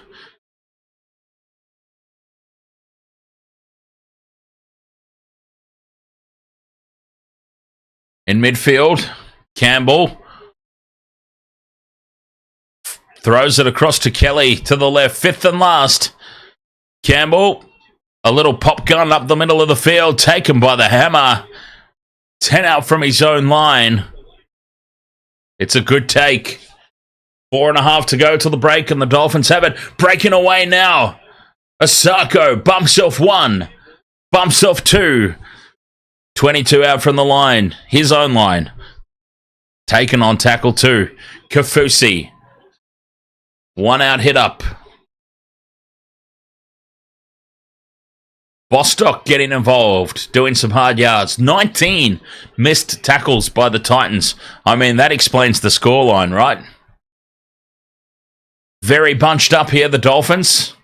But Farnworth manages to get away from one. He piggybacks Ferrells into Titans territory for the fifth and last. In midfield, 40 out. Katoa puts the kick up. Taken by Kinney at the back. He offloads. And Jojo Fafita chews off some extra meters. 30 out from their own line now. The Titans. 3 minutes to go till the break. 14 points to nil. A very, very scrappy, dire old contest. Disappointing display. After the start that the Dolphins got off to, they've just fallen apart a little bit. Both teams are going to cop an absolute revving at halftime. Whose changing room would you rather be in? I've got to say, as this is loose out the back and towed through from Herbie Farnworth, but it's off the side of the boot. And it's 6 again for the Titans. They get away with murder there, the Titans. Now, Calm Pereira gets on the outside and into space. Supporting field is held back. And the Hammer takes him down. But this should be a penalty, surely, to the Titans. And 10 in the bin. That is completely fair. The Titans' support was held back. Calm Pereira had the support inside from Brian Kelly, and Josh Kerr has taken him without the ball and held him back.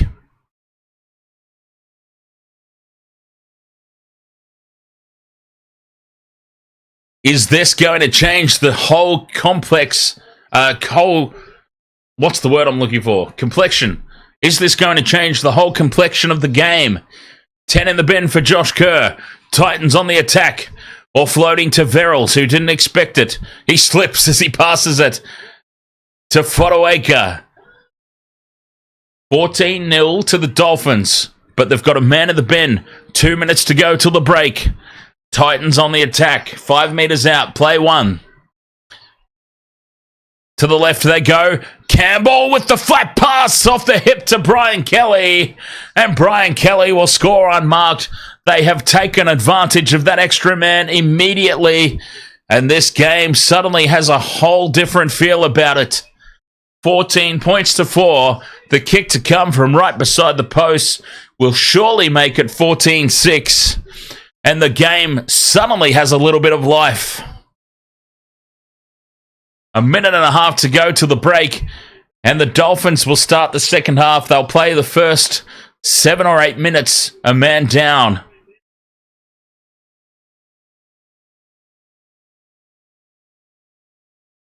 The Titans make them pay immediately with the extra man.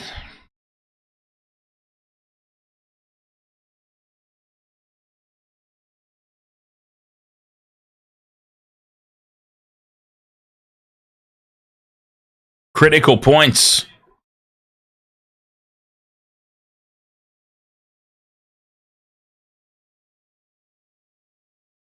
Should be a simple conversion. Right down the middle it goes. It's 14 points to 6. And this game has indeed been brought to life.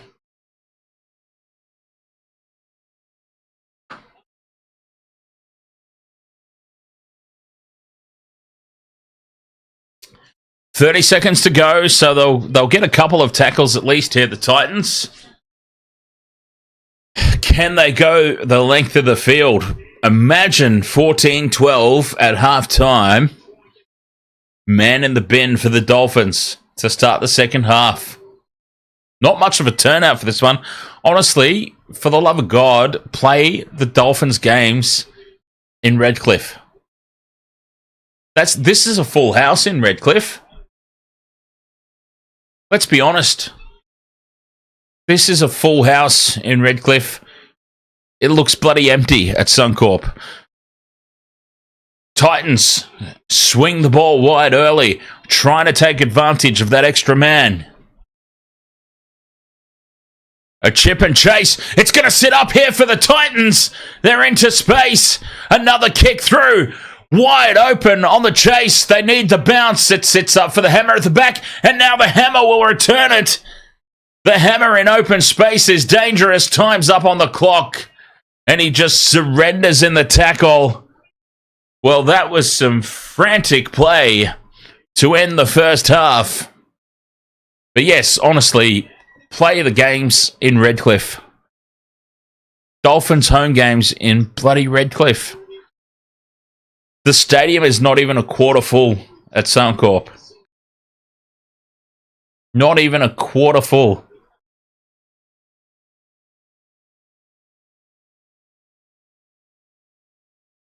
Well, the thing is, Wolfie, they wanted another Brisbane team.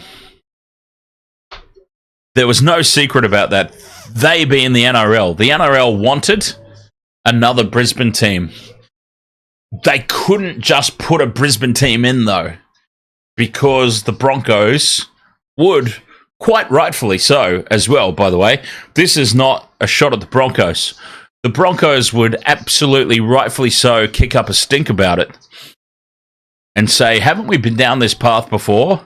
Does anyone remember the South Queensland Crushers? So the NRL wants a second Brisbane team. The Broncos don't want a second Brisbane team, and rightfully so. So the only way that they could really manage it was, well, we're going to bring the Redcliffe Dolphins in. Only, we're not going to call them Redcliffe, and they're going to play half their games at Suncorp Stadium. So the NRL gets what they want because there's sort of technically... They're the no-affiliation Dolphins. They're kind of the honorary second Brisbane team, but they're not by name. We don't want to call them Redcliffe because that alienates the Brisbane people. You know what I mean? Am I making sense? So by not labelling them Redcliffe and by having half the games at Suncorp Stadium, everybody gets what they want.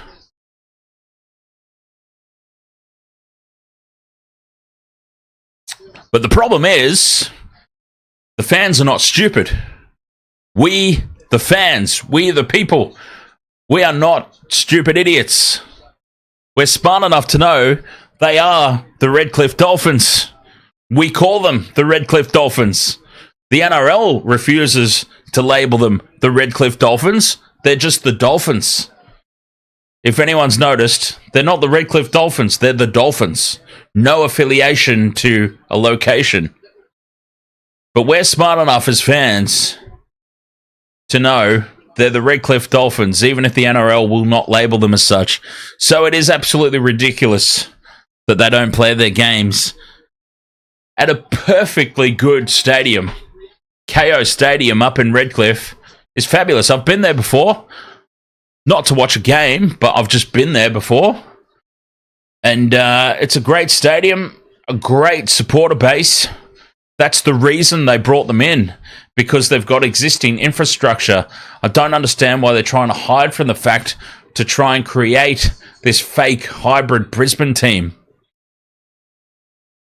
I don't get it, but that's what's gone on. Anyway, most people probably already knew that. Tolu Tonga, ahoy there. Dolphins all day. All right, halftime here, 14 points to 6 in favour of the Dolphins. Oh, Jesus, sorry. In favour of the Dolphins. I'm going to have myself a quick break, and we'll be back for all the second half action here on the Waste of Water Sports. And don't forget, of course, this stream will be staying active because we've got the Raiders versus the Rabbitohs coming up after this match. All right, break time here, halftime. Be right back on the Waste of Water Sports. Thank you for your company thus far.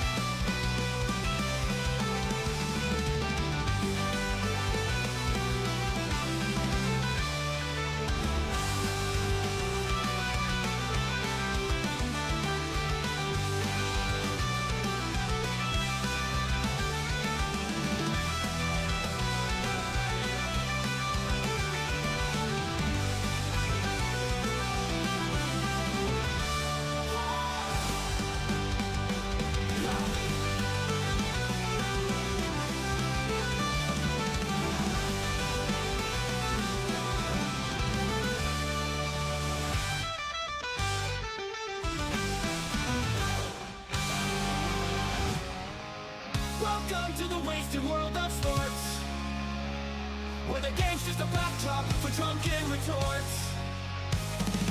Rugby league or union, it's all fair play, but it's the Panther that steals the show. Hey, hey, hey, hey. Ahoy, we're here to make some noise. It's all about the laughs, the fun, and the joys. Join us in our world, where the Panther is prime. The wasted world of sports, we're having a good time.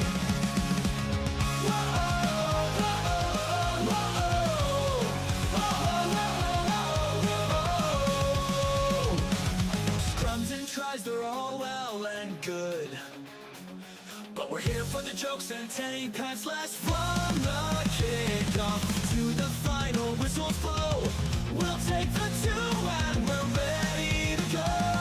Ahoy, we're here to make some noise. It's all about the laughs, the fun, and the joys. Join us in our world, where the Panther is prime. The wasted world of sports, we're having a good time. We break down the plays, but it's all in jest. With the laugh and the cheer, we bring out our best. No serious analysis, no expert critiques, just a bunch of mates sharing plenty of drinks.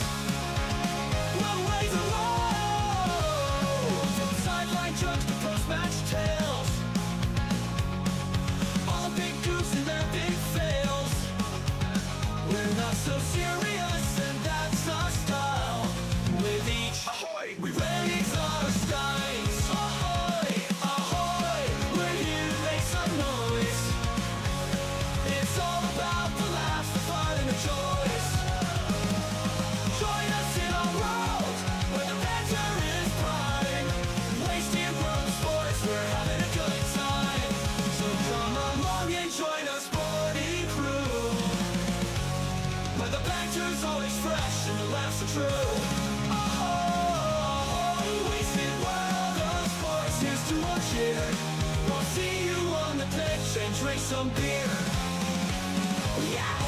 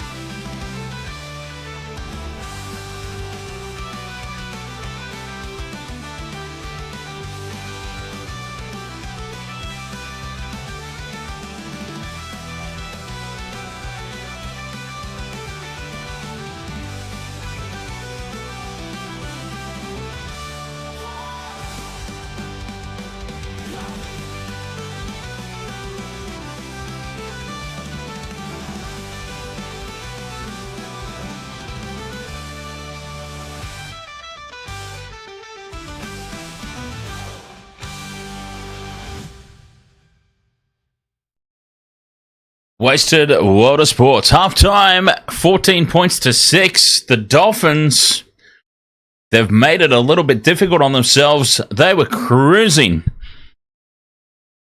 winning this game quite comfortably. Then they go and get a man sent to the sin bin. It's going to make things very interesting to start the second half. I dare say, though, when they go back to a full complement, if the Titans have not taken the lead, the Dolphins will still win quite comfortably. I would hazard a guess.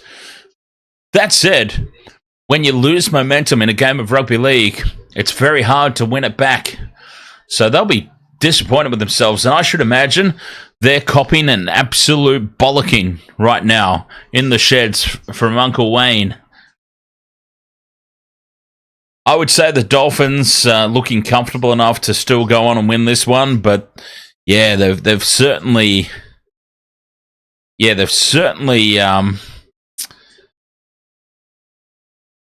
made it hard on themselves. Gamer Boy 210, ahoy!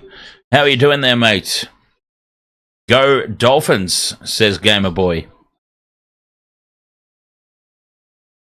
That's the way. I've gone the Dolphins in this one after the Panthers in the last game, and I've tipped the Bunnies to defeat the hapless Canberra Raiders in the next one. Hapless. Ricky's Green Goblins. Formula One later tonight as well. I mean, not here on the channel. Don't cover the Formula One. I can't think of a way to make the Formula One interesting on stream, to be honest. I love F1 when the rules are applied and certain teams, Red Bull, are not allowed to cheat, break budget caps and get away with it and whatnot. I do love Formula One, but yeah, I think it'd be very hard to make a Formula One commentary stream interesting. But never say never, right? I mean, if this channel continues to grow and we start to bring in more and more sports, look, Formula One wouldn't be my first choice, but I'm just saying, you never know. You never know as this continues to grow, and if it continues to grow, we will certainly be looking at exploring options for different sports to bring into the fold and make it part of the Wasted World of Sports family.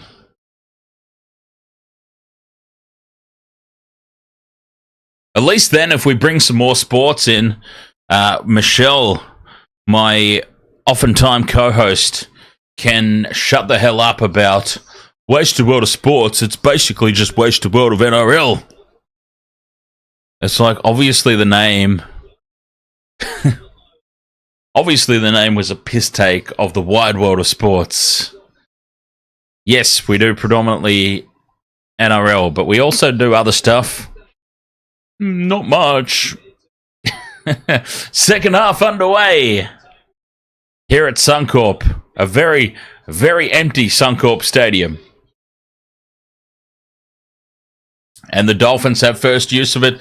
Importantly for the Dolphins, because they get to chew up some extra minutes with Josh Kerr in the sin bin.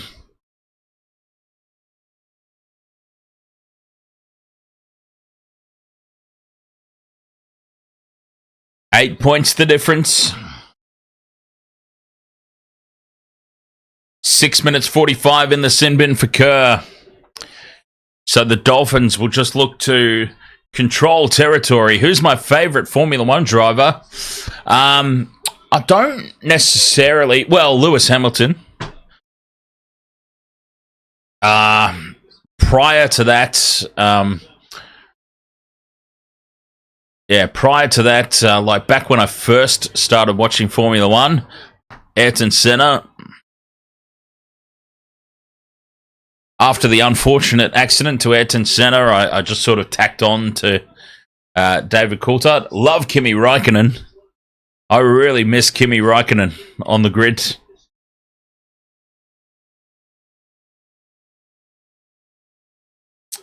But yeah, it's pretty much not so much about who I like and who I support. Formula One for me is more sort of about I always have a team or a driver that I just hate. And at the moment, it's Red Bull and Max Verstappen. Max Verstappen, the bloody man-child crybaby. Can't stand him. And Red Bull, let's cheat to win and get away with it. Hate them. So I will cheer anybody who beats Red Bull at the moment. And at the moment, that's McLaren. So I'm all about Lando Norris and Oscar Piastri.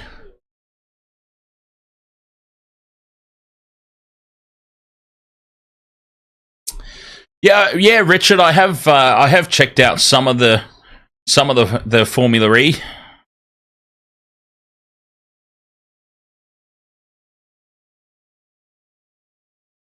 Kinney, 10 out from the line. Flat pass to Fermor. Fermor looks to pop it away. It's intercepted by Bostock. Well done, Bostock. Tapped it down and recollects it as he falls to ground in one motion. And now he bumps into the hammer accidentally as he's walking back into position. That's fantastic. Whoops, you're there. Oh, but that's the problem with it, Richard. It is so silent. One of my biggest complaints about modern day Formula One is all the engine changes and that, and it just doesn't have the same sound anymore. It's all about the sound. Those old school Formula One cars just doesn't have the same sound anymore.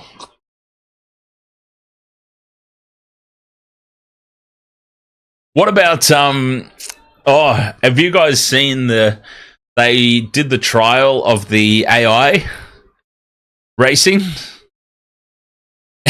And all the cars just the AI screwed up. Have you seen that? Chat room? It's so funny. If you haven't seen it, I recommend looking it up. The first AI car race. And it was an absolute shambles. Like, all the cars detected each other and slowed down to a crawl around the track. It was hilarious. And so everybody just kind of went, yeah, we need to sort out some kinks in this concept. Fifth and last here for the Titans, though. They get the kick away. Bostock leaps and takes it. The Dolphins are 10 out from their own line in possession.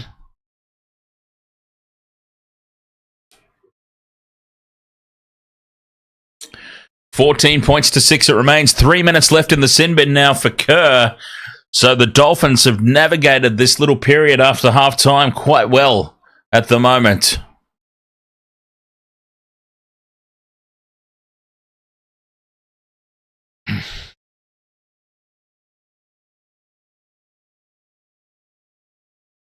Fifth and last, Dolphins, 40 out. In their own half, Katoa gets the kick away. Taken on the full by Kinney at the back. He will give it to Jojo Fafita for the hit-up. That's exactly it, Richard. Where's the sounds? Kafusi goes in looking for the one-on-one steal. Can't get it. Titans still in possession. Here's David Fafita.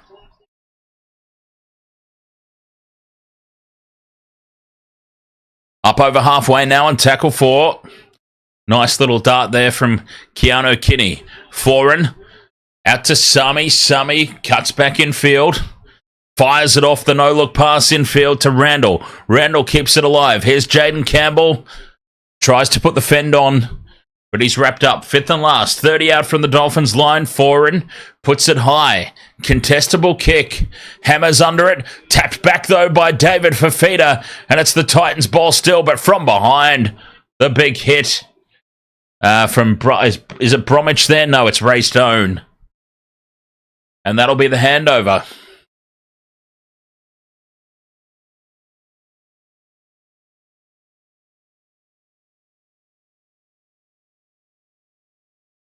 One minute left in the sin bin for Kerr. The Dolphins keep the ball alive. Maxi Plath takes tackle 2. 20 out, their own half. Dolphins still in possession. They'll just be navigating this next minute. Horrible play the ball. Lucky to get away with that. Nichols now offloads to nobody. Lucky to get away with that too. And now it opens up for Max Plath into space. Where's the support? He's still going, Plath. There's support from Bostock out wide. Has to slow down and step in field. Katoa beats one. Now space. Lemuelu for the corner. The Titans scramble across. And they tackle him. Half a metre out, but Bostock dives over from dummy half. The Dolphins have scored with a man still in the sin bin. The Dolphins have scored the try in the corner with Bostock. 18-6, the kick to come. Max Plath with the initial break, though. They couldn't put him down. And then Katoa with the fend, the bump off. And that created the space for Lemuelu. Lemuelu just didn't have the pace. And then Bostock diving over down the short side. Plants it down in the corner for a Dolphins try. Oh, wait a minute. We want to check something. We want to check the grounding. For Bostock, well, if he hasn't grounded it... Oh, he's knocked it on, a dummy. Oh, what a great big goof. Bostock has knocked it on at dummy half. Unbelievable. Bostock has knocked the ball on. At dummy half, he's knocked it on. Oh, what a huge let-off this is for the Titans. He's laughing about it, but I suppose that's all he can do, really. Oh, he's knocked it on at dummy half. You can't believe it. That try will get scrubbed off. The Titans survive. That is incredible. That has got to be a nomination for Goof of the Year award right there. An absolute gift from Bostock to the Titans.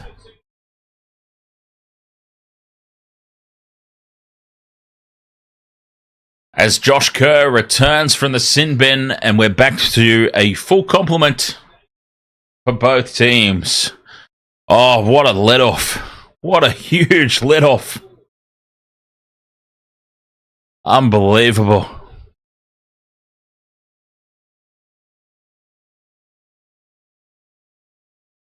Fifth and last now for the Titans inside their own half. They get the kick away. Taken on the full by Bostock. He's got a lot to make up for now. If the Dolphins go on and lose this game, we will be talking a lot about that moment. Bostock knocking the ball on from dummy half. Dolphins with some frantic play now. Pushing the passes, putting themselves under pressure. Kafusi going back to basics. One out hit up. Kerr back on the field from the sin bin. Takes it up to halfway on the fourth. Katoa throws a loose pass out the back. Lost forward now from Bostock. And this will be Titans ball. Oh, the Dolphins. What's going on? What was the halftime speech? Because whatever the halftime speech was, it is certainly not doing them any favours.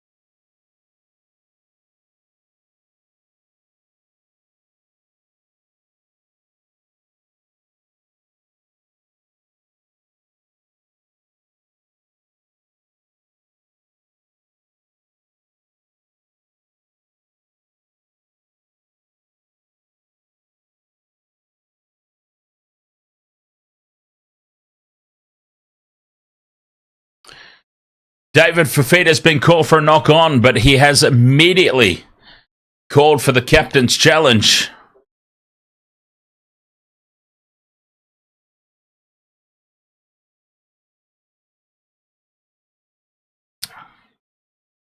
He's still got hold of it there, and now he's lost it. That is a knock-on, David Fafita.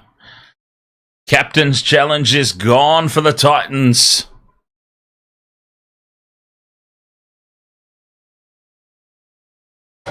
What?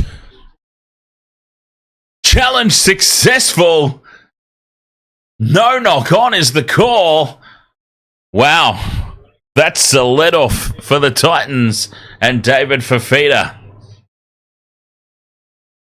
That is a big let-off. Wow. That was a pretty clear knock-on from what I could see. But anyway, that's the decision. Titans still in possession.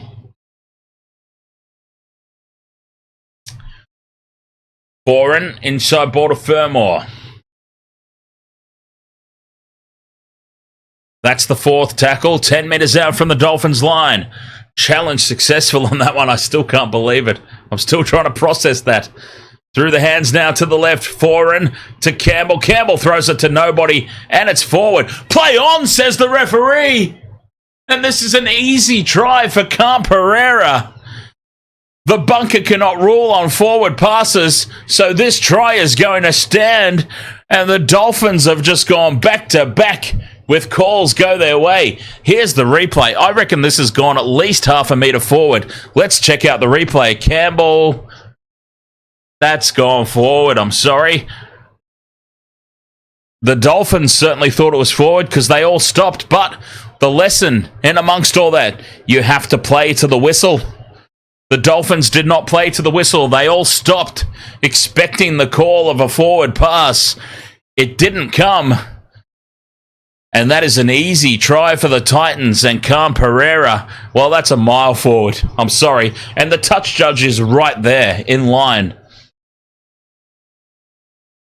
The touchy was right there. What is the point of them? What is the point of the touchy? If they're not going to make the calls they're actually there to make. The bunker cannot rule on forward passes. The Dolphins all stopped. The Dolphins players stopped dead in their tracks waiting for the call. The call was never made. And that is an easy try. Campbell from out wide cannot convert. It's 14 points to 10.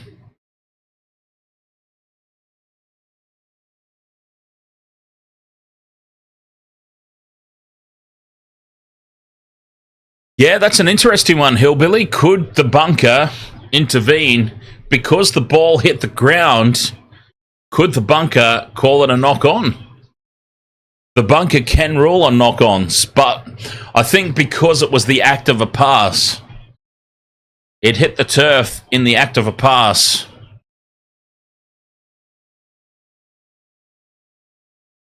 That has taken the bunker out of play. I mean, chat room, what does everybody else think that saw that? I know that not everybody has access to the game, but for those of you who did see it, what do you think? That was forward, right? I feel like that was very clearly forward from Campbell. They've got away with it, though, the Titans, and they are well and truly back into this contest. No, you can't captain's challenge. There's no bunker rulings on a forward pass. You can't captain's challenge a forward pass. The bunker can't rule on a forward pass. There was absolutely nothing the Dolphins could do there. Fifth and last for the Titans. The kick taken on the fall by the hammer. He didn't get his foot down in time, so he has to return it. 10 metres out from their own line here. Dolphins back in possession, leading by 4. Some calls have gone against them, to say the least, in this little period of play. But you've got to play at the end of the day. Look, honestly, at the end of the day, you've got to play to the whistle. And the Dolphins have learnt a valuable lesson there. To play to the whistle, they all stopped. You can't stop. You've got to play to the whistle. They could have defended that try had they kept playing, but they didn't. They all stopped. Lesson learnt, you would hope. Fifth and last, Katoa gets the kick away. Downfield, Kinney takes it. Titans back in possession.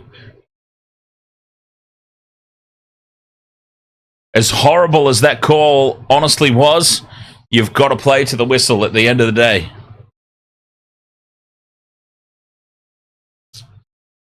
"26 minutes remaining in this contest. There is plenty of time. Just a 4-point difference. Big defense now from the Dolphins. Hopefully, for a Dolphins perspective, that's revved them up a little bit. And this is a big set of 6 defensively, keeping the Titans down their own end. Titans, though, keep it alive. Here's Foran in midfield. Shrugs off Nichols, gets the ball away. Still offloading and keeping it alive. And now it finally shuts down. Fotuaika is taken on tackle 5 on halfway. Campbell puts it high into the corner. Hammers under it, takes it well. Surrenders in the tackle. Dolphins have it on their own 10. Suddenly, though, the momentum in this game, you can just feel it. You just feel the momentum is going the way of the Titans. The Dolphins have the lead. They need to make sure they wrestle this back quick smart. 25 minutes remain, and a lost ball now from Herbie Farnworth, losing the ball on tackle 3 inside their own territory here, the Dolphins. And the Titans have been well and truly invited back into the contest now. 25 metres out from their own line, Herbie Farnworth spills the ball. Full set of 6 incoming for the Titans. 30 out on the attack.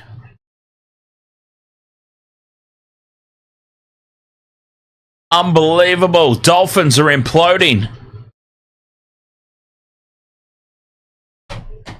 The self-destruction of the Dolphins before our very eyes. Set piece play here for the Titans. Can't create the numbers. Dolphins bring them down. 25 out. Paulu inside the 20. In front of the post they are. They go left. Foran, inside ball to David Fafita. Bumps off Nichols. Nichols comes back at him. With the help of Josh Kerr, Fafita loses ground. Foran. Now to Kinney. He's up in the line. 10 metres out. Titans. Tackle 4. Foran in midfield. On to Fotuaika. 5th and last. Quick play the ball. It was a loose play the ball. It's play on though. Foran chips in over the top. And it's taken on the full by the Hammer in goal. 7 tackle set. Well done there by the Hammer. What? Goal line dropout. He caught it in goal. Hammer caught the ball in. Hammer caught that in goal. He's called it a goal line dropout. Hammer clearly caught that in goal. This should be a 7 tackle set for the Dolphins.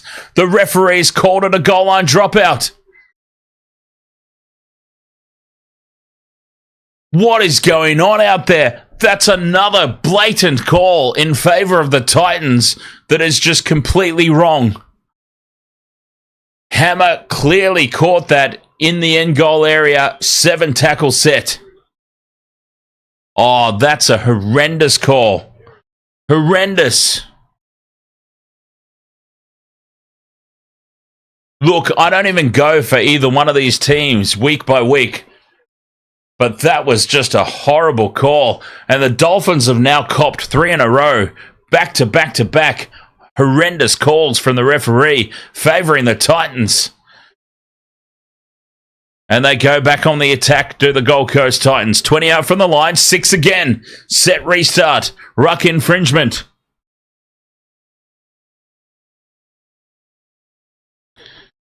Inside the 20. Foreign. Flat pass there to Fermor.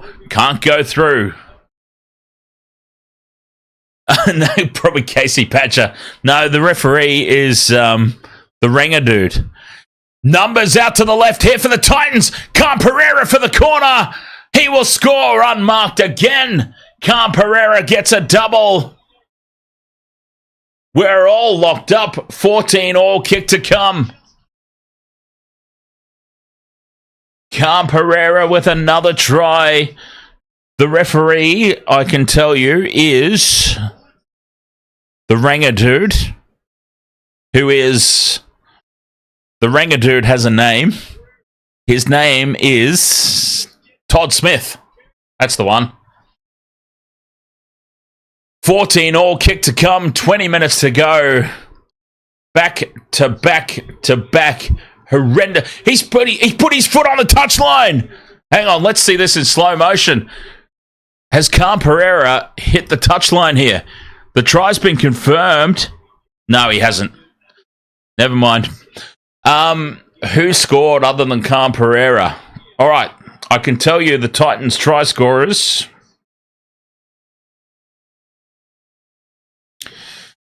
The Titans try scorers, Brian Kelly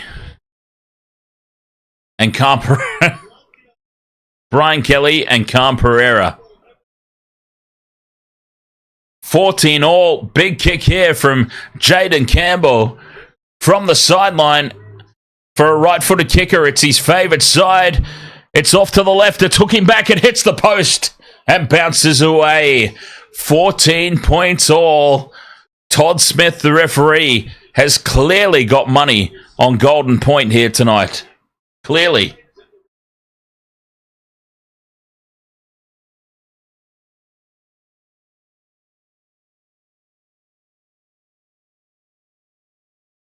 Like I said, I do not have a dog in this fight, so to speak.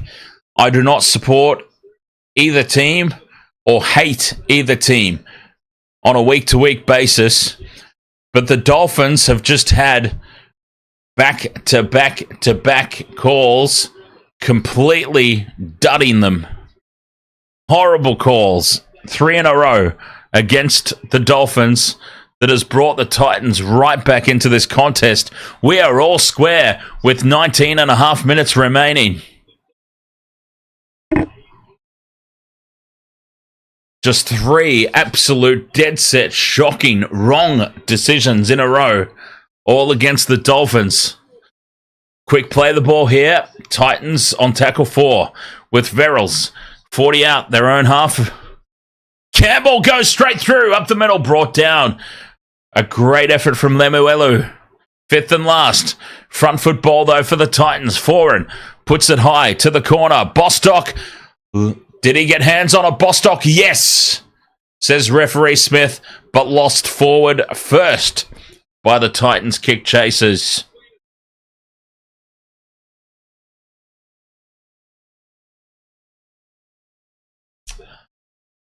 Eighteen and a half minutes remaining. All locked up at 14 all. Bostock's hit hard there in the tackle. 0 meters gained. Well, I did say, remember, at the top of the stream, well, before this game kicked off, I did say this could be a smoky for match of the round, right? Oh, Hillbilly, I don't know, Hillbilly. Look, I didn't watch it in slow motion or anything, but from my perspective, it looked like he was planted in the end goal to me. But like I said, I do not examine it any closer than my live call. So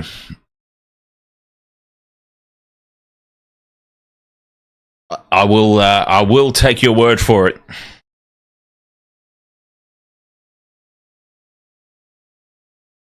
But the Dolphins, spilt ball now from the Titans on tackle 2, but they get a penalty for an illegal steal. And that saves some embarrassment there. The Titans spill it. Penalty for an illegal steal. Yeah, Max Plath there with hands on the ball. No, fair enough, Hillbilly. Like I said, I didn't watch it that closely. I didn't see it frame by frame. Only what the TV presented. And what the TV presented, even the Dolphins thought it was a rough call. 3-on-2 out to the left, but Campbell can't release it as the Titans go back into Dolphins territory. Kelly from dummy half. Offloads back to Fafita. Fafita David. Brought down by Katoa. That's the fourth. 16 and a half minutes remaining. When do we start thinking drop goals? We're not thinking drop goals at the moment because Foran's just gone into contact on the fifth and last. 20 out from the Dolphins line. Campbell with the crossfield bomb. Not a lot of distance on it. It's going to land 10 metres out, but Asako has moved forward, jumped up, didn't make an attempt to catch it, but he has chest bumped it into the touchline. And this is going to be 6 more tackles for the Titans. And the Dolphins are just self-destructing. It's got to be said. They are self-destructing here before our very eyes. Asako leaps, doesn't make an attempt to catch it, just chest bumps it into touch. And this is a full set of 6 now for the Titans on the attack, looking to take the lead. Fermor on the inside line, back towards the posts. A metre short, staying on this near side. Keanu Kinney, 5 out. Tackle 3. Fodawaker. Bumps off 1. Bromwich comes back at him. Tackle 4. Still inside. The Dolphins 10. Nikorima races up and puts the hit on Campbell. 5th and last. Foran, crossfield kick. Contestable. Titans come down with it. Titans! That's been promoted by Philip Sami. This will go up as no try. He clearly promoted the ball, but was he held? We need to have a look. Yes, he was. Well, judging by that camera angle, Philip Sami's taken it, goes to ground, and is it, who's there? Josh Kerr. Josh Kerr there, saving the day. Clearly promoting that ball, Philip Sami. This will be a penalty. No try, double movement.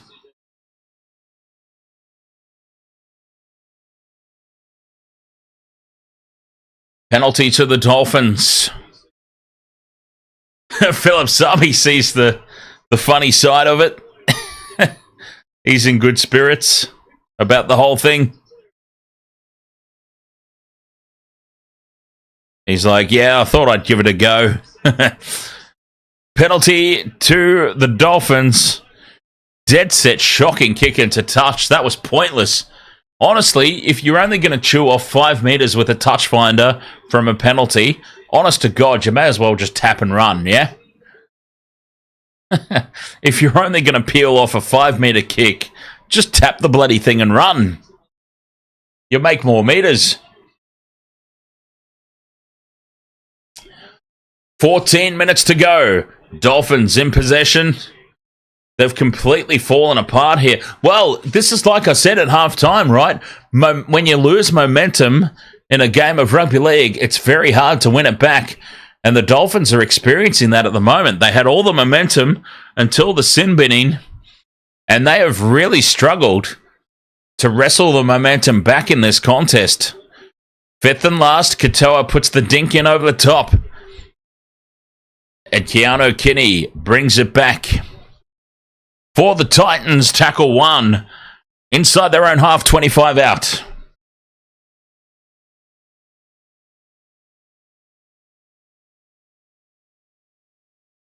"13 minutes to go." I did say prior to this game, it could be a smoky for match of the round.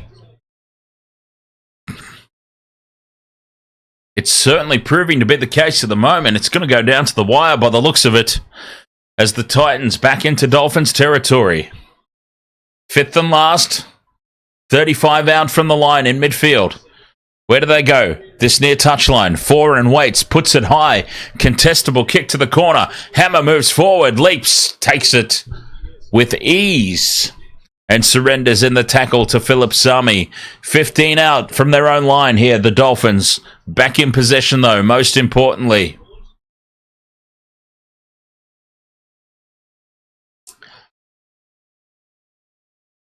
"12 minutes to go. The Dolphins have just been pinned down their own half here. In the second 40. Certainly not enjoying any territorial advantage like they had in the first half. Loose pass out the back. It's called a knock on. And they'll challenge this one for sure. The Dolphins. Referee Todd Smith has called that a knock on. It went about 74 metres backwards, but he's called it a knock on. And rightfully so. The Dolphins of captains challenged this.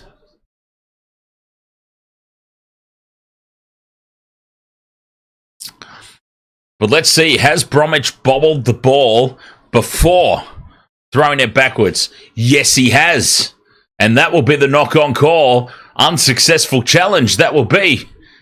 The ball's clearly gone backwards, but he's lost it before making that offload. So this will be an unsuccessful challenge and Titans ball.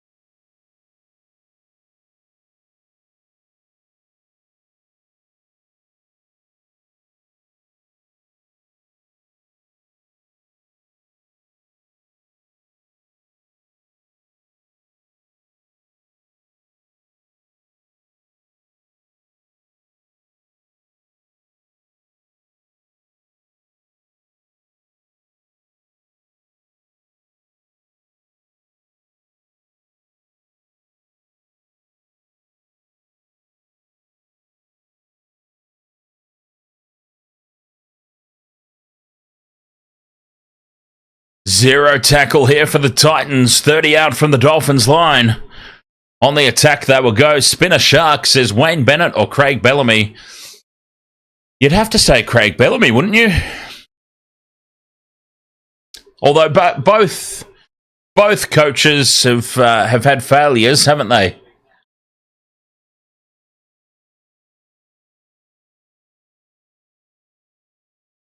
It depends what you want. Wayne Bennett is exceptional at a rebuild. If I'm rebuilding a club, I'm going Wayne Bennett. If I've got an established club that I just want to take to the next level, I'm going Bellamy. Does that make sense? I think that's a fair assessment of both coaches. Grubber kick in behind the line off the post and it sits up for Cleese Haas. And Payne and the Haasers, bro, scores the try under the post with 10 minutes to go that puts the Titans ahead by 6 points because this is a simple conversion. From dummy half, the grubber kick deflects off the goalpost and sits up for Cleese Haas. The Titans take the lead.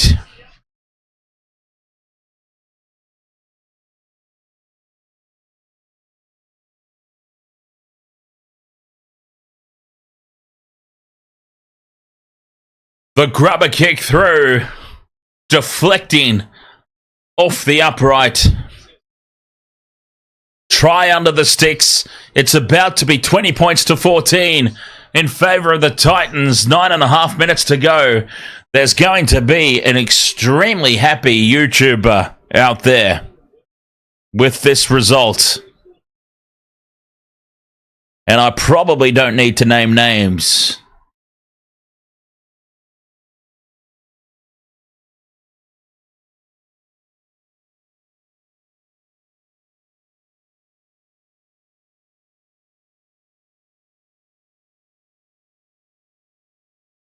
Jaden Campbell from right in front.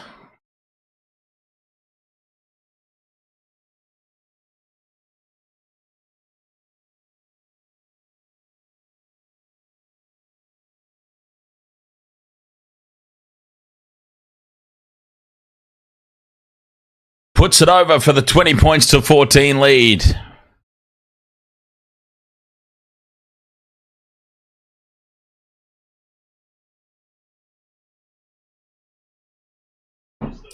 Nine minutes remaining. Dolphins, a low, flat restart. Not short, not long. It just sort of sits up there. We've seen that a lot. And it's expansive play right from the kickoff for the Titans. And it's David Fafita winding up, bumping off 1, 2. The offload to Kelly. Kelly keeps it alive to Khan Pereira. And the Titans take tackle 1, 30 metres out from the Dolphins line. The Dolphins, yes, some questionable referees' decisions, but they have completely self-destructed here. Before our very eyes, the Dolphins have imploded. Tackle 3, Pahulu. Sounds like an illegal streaming service. Takes tackle 3, right in front of the sticks.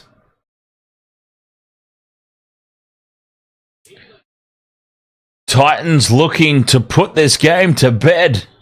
Potentially 5th and last inside the 10. Crossfield kick, contestable. Sami goes up for it, loses it in contact. And the Dolphins have been called a knock on. It's been called a knock on against the Dolphins, and they have importantly lost their captain's challenge. They have no captain's challenge remaining. It's been called a knock-on against the Dolphins on the try line. We'll need to see a replay of that. It looked like it was knocked on by Sami.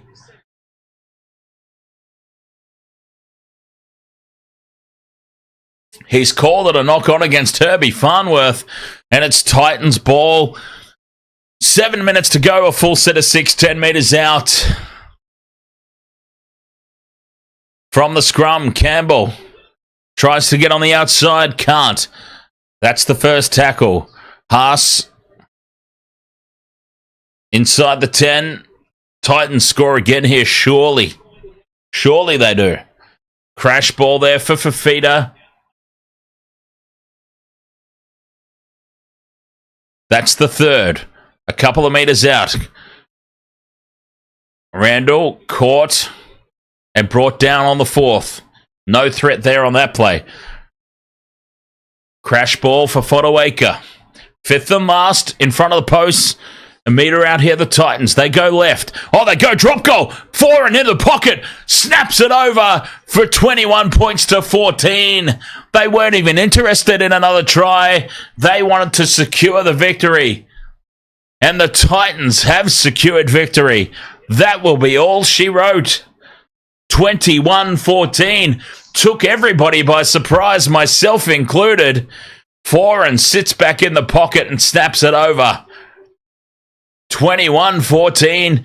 I did not see the drop goal coming. That took me by surprise as much as anybody else out there.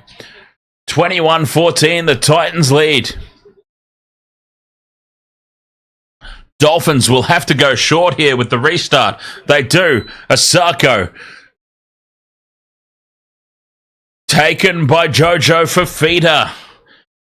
And the Titans have it in great field position. 5 minutes remaining.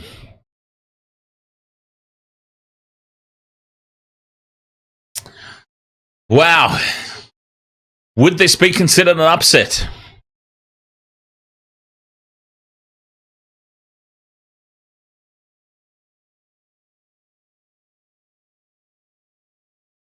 Oh, yeah, that's right. I did ask that question, didn't I? I did ask the question is, when do we start thinking about field goals? I forgot about that. 5th and last here for the Titans. Foran puts the kick down. Hammer takes it on the full. They need a miracle now, the Dolphins, with 4.5 minutes remaining. Who's that? Number 13. Whoever it is, he doesn't care. Dolphins are still top 8, yes. Through the hands now, and space opens up out wide. Here go the Dolphins on a break. Inside pass is intercepted. Pereira gets there and steals the ball.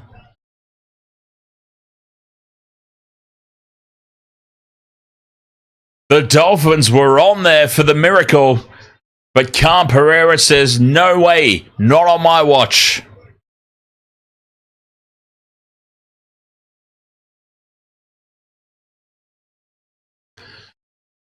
Three minutes 40 to go. Titans on the attack. 20 metres out. You feel like they've already put this game to bed, but they're looking for more points. 3.5 minutes left. 15 out in midfield. Here's Foran to Kinney. Inside ball to Kelly. Philip Sami, sorry. Sami steps one. Gets the offload away to nobody. It's loose out the back. Touched by the Dolphins. 6 more tackles. No. Fifth and last, says the referee. Foran. Another field goal? No. Crossfield kick. And Bostock takes it. And Bostock is swamped. And the Dolphins, with 3 minutes left, start this set 2 metres out from their own try line. They've got to go the length of the field twice and pull off a miracle here if they want to win this game that they honestly had completely in their control leading into the halftime break. And it comes back to what I was talking about, right? I said, when you lose momentum in a rugby league game, it is so hard to win it back. You just can't afford to lose momentum in modern-day rugby league. And now obstruction has to surrender in the tackle. And that'll be the fifth. 40 metres out from their own line. Dolphins stay on the short side. Nikorima will run. Offloads to Farnworth. Farnworth gets away from the tackle. Passes back in field. Options are running out here for the Dolphins. Hammer puts the high ball up in midfield. Chases his own kick. Gets a hand to it and knocks it on. 6 more tackles, says the referee. Now he calls the knock on. He initially called 6 again. And Wayne Bennett's leaving. Wayne Bennett's off. He's had enough. Uncle Wayne has seen enough, and he is gone. He is marching out of the coach's box, a very unhappy man. The referee initially called 6 again there for the hammer, and then blew his whistle for a knock-on. A minute and a half remaining. The Titans, is it an upset? I think it is. But the Titans have pulled off the victory here.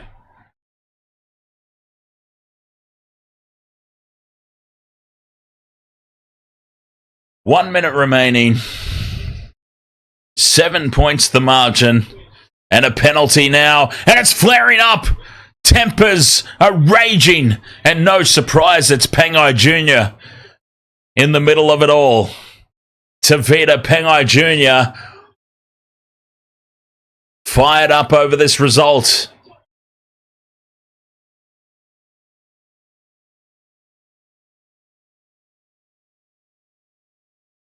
Inside the last minute, Titans.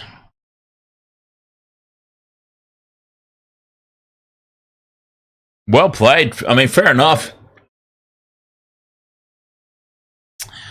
Yes, there were some interesting calls, but let's be honest, you've still got to be good enough to take advantage of them, yeah? At the end of the day,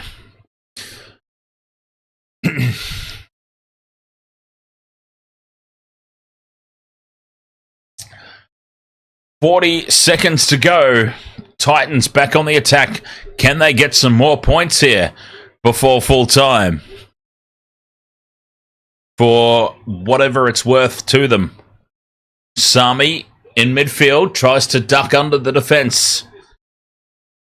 25 seconds left. That's play 3. Sloppy play the ball.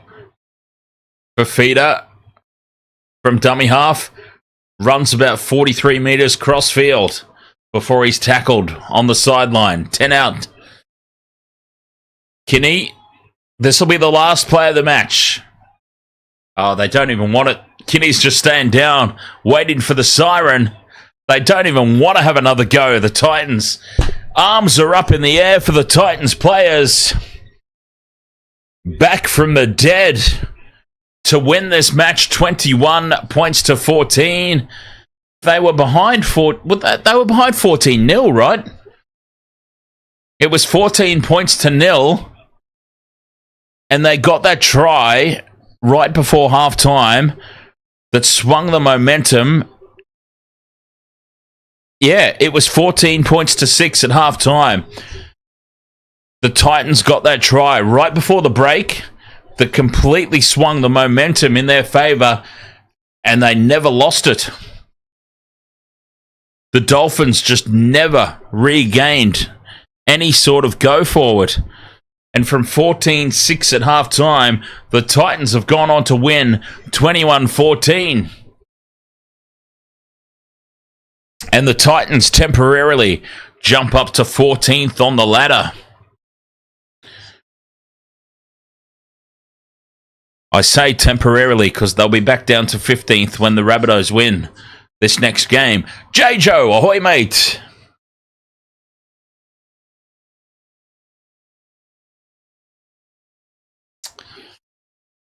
Wow. Well, that has surely shaken up the Wasted Water Sports tipping contest. I can't imagine that too many people would have gone for the Titans. But it's going to be very interesting to see who has. I've gone for the Bunnies in the next one. For some reason that I can't honestly figure out, the Raiders are incredibly short-priced favourites against the Bunnies in this next match. I do not for the life of me understand why, because the Rabbitohs are clearly the better team on paper. I mean, clearly in every single position, the better team on paper than the Raiders. It's crazy how far outsiders the Rabbitohs are. Smoke and Poppin says, score prediction for the next match. I reckon Bunnies win about 28 points to 8. Icy Veins, ahoy. You need a multi for the next game. Ugh.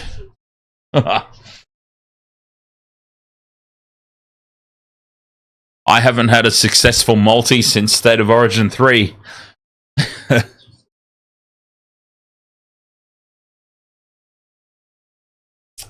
All right, full time here. Titans with the biscuits. We've got to get ready for the next game. This stream will be staying active here on the Wasted Water Sports. Raiders, Ricky's Green Goblins, and their stupid, ridiculous Viking clap against the South Sydney Rabbitohs coming up next. I'll have a quick break and set everything up, all the scoreboards and whatnot. But this stream will stay active, and that game will be up right after this on the Wasted Water Sports. Thank you for being with us. Next game coming up right here on this stream.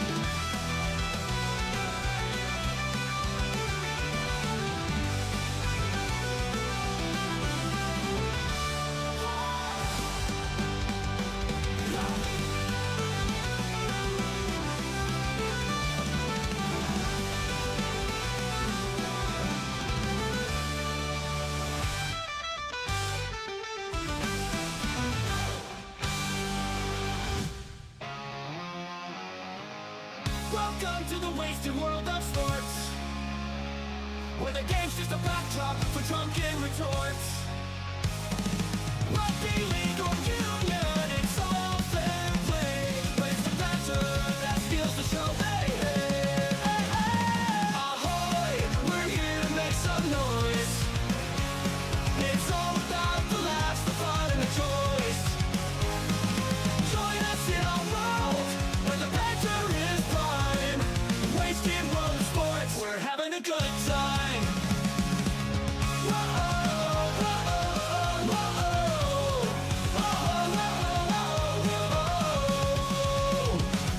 Scrums and tries, they're all well and good, but we're here for the jokes and tank pads last. From the kickoff to the final whistle blow, we'll take the two and we're ready to go.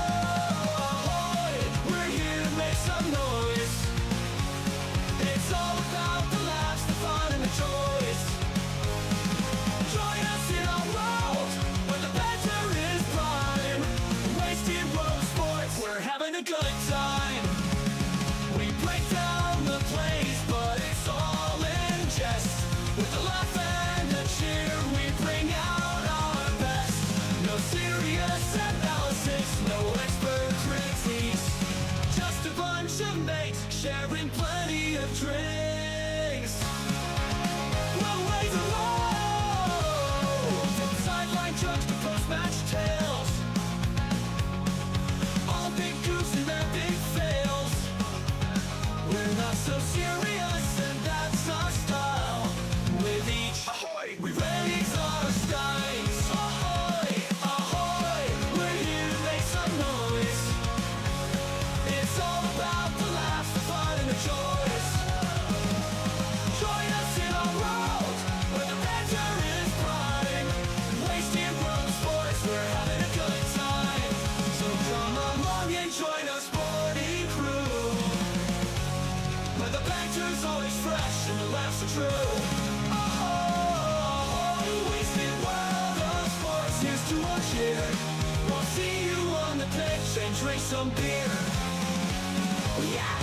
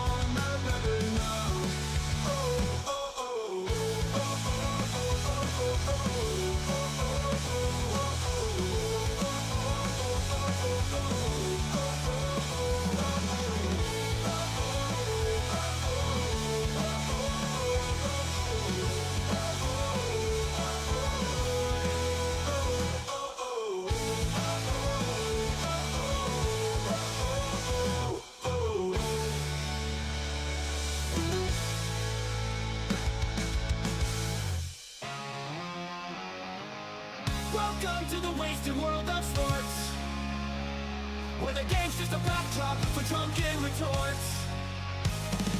Rugby league or union, it's all fair play, but it's the Panther that steals the show. Hey, hey, hey, hey. Ahoy, we're here to make some noise. It's all about the laughs, the fun, and the choice. Join us in our world, where the Panther is prime. Wasted world of sports, we're having a good time.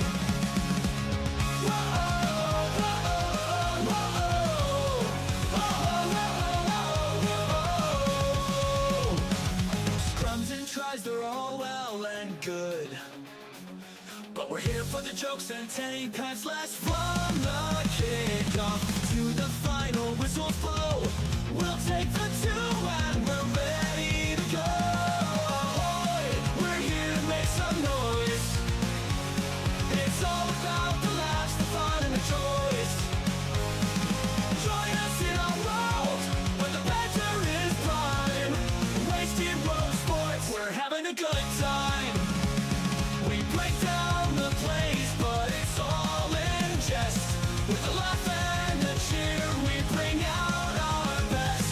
No serious analysis, no expert critiques, just a bunch of mates sharing plenty of drinks. We'll raise a roll, from sideline jokes to post-match tales, all big goofs and their big fails. We're not so serious, and that's our style. With each ahoy, we raise our skies. Ahoy, ahoy, we're here to make some noise. It's all about the laughs, the fun, and the choice. Join us in our world, where the Panther is prime. Wasted world of sports, we're having a good time. So come along and join our sporty crew, where the Panther's always fresh and the laughs are true. Oh, wasted world of sports, here's to our cheer. We'll see you on the pitch and drink some beer. Yeah!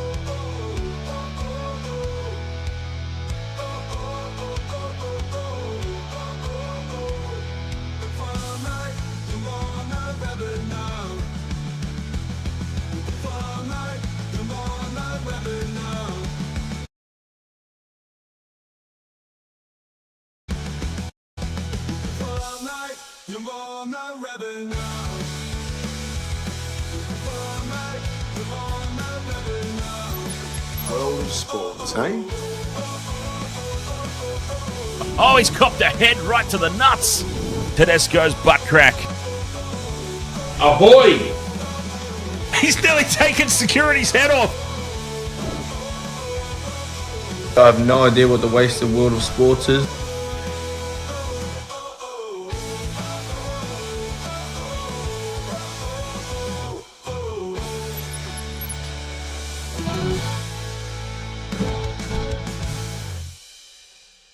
Ah, yes. Wasted World of Sports. Welcome back. The end of this triple header. 3 fantastic games, hopefully, in the making.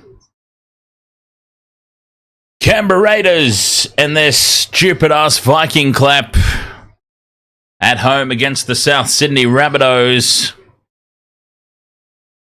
Smart money for mine is on the Rabbits, but for some reason, the bookmakers think differently. At the moment, the Rabbitohs continue to blow out their price, which means, I mean, that's good news for me because that means more money when they eventually come back in, as it's starting to do now. Wow. Yeah, okay, they've just dropped 8 cents. Hello, Moolah. Easy, easy cash. Thank you, Canberra Raiders.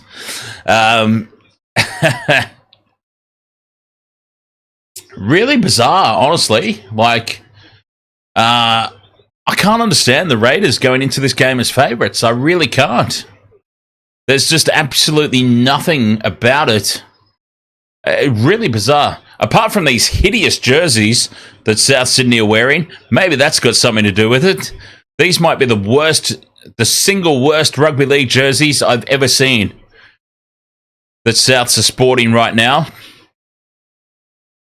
UFC,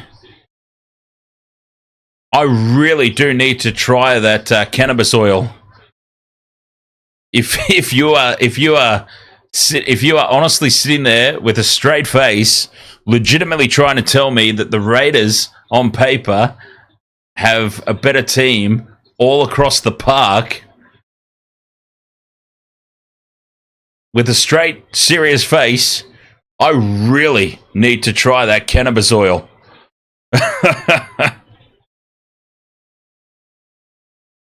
When you've got Damien Cook out there against Tom Starling. 60 seconds. 60 seconds. I mean, that alone is a complete fabrication. Damien Cook absolutely Amber Heards all over Tom Starling. So, I do need to get me some of that cannabis oil, though. Got to get myself into that into that world. In 30 seconds. Shut up, you! I know the event's starting. Sorry, that's just my trading software letting me know that the game's about to start, but I'm already well aware. I haven't figured out a way to turn it off. I'm not very good at turning things off. 10 seconds. Pretty good at turning things on, right, UFC? But no, I'm not so good at turning things off. Anyway, it's been a long day. It's been a long day. Mullet Magic, ahoy there. You bet on the Rabbitohs to win. Nice, so did I. And for the love of Christ, they better. I swear to God, I'm going to be furious. Because I hate the Raiders more than anything. There is not a single team on the planet in any sport that... Quiet! There's not a single team on the planet in any sport that I hate more than the Canberra Raiders. It's actually bordering on insanity how much I hate this team. It really is. Oh, God. All right. We're about to get underway in this one. The Viking clap, the most ridiculous thing that has ever entered rugby league history. The Viking clap is done and dusted, and we're ready to get underway. Kickoff in this game, Raiders versus the Rabbitohs. Ricky's Green Goblins punching well and truly above their weight this season, it must be said. In fairness, I hang a lot of shit on them, but in fairness, they have punched above their weight so far this season, and we are underway. Rabbitohs will win this quite comfortably, Sharky boy. By about 28 points to 8 is my prediction. 28-8. Bunnies with the win. And it is the Rabbitohs with first use of the ball. Davey Moali with a huge run upfield. Quick play the ball. And I've got to say, the Rabbitohs have started really well. That's a great first set of 6, and now a high contestable kick at the back end of the set. Taken well by KO Sports Weeks.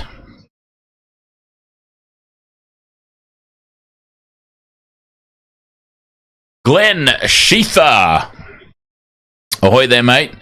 Glenn says 28-26, and in all honesty, when it comes to a Canberra Raiders game, it's probably pretty fair to go against my predictions because I am incredibly biased.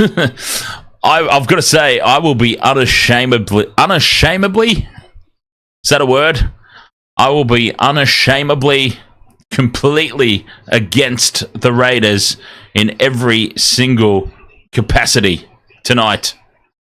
Fifth and last, the kick's down. The Raiders chasers were clearly offside. You see? You see what I mean? I'm going to be against them all the way. Hang on, I've got to get my team sheets up. Otherwise, I'm not going to have a clue who's who.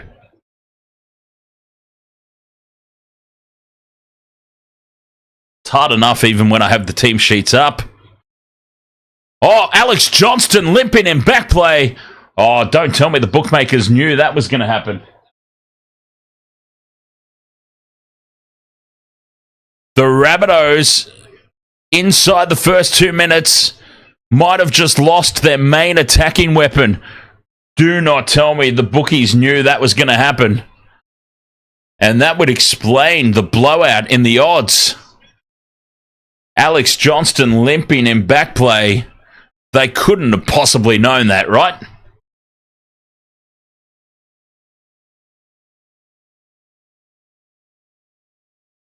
Trouble for the Rabbitohs early. Alex Johnston, one of their major attacking threats, limping in back play. We'll keep an eye on that.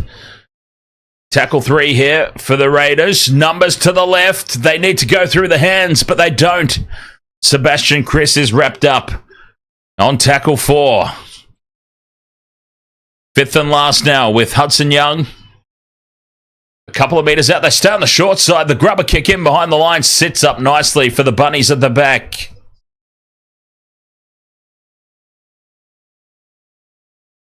Just inside the field of play and just inside their own territory here.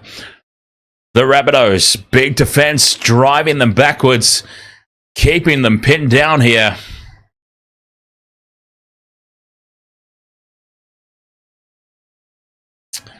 Tackle 3, and the Rabbitohs are still inside their own 10-meter line. This is big defense. Fourth tackle now.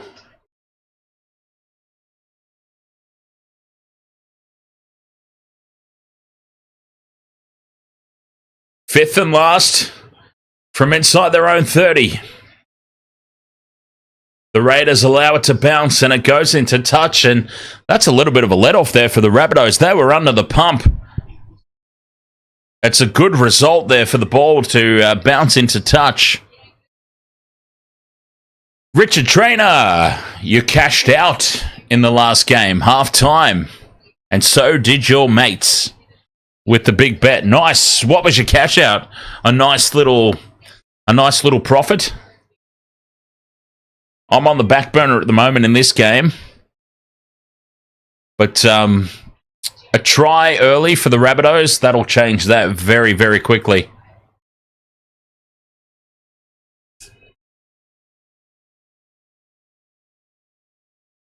Short side, go the Raiders with Sebastian Chris.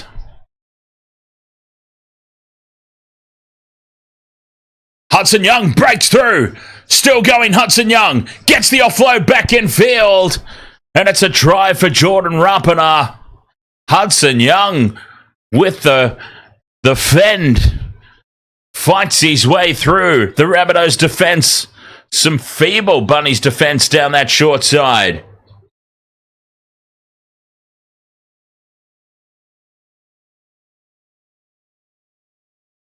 Hudson Young,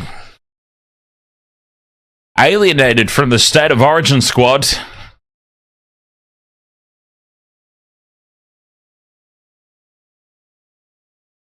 Does it all on his own. Maybe just letting Madge Maguire know, I'm around for next year, mate. Mind you, I don't think there's a place for him, but still, solid effort play there from Hudson Young.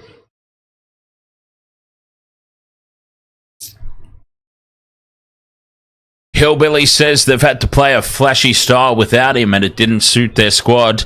Alex Johnston, are we talking about?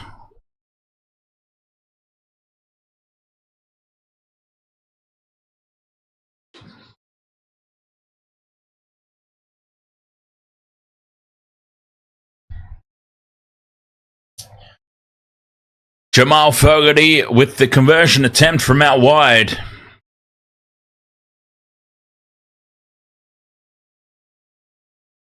Starts out to the right, hooks back. 7 minutes gone, and the home side with the lead, which is terrible for my trade. But plenty of time left in this one.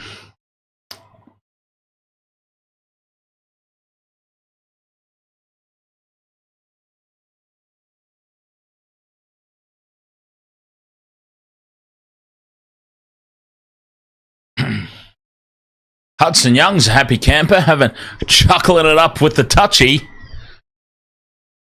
What's that all about? You can't be friends with the officials. That's not right. Rabbitohs get us back underway.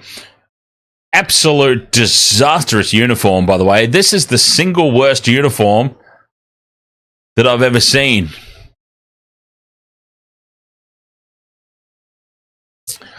I mean, in all honesty, this Rabbitohs jersey is horrendous. It actually makes it incredibly hard for me to cheer for them. It's that bad. Through the hands now, go the Raiders. Tackle 4. Up towards the halfway line.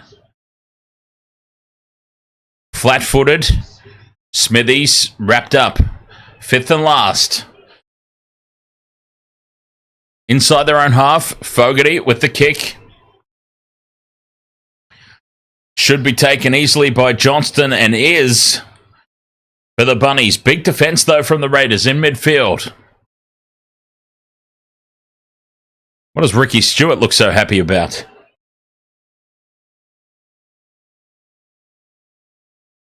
Tane Milne with the hit up.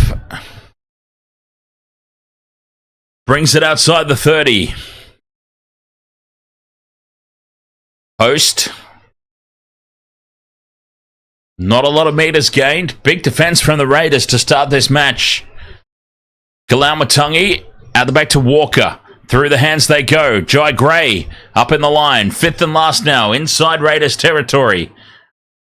Back to Walker for the kick. Not contestable. It's a dead-set shocker of a kick. Horrendous kick there from Cody Walker. There's Latrell in a moon boot on the sideline watching on. Helplessly. That's the one, Hillbilly. Richard Trainer says, saying that, Dan, I remember playing under 18s. I was 16. Our halfback was banging the sideline ref. Is that right? Okay, well, I mean, it's a little bit different in under 18s, right? Everybody's friends with everybody in juniors. I'm talking about Professional level. You can't be friends with the officials. This ball is taken by Xavier Savage. He bobbles it, recollects it. Has he held on to it? Yes, says the referee.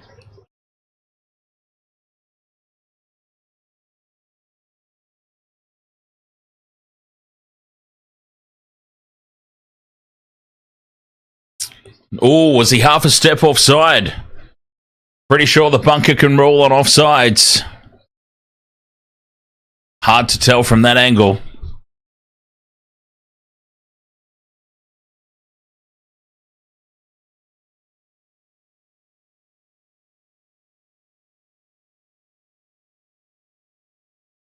Off the shoulder and sits up for him. Gets it down. Was he onside, though? That's what I would like to look at. Richard Trainer says we won that year. Grand final.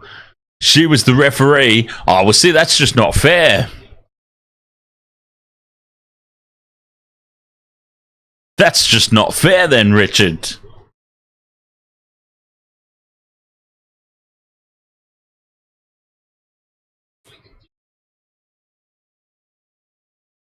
Let me guess, old mate halfback was not penalised once throughout the course of that contest. Fogarty from right beside the post pops it over.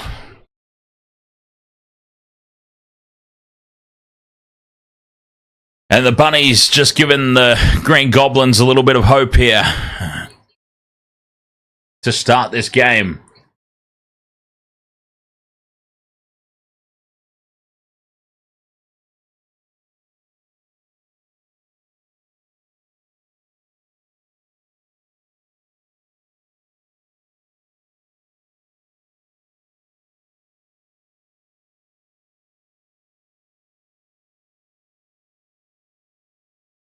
Restart goes high.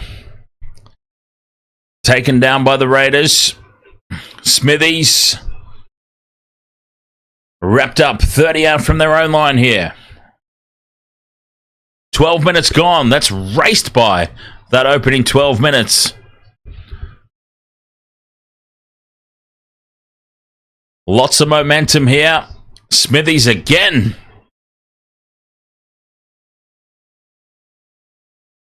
Fogarty, inside ball to Papali'i. Fifth and last now, inside Bunnies territory. Fogarty with the kick, high. Jai Gray needed to get his foot in the in goal there. Takes it well. But they're a metre out from their own try line here.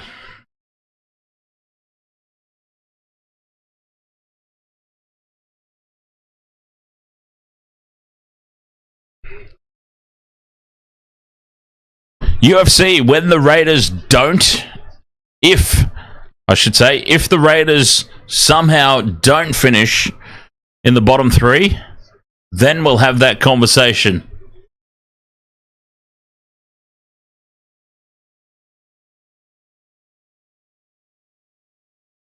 I mean, I appreciate that you're so far behind me in the tipping contest that this is the single only thing that you've got to cling to. I completely understand that. But we will have that conversation if the Raiders finish outside the bottom three by the end of the season.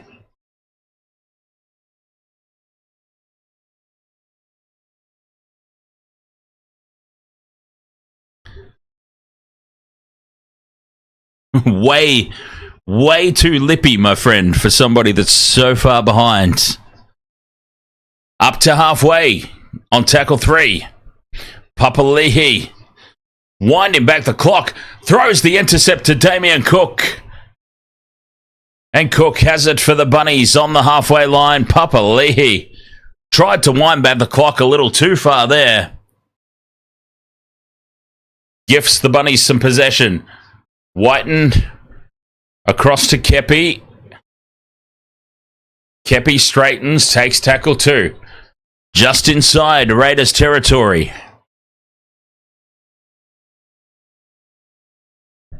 40 out from the line. Kalamatangi at the back to Walker. Walker shows and goes. Bumps off one. And he's brought down 25 out. Game Mel, ahoy! How are you doing today, Game Mel? Fifth and last. Whiten goes on a run.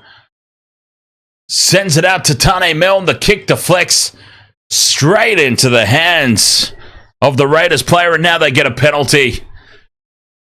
Inside the 10. Oh, they're getting the bounce of the ball early here, the Raiders.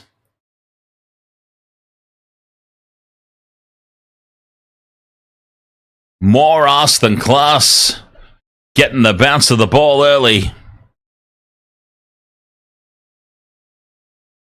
Unlucky there from the deflection, the Rabbitohs. Doing very well, thank you, Gamer Mel. Up over $300 on trades this weekend.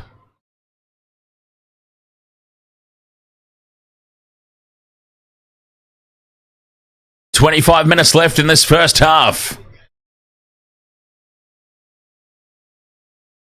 Oi, oi, oi, oi. Oh, God. Okay. That sounded horrible. I thought my heater was about to explode. Had to switch it off. Tackle 4, Raiders keep the ball alive. Timoko runs back into midfield. The Rabbitohs keep their defensive line intact. They hold back fifth and last. Oh, wait. He played for the other team. Lost forward there from the Raiders twice. And it falls for the Rabbitohs, but the referee has blown the whistle. Gamer Mel says, I haven't used trading this season. Still don't know how exactly to do it. Well, this is Gamer Mel. I have honestly been thinking about doing some videos on it, but I'm not sure. Maybe not some public videos. Maybe I'll just do some... Oh, excuse me. Maybe I'll just do some members-only videos. Because, yeah, the thing about trading and doing videos is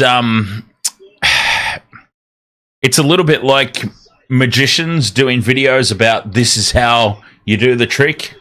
You know what I mean? So, I'm not sure. Alex Johnston is busted in back play, by the way.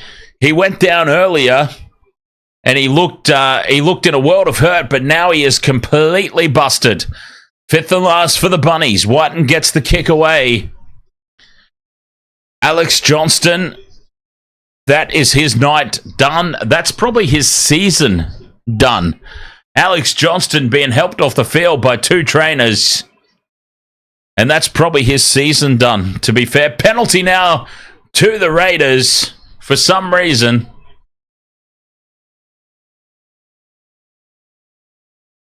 The home side being helped along nicely by the referee in the early stages of this one. But the big story here is Alex Johnston. He just collapsed. He wasn't even involved in the play. Alex Johnston just collapsed. His ankle gave out. He wasn't even in the play, and he just dropped like a sack of potatoes. And that'll be Alex Johnston's season done and dusted.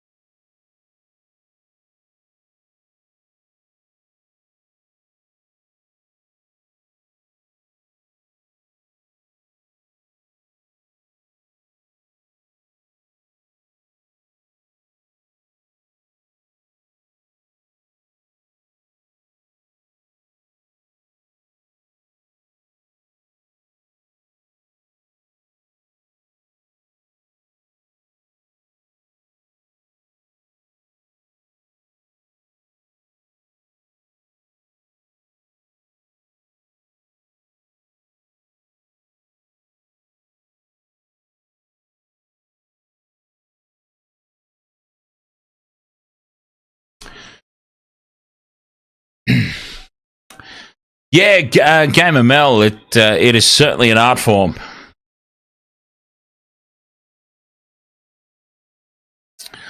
certainly an art form.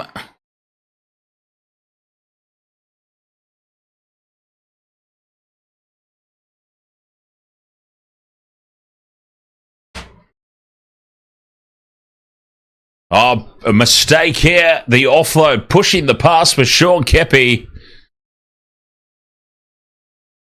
They weren't ready for it. They weren't ready for the offload. Alex Johnston ruled out with an Achilles injury. Oh, that's massive for the Bunnies. Their main attacking threat gone.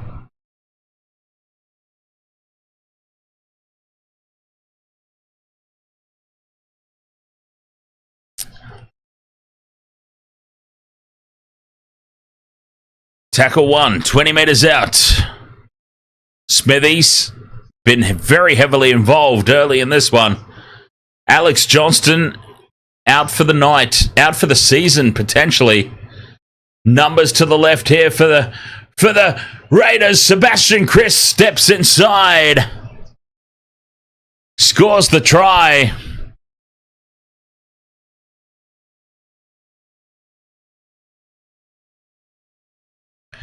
Quarter of the way through this contest. 16-0 kick to come. No, the Rabbitohs will still win this. Raiders are absolute shithouse. Terrible in every position. They've got the rub of the green at the moment, but with 60 minutes to go, I'm still on the Rabbitohs. Oh, yeah, Hillbilly. That's the thing. The try scorer record.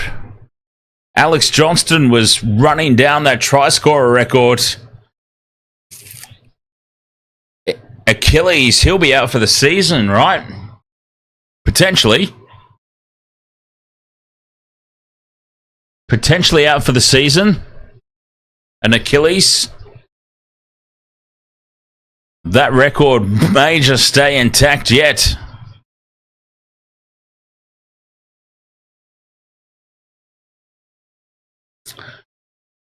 Because we already knew that the Bunnies wouldn't be playing finals footy. I mean, neither one of these teams are playing finals footy.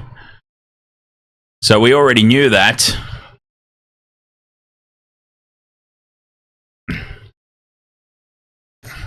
But that might just keep the dream alive, indeed. For Ken Irving's record.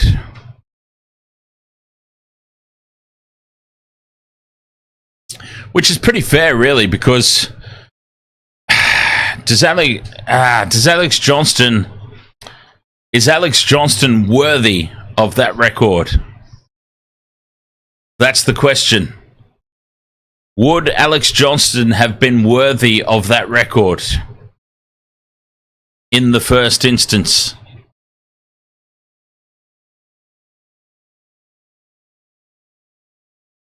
Lots of things to consider there when you're asking that question.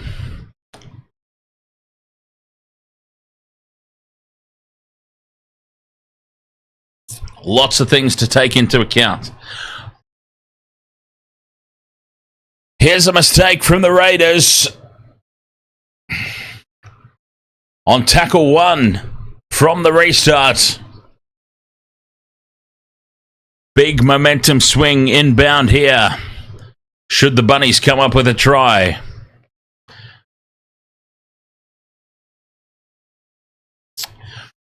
Who scored the first 2 tries? I know Xavier Savage got one. Jordan Rapana got the first one, I'm pretty sure. Hang on, I can have a look at this and tell you with complete authority. Jordan Rapana, Xavier Savage, Sebastian Chris. 1, 2, 3. Hillbilly says AJ isn't fit to tie Ken Irving's bootlaces. There you go. That answers that question. Big charge here from Burgess. Tackle 3. Rabbitohs, a metre out. Whiten dancing around in midfield. Wrapped up, nowhere to go. I do, as much as I hate the Raiders, I do love the fact that Jack Whiten left the club, quote, to chase a premiership. Big run here from the number 8, David Moali. He's close, but he's just short. Centimetres short from the line there, David Moali. Big defence on their own goal line there from the Raiders. Yeah, as much as I do hate the Raiders, I do also equally hate Jack Whiten, and I do love the fact that he left the club to chase a premiership, and now he's at the Rabbitohs, absolutely stinking up the joint. I do find that rather ironically funny. Raiders are going to kick on tackle 3 here. Straight down the throat of Jai Gray at the back. I don't know what that was all about. Interesting tactic there from Canberra. I mean, usually you kick early in the tackle count if there's nobody at the back. But Jai Gray was right there and they kicked it straight to him. Very bizarre there from the Raiders. 15 and a half minutes left in the first half.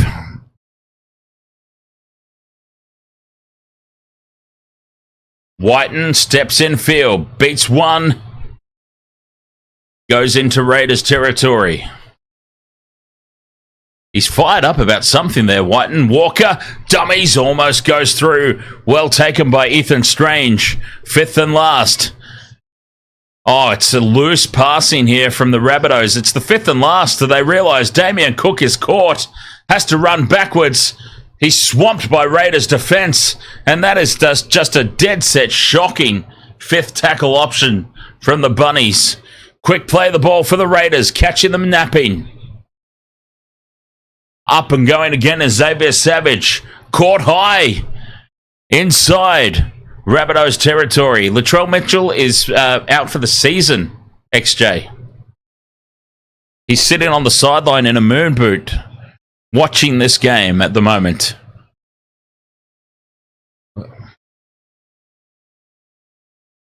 $14 and a half to go in this first half.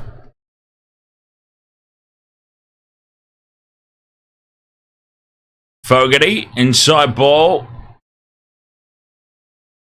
20 out from the line. Mullet Magic says these Rabbitohs players aren't even trying.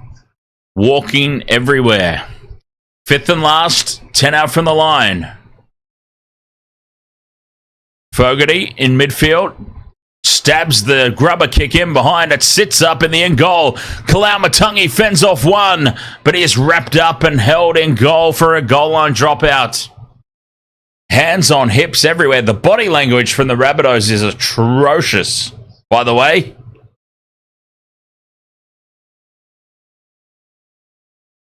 Just absolutely horrendous body language.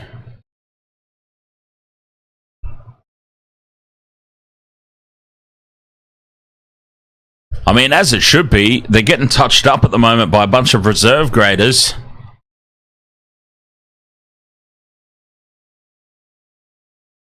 The restart, it's not long, it's not short. We've seen that a lot this weekend. Teams not going long, not going short. It's just a mid-range kick out to the 30.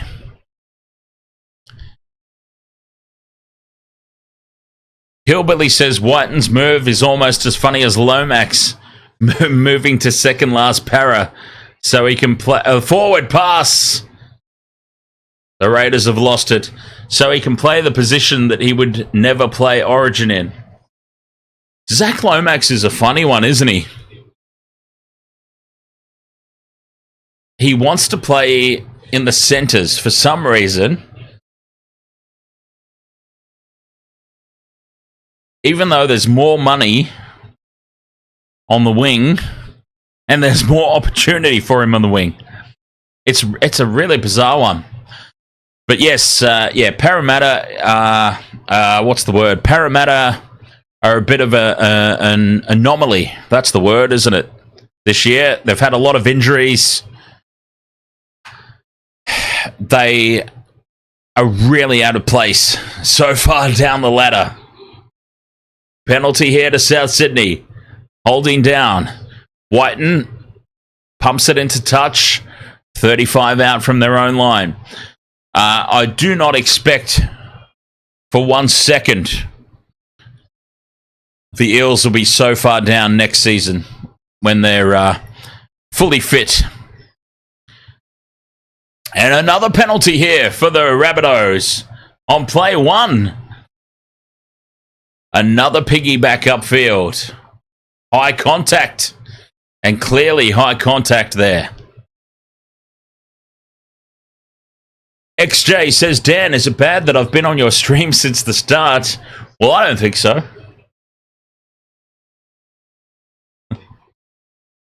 As a matter of fact, I very much appreciate it. As this ball spills out the back, it's called a knock on. Are you kidding me? That's called a knock on. Xavier Savage went flying into contact here.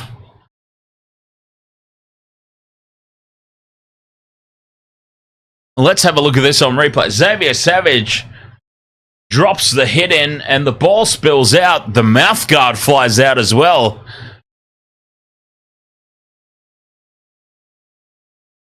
Jacob Host was rocked in that tackle.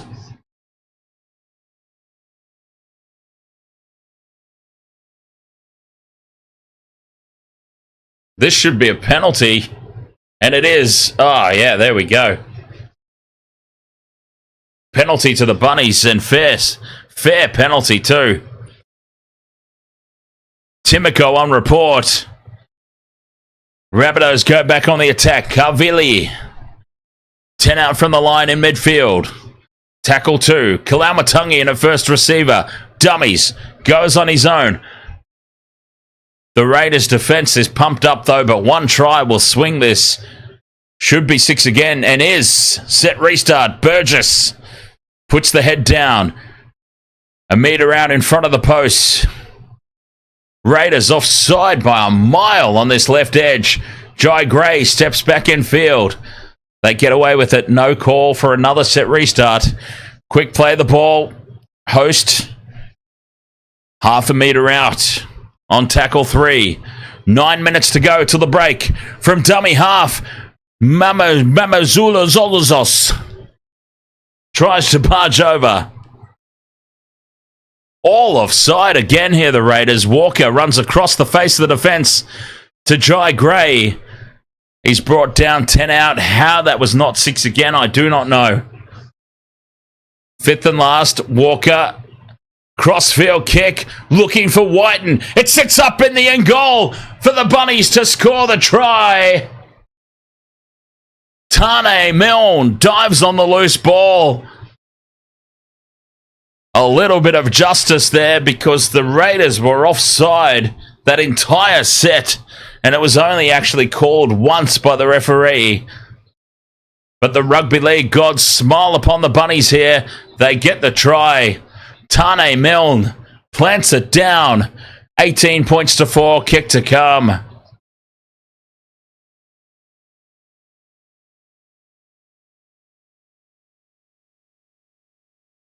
Where were the Raiders defenders? Xavier Savage is the wing, number 5, right there. And he is 5 metres to the right of the goalpost. Way too thin in defence there, the Raiders. That was a gift for the Bunnies.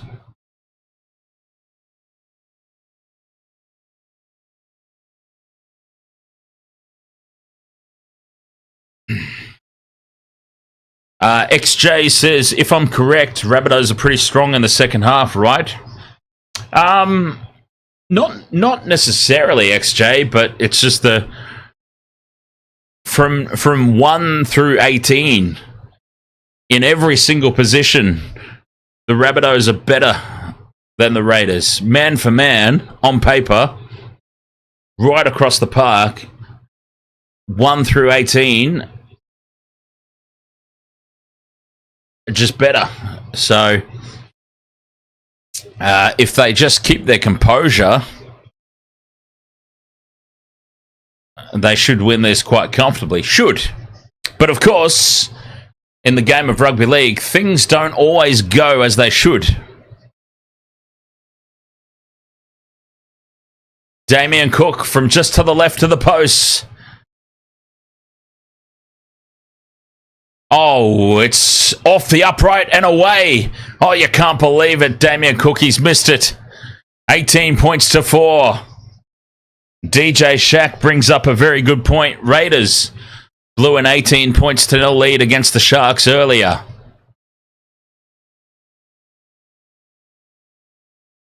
Yeah, the Raiders have had all the bounce of the ball in this opening stanza. So, big miss, that one from Damien Cook, not going to lie. Big miss, that conversion.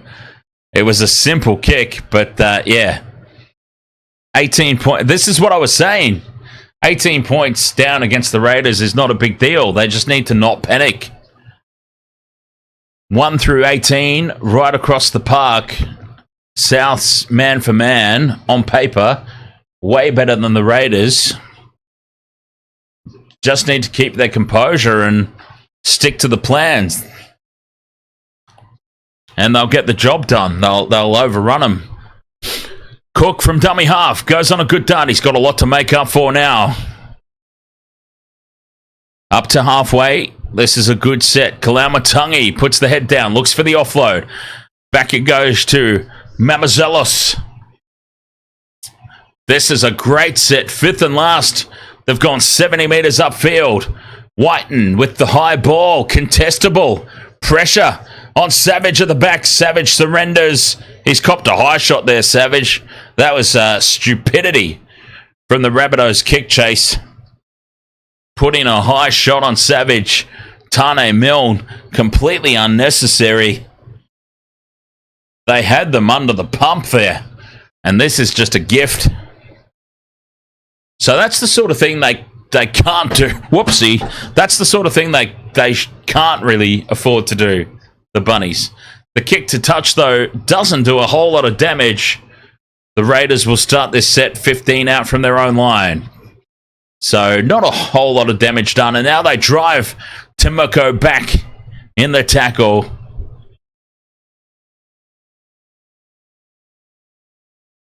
Hosking with 6 minutes to go till the break.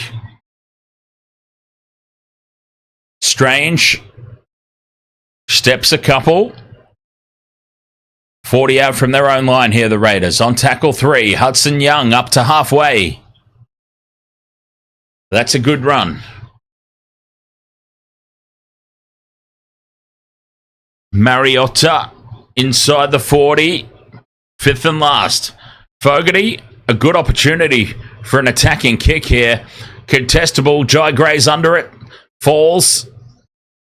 And the Bunnies are a couple of metres out from their own try line. Whiten at dummy half.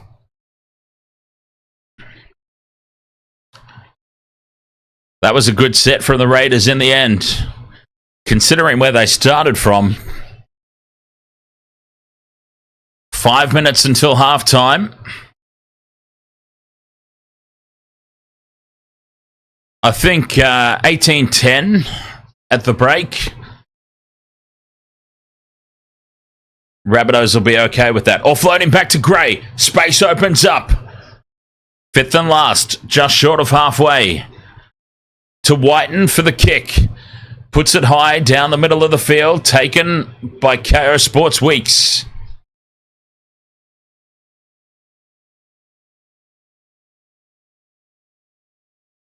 .30 metres out from their own line here. Rapana puts the fend on.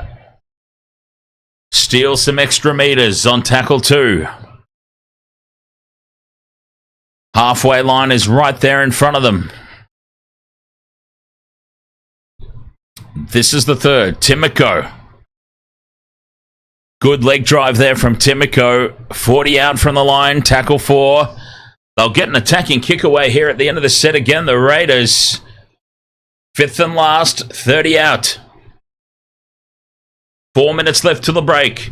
Crucial for the Rabbitohs to hold on. That's a great kick from Fogarty. Tapped back from Savage. Tapped a mile back.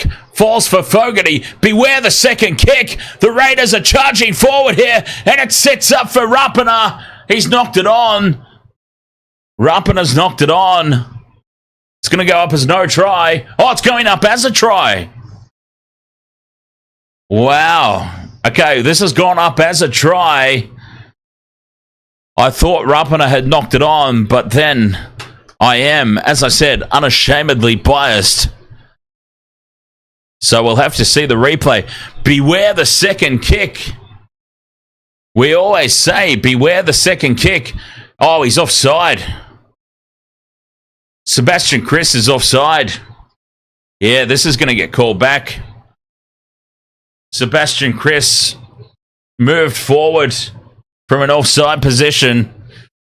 He didn't get involved in the play, but he did get within 10 metres of the ball.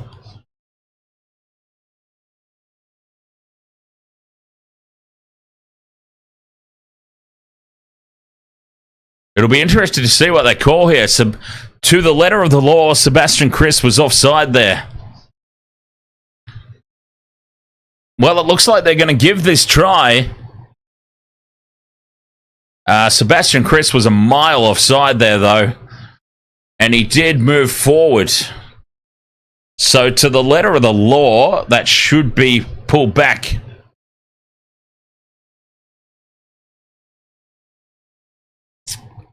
But it looks like they're going to award it.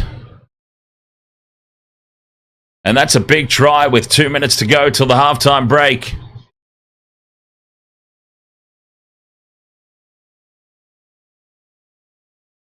Try confirmed. There you go. They are going to award it. Sebastian Chris was a mile offside, though. He did pull up, but he moved forward first. And you're not allowed to do that. You're not allowed to move forward when you're in an offside position. He did end up pulling himself up. He didn't retreat, but he did pull himself up. But he made that initial move forward. And to the letter of the law, that's offside and should have been called. But there can't be too many arguments in that. It was horrible play from Michael Cheekham. Took his eyes off the ball completely.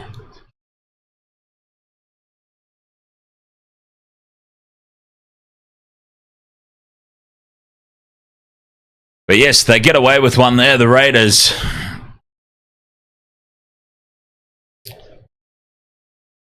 A minute 50 to go till the break.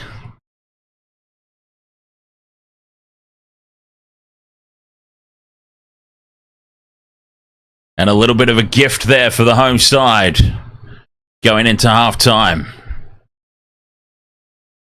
A minute 30 to go.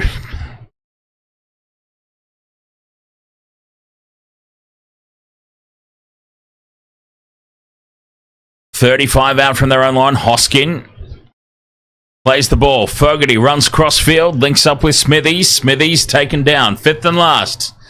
Inside their own half. Starling plays Flappy Bird.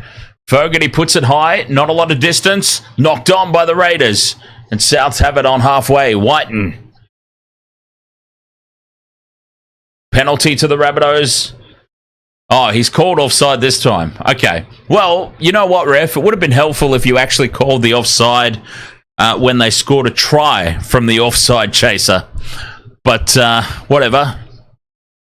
Penalty to the Rabbitohs here for the offside. Whiten puts it into touch 40 metres out. They'll get a few plays here, the Rabbitohs, to try and strike back before the halftime break. Slow play the ball. No urgency in this play whatsoever. Walker pops it up to Duncan. That's a quick play of the ball. 15 seconds left. Kalamatangi holds the pass up. Goes on his own. This will be the last play of the half. 10 out from the line. Walker in midfield. to Whiten. Whiten puts the step on, offloads back to Walker. Walker goes for the line, and Cody Walker scores a crucial try for the Rabbitohs. Cody Walker backing up in support, scores probably the most important try, well, in this game at least, and he's hurt. Cody Walker's also hurt. They've already lost Alex Johnston. They can't afford to lose Cody Walker as well, but he's hurt himself in this play. Oh, has he promoted the ball here, Cody Walker? They're going to take this off him for a double movement, aren't they? He's gone to ground short. No, that's momentum. That's momentum. That's a try.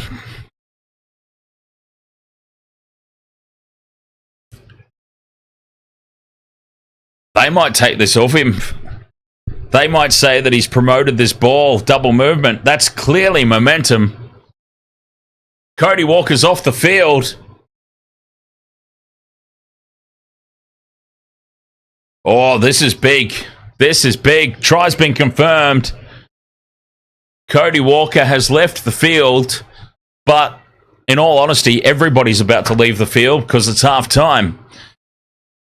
Damien Cook lining up the kick. He missed the last one from an easier position than this. Critical that he puts this one over. This has become such a huge kick, and it's a lot more difficult than his last one. Damien Cook off the near upright with his last attempt. A much harder kick, and he's hit the upright again. No, he's missed it completely. Damien Cook hooks it out to the left. It's 24 points to 8. Damien Cook has left the boots at home. Off the upright with his first attempt. And do not tell me the Raiders, the Canberra Raiders, have won 3 games this season after being outscored in tries by the opposition. It's missed conversions that have got them home. Do not tell me there's going to be another one. 4 points Damien Cook has left out there with very kickable conversions. Do not tell me that Ricky's Green Goblins are going to be gifted another win from missed conversions. I couldn't handle it. I honestly couldn't handle it. They've already won 3 this season with the opposition scoring more tries than them. Missed conversions being the difference. Jamal Fogarty's successful conversion rate being the difference maker. They can't possibly do it again. 24 points to 8 at the break. It should be 24-12. Well, it should be 18-12 because Sebastian Kris was a goddamn mile offside for the Raiders' last try. So it should actually be 18-12 at the break. But as it stands, it's 24 points to 8. Souths need to find themselves a goal kicker because they're not going to win this game going up in 4s. They need to start going up in 6s. Atrocious. Absolutely atrocious first half.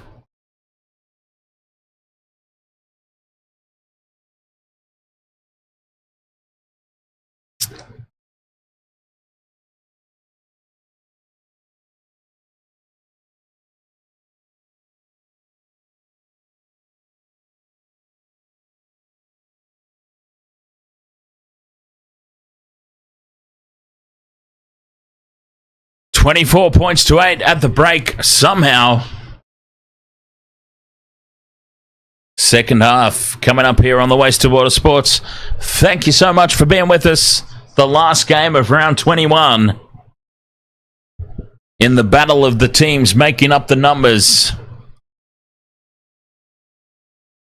Whether they finish bottom 4 or bottom 5 could hinge on this result here tonight. Second half coming up after this.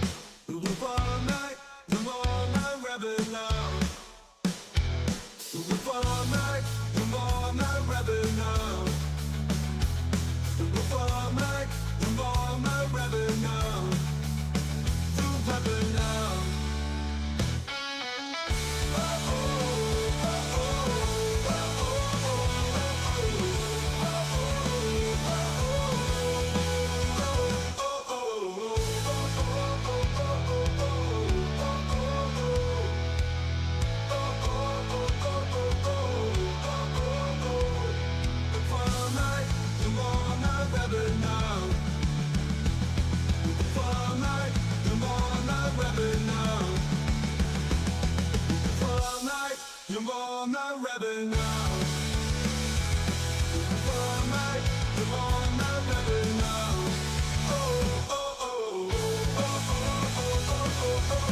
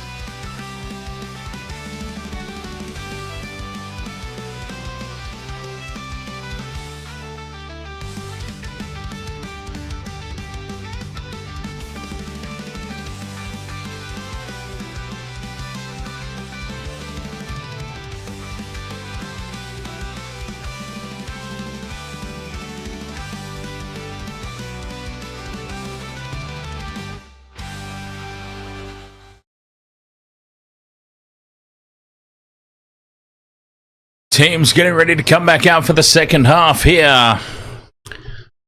Nice to see that the Bunnies mascot made the trip down to the nation's capital. 24 points to 8 at the halftime break in favour of the home side. An absolute bollocks gift try from a clear offside position, handing the Raiders 6 points, and Damien Cook leaving 4 points of pretty piss-easy conversions out there. Means that this scoreline is a lot more lopsided than it should be. But looking for the Bunnies to have a big second half here, and for order to be restored.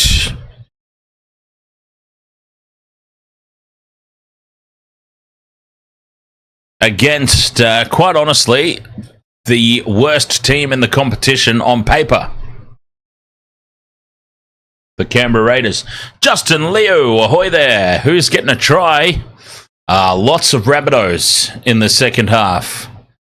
Lots of Bunnies in the second half. Well, they need to, because Damien Cook can't kick a goddamn conversion to save his life. Crazy statistic. The Raiders have won 3 games so far this year, conceding more tries to the opposition than they've scored themselves. It's been missed conversions that have got them home. Missed conversions by the opposition. Is there going to be a fourth tonight? Because Damien Cook has not kicked a goal yet. Big defence on the first play. The Rabbitohs have obviously got the G up at the halftime break. The defensive hits with a lot more authority already in these first 3 tackles to start the second 40.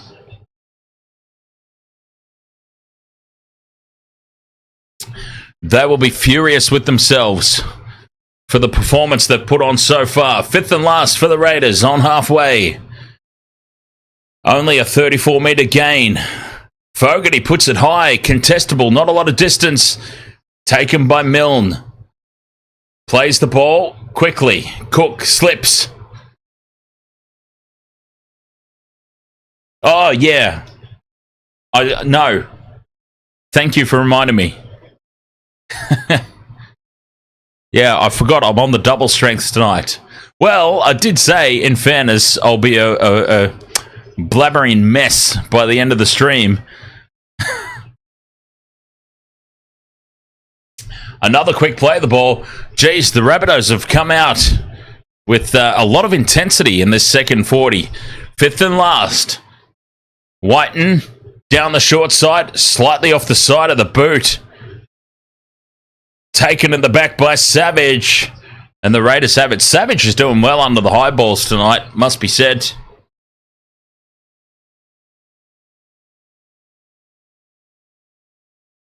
2 minutes have just flown by here in the second half. I'm angry that offside wasn't called, XJ.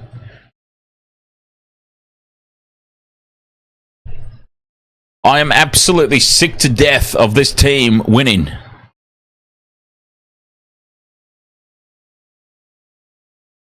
Especially when there's calls like that. A blatant offside. I mean, like I said at the time, yes, Sebastian Kris did realise he was offside and he stopped. But it was that initial forward motion, yeah? It should have been called. As this ball now falls for Damien Cook. Offloads to Jai Gray, who spills it forward. Oh, Gray was away and going to score under the post. But he spills it. Damien Cook was in space. The offload lost. And this is another gift to the Raiders.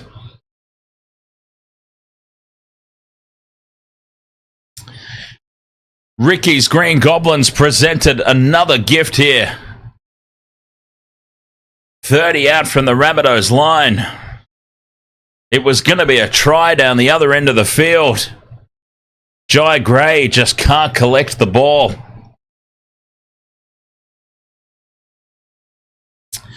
Oh, what a let-off. That is a massive, massive let-off. That was potentially the turning point of the game right there. If the Rabbitohs run the length of the field and score under the posts to make it 28-14, instead it's the Raiders on the attack. Kalau Matangi goes for the one-on-one strip. Doesn't pull it off successfully. Raiders still in possession. Smithies, dummies, goes into contact on his own. 5 out from the line. Fogarty to Strange, pops the pass up. One-on-one here. Rapana is taken down. A couple of metres out. Third tackle. Back to midfield they go. Hudson Young straightens. Takes tackle 4 in front of the sticks. 10 metres out. Important that they hold on here. South Sydney. Running back in field is Ata Mariota. Scores under the posts.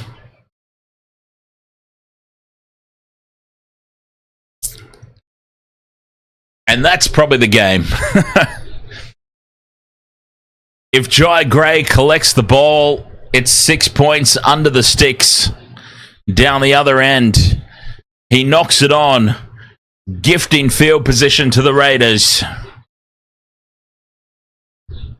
And that try is probably the game. 30 points to 8 it's about to be.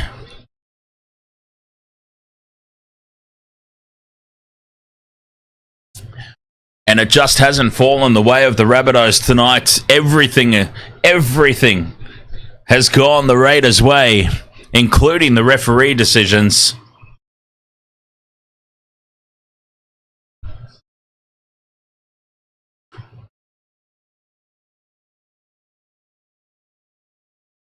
And it'll be very hard to come back from here.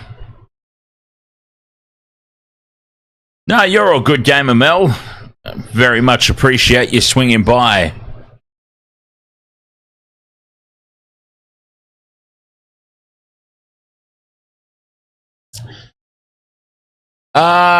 Spinner Shark. Not really sure. Hadn't really thought about it, to be honest. We started streaming here at, what was it, about 1:15. So we've been going now for 6 hours. 6 hours straight. So I haven't really thought about food at the moment.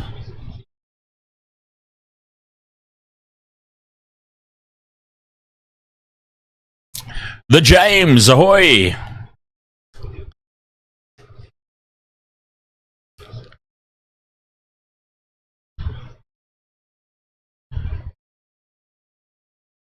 Yeah, XJ, you were there for the countdown, weren't you? It's been a long day for you as well. Titans, James. Bloody Titans. 21 points to 14 over the Dolphins.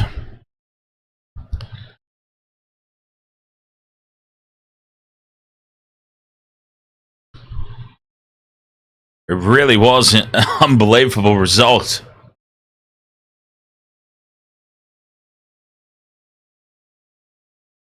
A kick on tackle 4 here from Fogarty. It's going to sit up for Jai Gray at the back.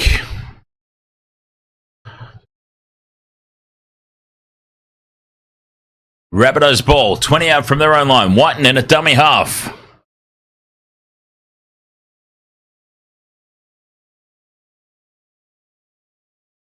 Cheekham. Up to the 40. Offloads. Told to go back and play it.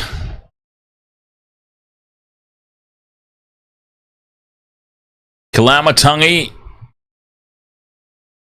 He's been trying hard tonight. Kalamatangi. More good meters. Into Raiders territory. Gray in the line. Onto Cheekham. Fifth and last. 58 metres gained. Whiten in midfield. Puts it high. At the back and under it and doing extremely well. Who did UFC pick in this game? The Raiders, of course. He absolutely adores the... I actually think the Raiders is secretly his team. Because he refuses to ever say anything bad about them. I think the Raiders are actually secretly the team that he goes for, but he just won't. He won't say it on stream because he knows how much I don't like them. But sometimes it shines through. He can't help himself when the Raiders win, even though he's like 20 points behind me in the tipping contest. He's like, "How you like them apples, Raiders?" I think it's secretly his team. He claims that he's a Warriors supporter just because he's from New Zealand, but I actually think he is a Raiders supporter, just quietly. What do we reckon? That's the conspiracy theorist in me talking. Damien Cook takes it up over halfway. I mean, only a Raiders supporter would be 20 points behind top spot, i.e. me, in the tipping contest and gloat about a Raiders victory. It makes no sense for a Warriors supporter to do it. Rapida gets hands on the ball, taps it down. And the Bunnies will get a full set of 6 here on the attack.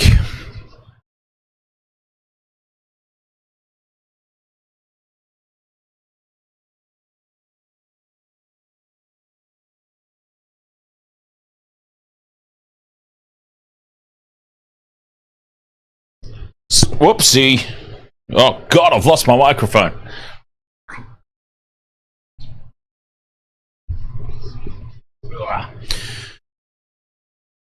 Scrum down for the Rabbitohs. 25 out from the line in midfield. They break away. Jai Gray in at first receiver. Steps in field. Tackle 1, 10 metres out. Burgess on the crash ball. Backs into the defence. Almost spills it. He does spill it, Burgess. Do they have a challenge left, the Rabbitohs? They do. They have captain's challenge this one. It did look like he held on to it. It did look like Burgess pressed it against his leg and held on to this ball.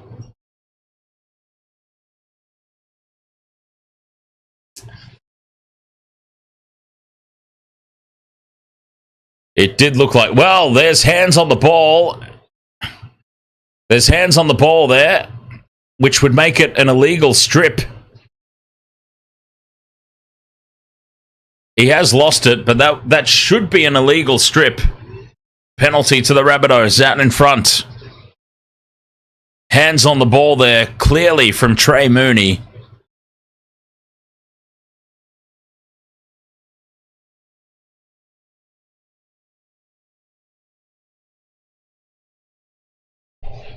Challenge successful there for the Bunnies. How long after the game will I stream for? Yeah, probably not very long tonight, because by the time it ends, by the time this game's over in half hour, what's it going to be, like 8 hours that I've been streaming? So, but sometimes we hang out on Discord for a little bit after the streams. Walker, inside ball to Cook. Cook takes tackle 3, 5 metres out. Kalamatangi, dummies, goes on his own. Takes the 4th in front of the posts. A couple of metres out. Walker runs it to the line. Harbour Bridge pass out wide. And Tane Milne's wrapped up, 5th and last. Not really offering much here, the Bunnies. It's got to be said. Walker with the crossfield kick. Lost forward here and into the hands of the Raiders. Rapana comes down with it. 0 tackle.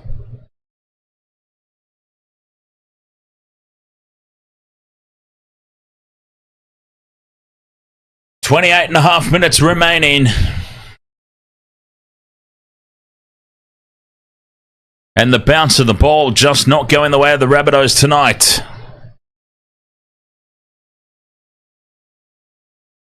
And losing Alex Johnston early certainly didn't help them. That is a big attacking weapon out of the contest.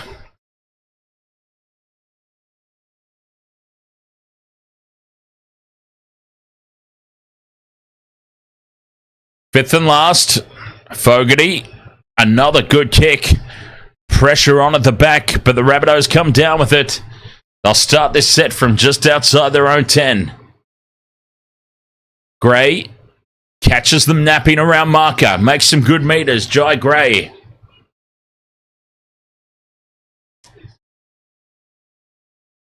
Jacob Post now. Kalamatangi again. Gets the fend on. Another good run. Up over halfway. 5th and last. Back into Raider territory. To Whiten for the kick. Puts it high. Rabbitohs chase through, and Savage again secure under that high ball. He's done really well tonight, Xavier Savage. Safe and sound under that high ball all night long.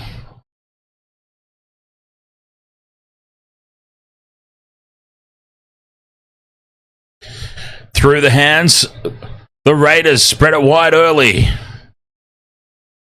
Tackle 3, just short of halfway. Sebastian Chris brought to ground. Staying on the short side. Hudson Young puts Rapana into some space. Close to the sideline, and surely he's gone into touch, Rapana. No, says the touchy. So it is the Raiders still in possession. In midfield with Elliot Whitehead, 5th and last. 20 metres out from the line. Rapana down in back play. Fogarty puts the kick. Attacking Tane Milne. Lost forward there by Savage. Pops it up to nobody. Jai Gray now is in space. One-on-one with Fogarty. Fogarty makes the tackle. A crucial tackle. Jai Gray once again would have been in under the sticks. Oh, now Damien Cook's hurt. Geez, more injury concerns here for the Rabbitohs.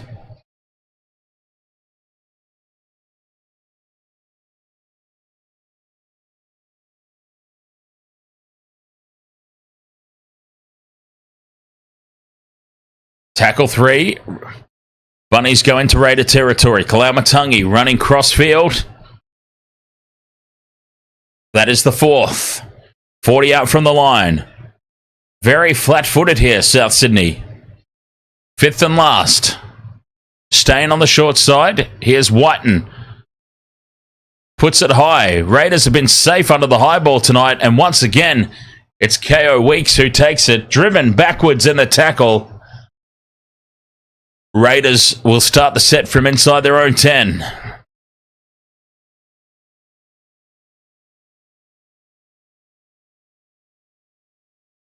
.24.5 minutes remain.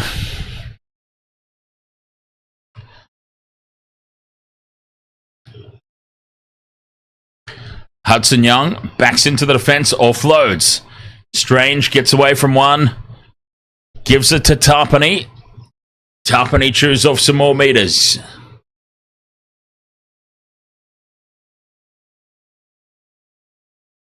Down the short side they go. Fogarty. Back on the inside. Raiders keep it alive. Fifth and last. 40 out from the line. Fogarty puts it high. Contestable kick. Lost forward by the Raiders into the arms of Jacob Gagai. And Gagai returns it to the 40-metre line, his own side of halfway. Quick play the ball, and Gray goes from dummy half up to the halfway line. Slow play the ball here, though, for the Bunnies. Cheekham. That's the third. Kalaumatangi. Out the back to Walker. Whiten dummies. Goes through. Almost makes a break. Well tackled by Fogarty. Quick play the ball, and here's Milne. Offloads. Rabbitohs keep it alive. It's loose out the back. They're losing ground. But breaking away now. High shot from Whitehead. Fifth and last. In fact, that's a high tackle. Should be a penalty. Rabbitohs are staying down. Trying to milk it, but it should have been called. It should have been called. It shouldn't require milking. Mamazelis staying down. It was high contact that should have been called immediately. He shouldn't have to stay down and milk it.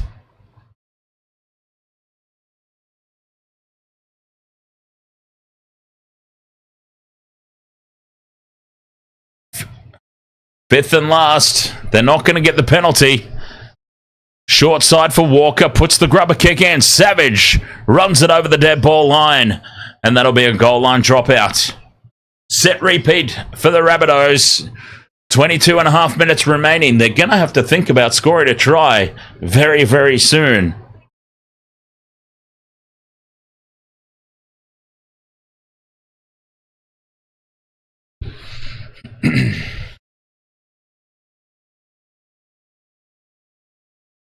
Raiders go short with the restart. And it's lost forward by Gagai.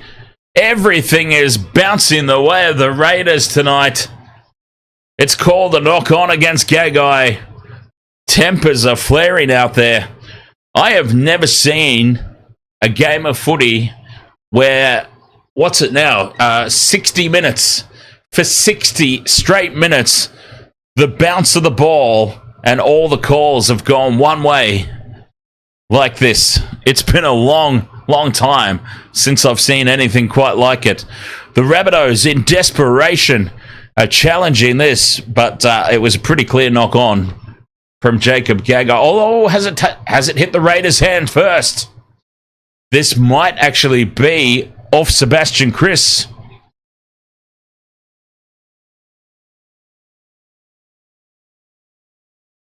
Wait a minute, who challenged this? It might have actually been called a knock-on against the Raiders, and the Raiders have captains challenged. Well, whoever's captains challenged this, it has clearly hit the hand of Sebastian Chris first and gone forward.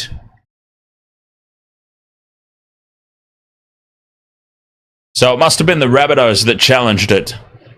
Challenge successful. Bunnies will have the ball. Clearly knocked on there by Sebastian Chris.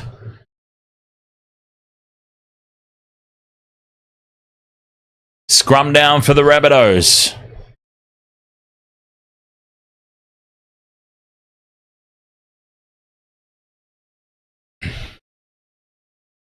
$20 out. Here's Cheekham. Not really offering much on attack, though, South Sydney. 10 out from the line. Here's Moale. Backs into the defence. Staying on the left, they get a 6 again. Here's Matt LeBlanc. A metre short of the line. Kalaumatangi in at first receiver.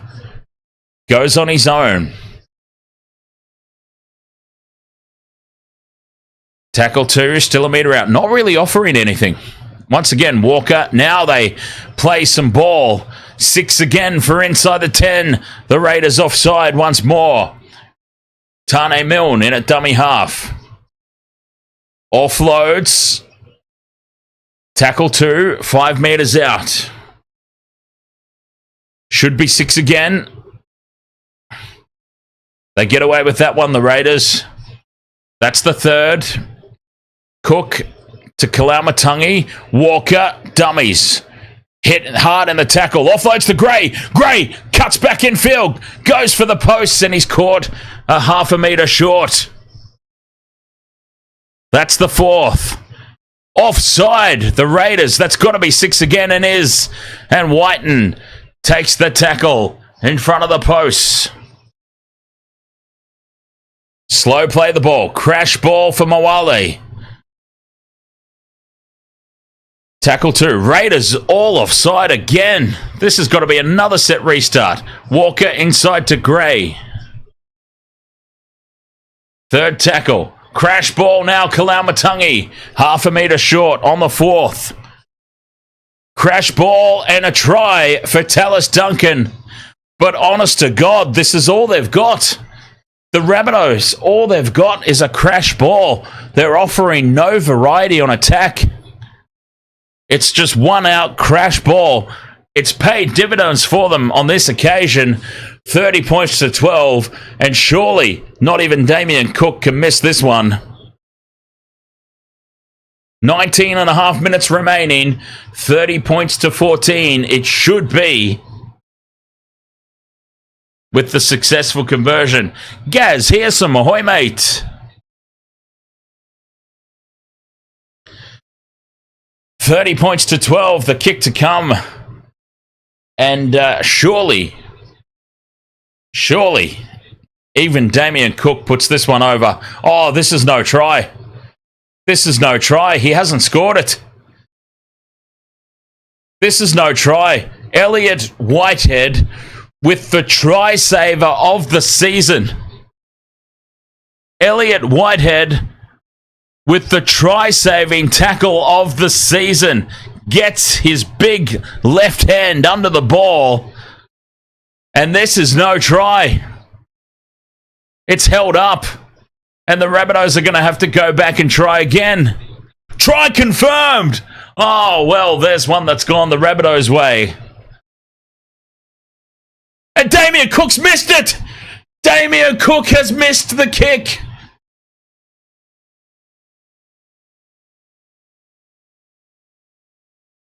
It's 30 points to 12. Damien Cook misses another one from right beside the posts. 0 from 3.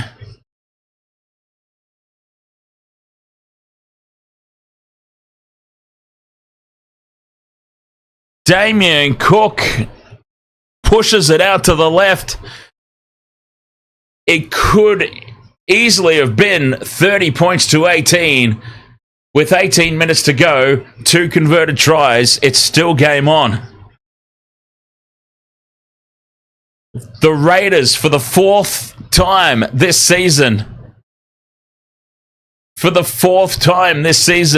Raiders are going to win a game on missed conversions from the opposition. This is absolutely unreal.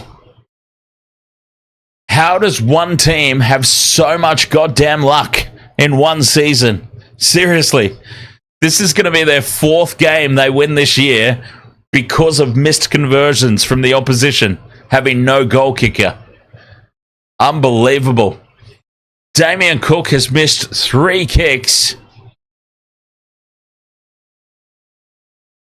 Yeah, but what I'm saying, Wolfie, is if they had a goal kicker, it would have been 30 points to 18. It would have been. If they had a goal kicker. 2 converted tries in 18 minutes is nothing. But the fact of the matter is that the The Rabbitohs are only going up in 4s. So they've got you're not going to win a game of footy going up in 4s against anybody.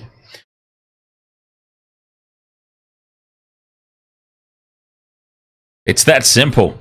And the Raiders have been very, very fortunate that 4 times this year they've come up against a team that hasn't had a goal kicker. I mean, how does that happen? How does that honestly happen? 4 times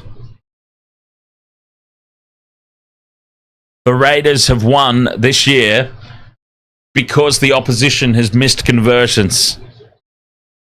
I don't think that's ever happened before.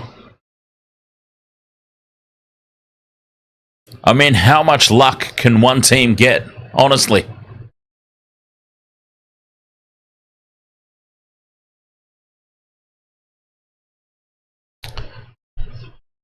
Sixteen and a half minutes to go. Damien Cook. Oh, he had such a great goal-kicking game the other week, though.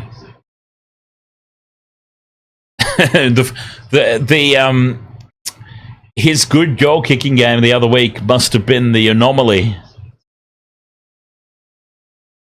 16 minutes left. The Raiders go back on the attack. They haven't really been threatened under any sort of momentum shift because of the missed conversions. And a forward pass is called and a handover 10 metres out.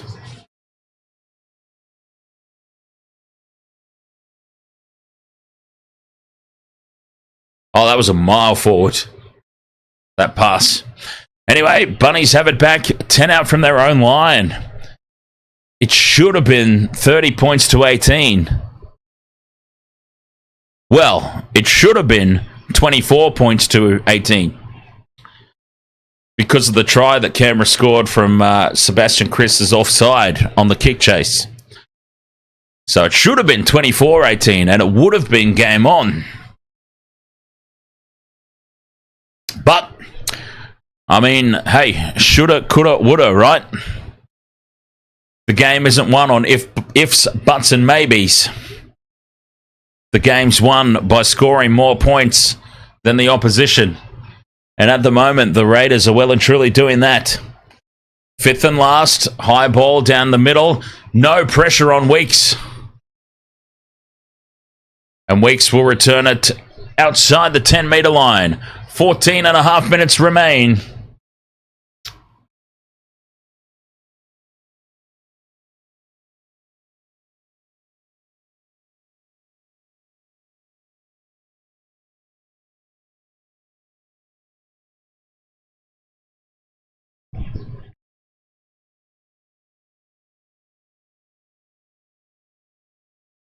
Tackle 4 for the Raiders in possession.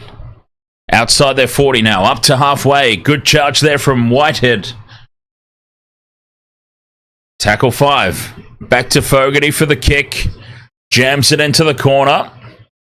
Should be taken by Milne under no pressure. Runs across field. And he is wrapped up and brought down. 12 out from his own line. Rabbitohs in possession. Gray goes from dummy half.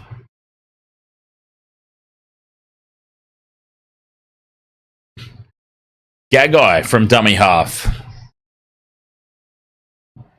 Up to the 40-metre line. Holds his head. Flat-footed play there for Whiten. I'm not sure he was expecting the ball. Kalaumatangi. Up to halfway on the 5th and last. Short side for Whiten, who puts it high. Hoping for a mistake, but the mistakes are not incoming tonight. Rapana takes it at the back. They've been very secure under the high ball tonight, the Raiders, and now they get a penalty.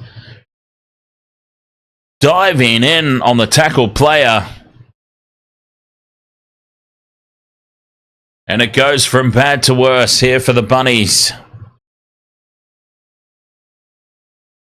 With 12 and a half minutes remaining.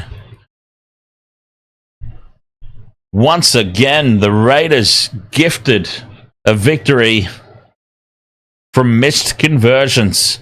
How much luck can one team get throughout the course of a season? Seriously. It is absolutely unbelievable. With 12 minutes to go. $30 points to 12.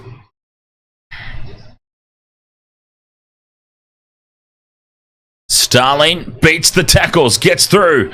20 out from the line, offloads to Fogarty, who steps back in field. Fogarty with some footwork is caught 10 metres out in front of the post.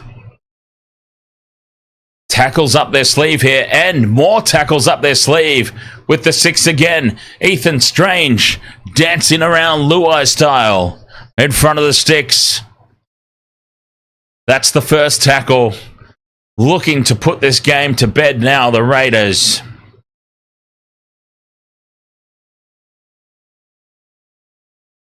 Crash ball for Tapani. Tapani goes close. Half a metre out on play 3. Oh, that's oh no, he's held. Hudson Young reaches out, plants the ball over the line, but it's been called held.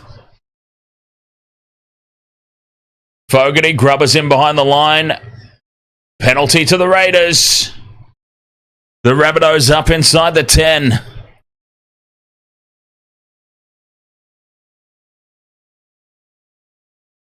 They're going to take the 2 here, the Raiders. Interesting. 10.5 minutes to go. 30 points to 12. They're going to take the 2 for some reason. Don't know why, because the Rabbitohs are only going up in 4s.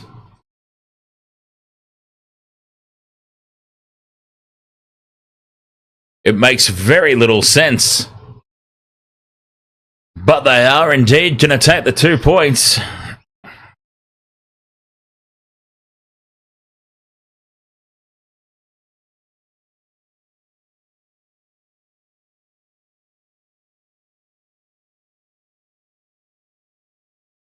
Interesting decision.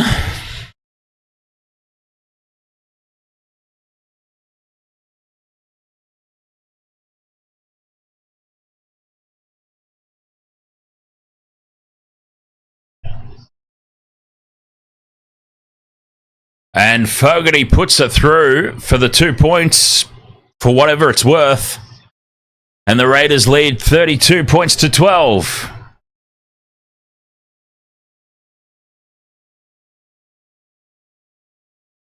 They weren't backing themselves with a 3 converted try lead with 10 minutes to play. They felt the need to take the 2 points. They're minus 71 on for and against. They need a bit more than 2 points to help that situation out.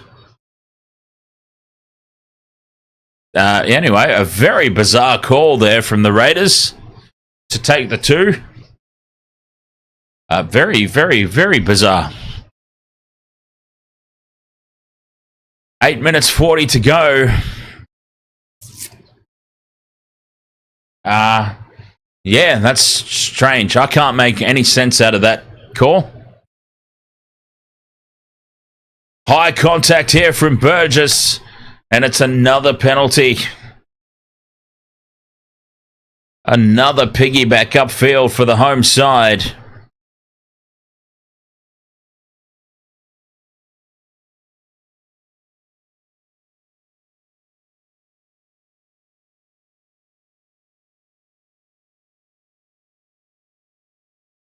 Oh, yeah, Burgess has been awful tonight. He really has had a shocker.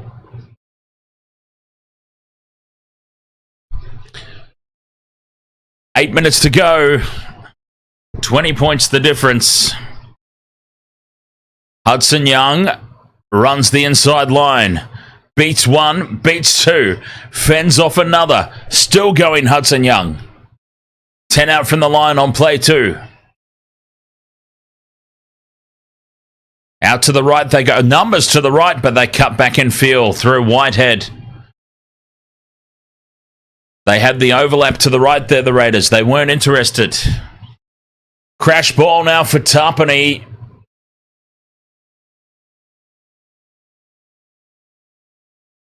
Crash ball for Papali'i. Held up over the line on the fifth and last. 7 minutes remain. Short side with Hudson Young. Hudson Young gets the kick away for Rapana. Rapana plants it down over the sideline. Rabbitohs ball. We're going to have a look, but yeah, no try.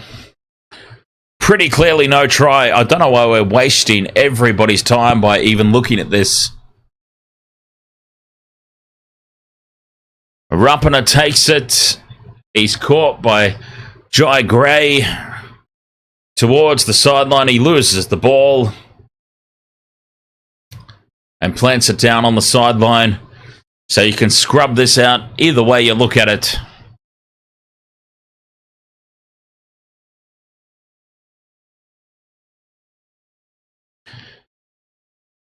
Either way, it's no try.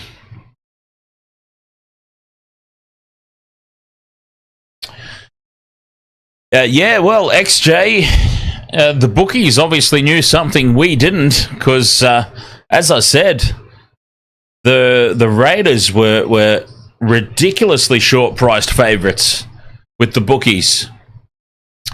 And the Rabbitohs were huge outsiders, so... as I always say, the bookies obviously know stuff that we don't. It's unusual that I go against them. But I just couldn't understand tonight. I mean, the Raiders are just... The Raiders are just such a plate full of shit. Honestly. Their team on paper is just shocking. No names anywhere in the lineup. And I can't for the life of me understand how they go into any game as the bookies' favourites. But, yeah, they obviously knew something tonight, the bookies, because the Raiders were incredibly short-priced favourites, and the scoreline is reflected as much in the end. I'm still looking at the team sheets and can't quite make sense of it. Yeah, I'm looking down that team sheet, and in every single position, the Rabbitohs are better on paper. Makes no sense that the Raiders were such short-priced favourites. Now the offload in field to Danny Levi, who puts the grubber kick in. And the Rabbitohs pushing passes now as they have to.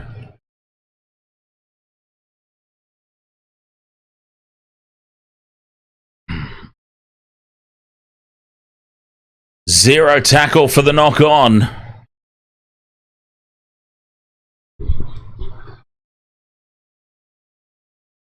I'm on top of the Waste of Water Sports tipping contest, Drizzy Goat. I'll be just fine, thanks, mate.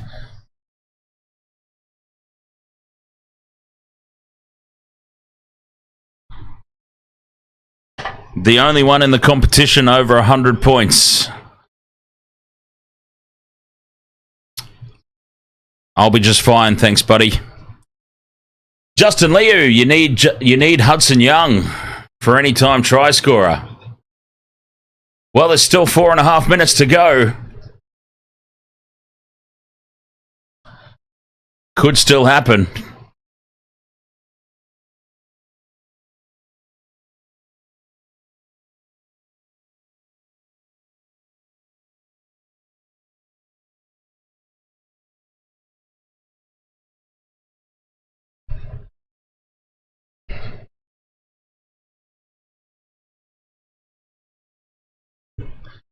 Scrum down for the Raiders on halfway.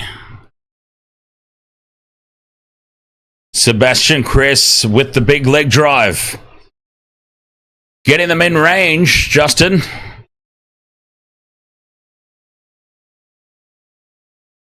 Back into striking distance.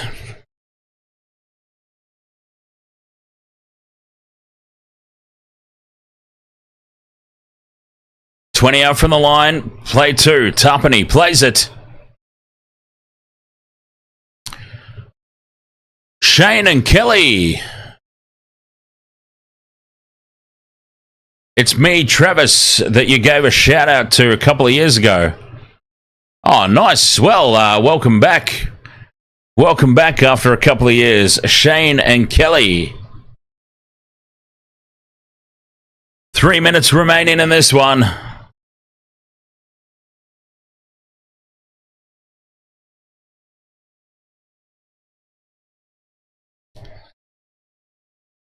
Captain's challenge for the Raiders. Challenging the decision of a knock-on against Matt Timoko.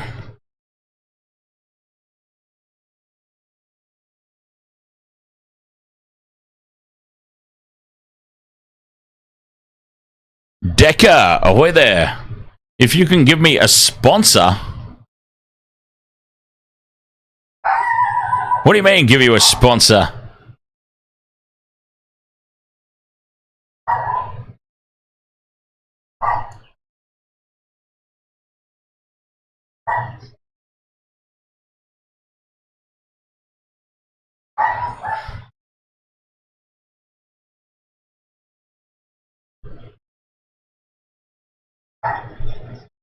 Yes. She's seen something out there that's drawn her attention. 30 metres out from the line. It's their own try line. It is the Rabbitohs who now spill the ball forward.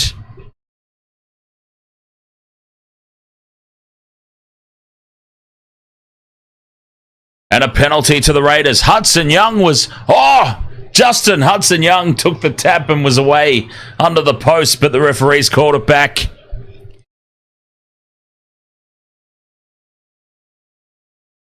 Penalty to the Raiders.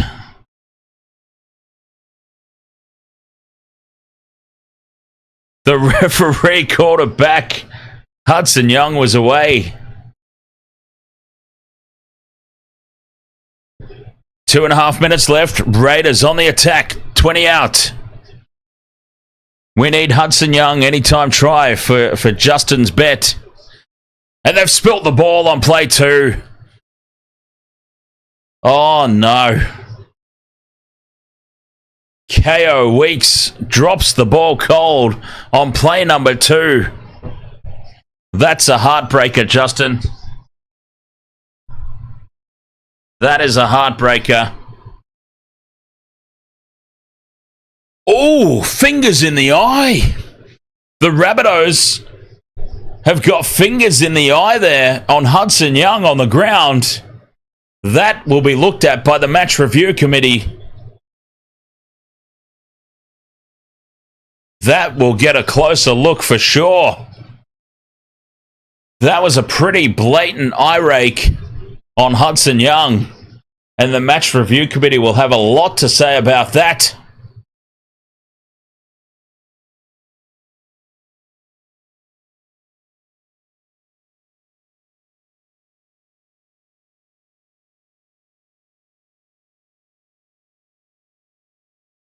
Up to halfway. And beyond go the Rabbitohs. Quick play the ball. 1 minute left. Can they get some consolation points?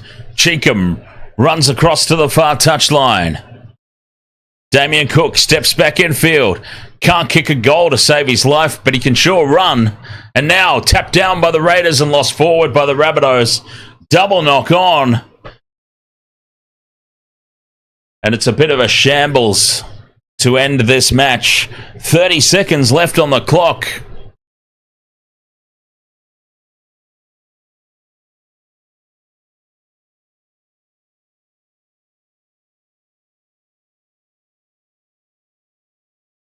What a different game this could have been if Damien Cook put the conversions over. 30 points to 18 it would have been with 18 minutes to go. And we would have had a blockbuster finish on our hands potentially. But Damien Cook with 3 easy missed conversions. They didn't even have a chance at that point. Do I play Fortnite? No, I don't play Fortnite, sorry. I've actually never played it. Time is up on the clock. Oh, and Elliot Whitehead has been sent for 10 minutes in the sin bin for what it's worth. The full-time siren has set... Hello? What's all the commotion out there? Hey, what's happening out there? For what it's worth, Elliot Whitehead has been sent from the field for 10 minutes. And it's a penalty to the Rabbitohs. Right on the stroke of full time. And they just rumble it up the middle. Surrender in the tackle. And the referee blows his whistle for full time.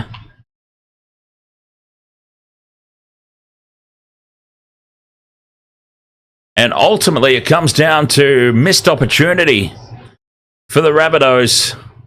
They lost Alex Johnston very early in the contest, but it's been missed conversions ultimately. It could have been 30 points to 18 going into the final quarter of the match. And they were really simple conversions as well. 30 points to 18 has a completely different complexion about it. Rather than 30 points to 12. Sunday night with Fletch. Matty Johns, of course, over in Paris for the Olympics. So Fletch gets the hosting gig tonight. Ollie is the best. Ahoy, mate.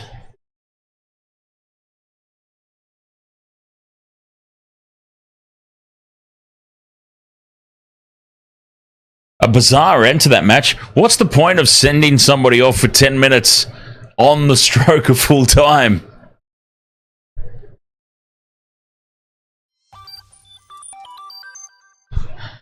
Absolutely, Drizzy Goat. Can't win them all. I'm still on top in the Wasted World of Sports tipping contest. I should imagine my lead's been cut down, though, after this weekend.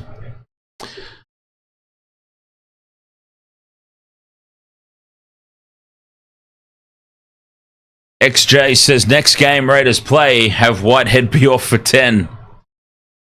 It's kind of like a, Oh, holy crap, that's Luke Ricketson. Okay. I thought he looked familiar. Luke Ricketson. It'd kind of be like in Formula One when you take the grid drop penalty. If you get a penalty that you don't serve throughout the course of the race, it applies to the next race. If you get sent off for 10 minutes on the stroke of full time, you absolutely should spend 10 minutes in the bin to start the next match. Ollie is the best says, it's Jonathan's birthday today. I thought it was Jonathan's birthday just a couple of weeks ago. Was that his pre-birthday warm-up to the actual birthday, was it? It was kind of like a practice birthday. A pre-party for the big party that is actually today. Yes, okay, there you go. Because I was going to say, it's always somebody's birthday, but I feel like you've done Jonathan before.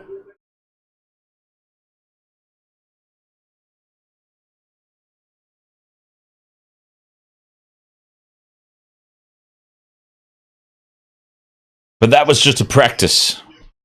The last one. XJ, your birthday is in November. Absolutely. Happy birthday, Jonathan, for at least the second time that I'm sure we've given you a birthday birthday shout out. You get to a point where you stop celebrating birthdays, let alone having practice ones. I mean, trust me on that. You don't want to celebrate it. They all start coming around way too fast. But yes, ahoy there, Jonathan, and happy birthday. Walnut Hills up the Raiders. Bollocks to your Raiders, Walnut Hills. Link for the Discord. And then I'll start thinking about what I'm going to have for dinner.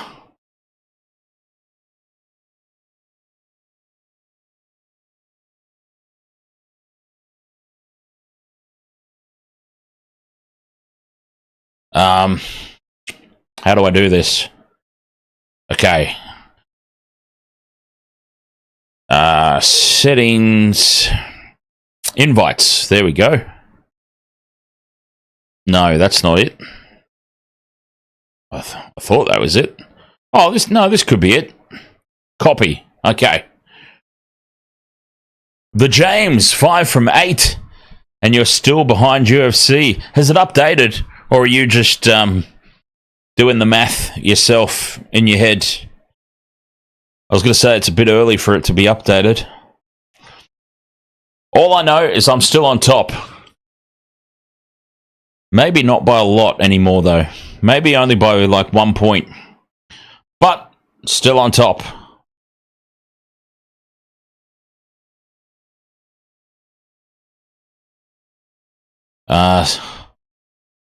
Okay, here we go. I think I've got it figured out now.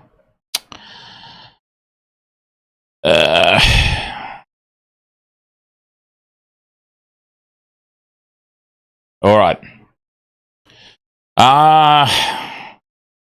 I think I got 4 this week.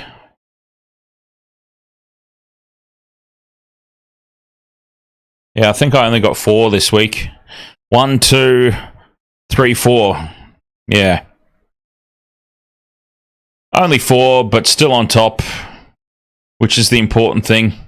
I took a couple of chances.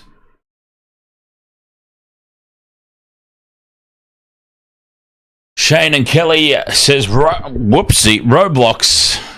And my sister, Maddie. Do I like Vietnamese food? Yeah, I like all Asian food, really.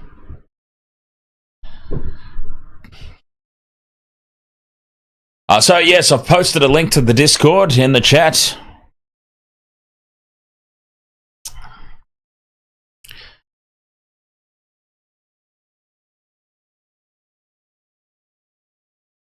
Yeah.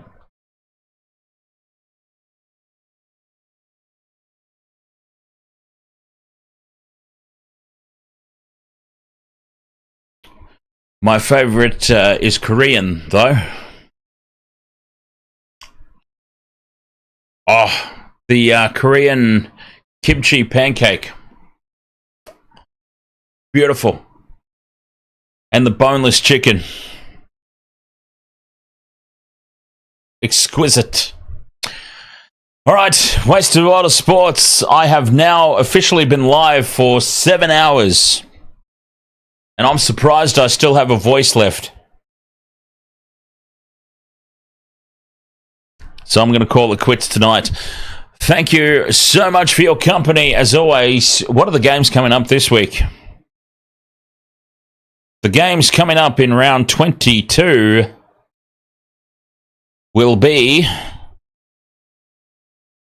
I think we're back to Thursday night footy this week. Yeah, Thursday night, Tigers versus the Cowboys.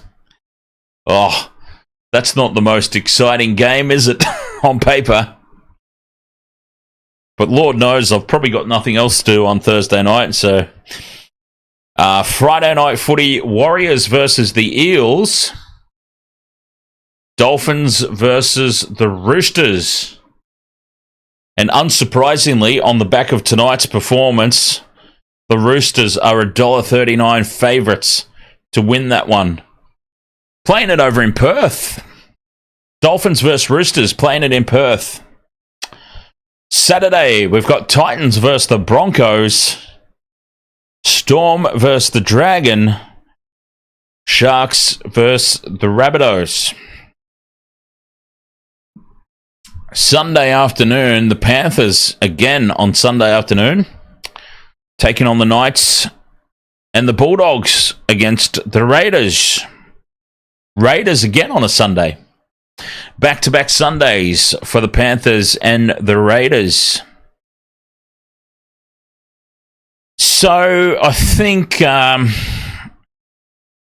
we're probably all more than happy to not bother with the Tigers versus the Cowboys. But we'll see. I might do it because I may have absolutely nothing better to do. We'll see about that one. But it's not the most exciting game, is it?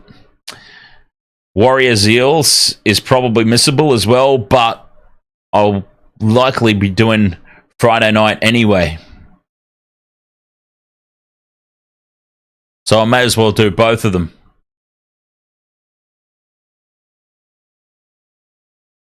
Raiders Bulldogs will be one-way traffic. Bulldogs should put 50 on them, you would think. At home. Panthers should put 50 on the Knights. Sunday might be an entire day to miss. Yeah, I've got to say, they're not very good games this upcoming weekend, are they? Theoretically, they could all be absolute touch-ups.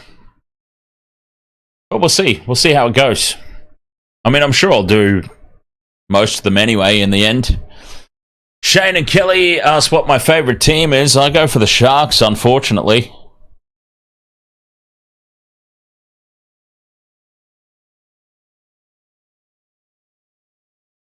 What about yourself?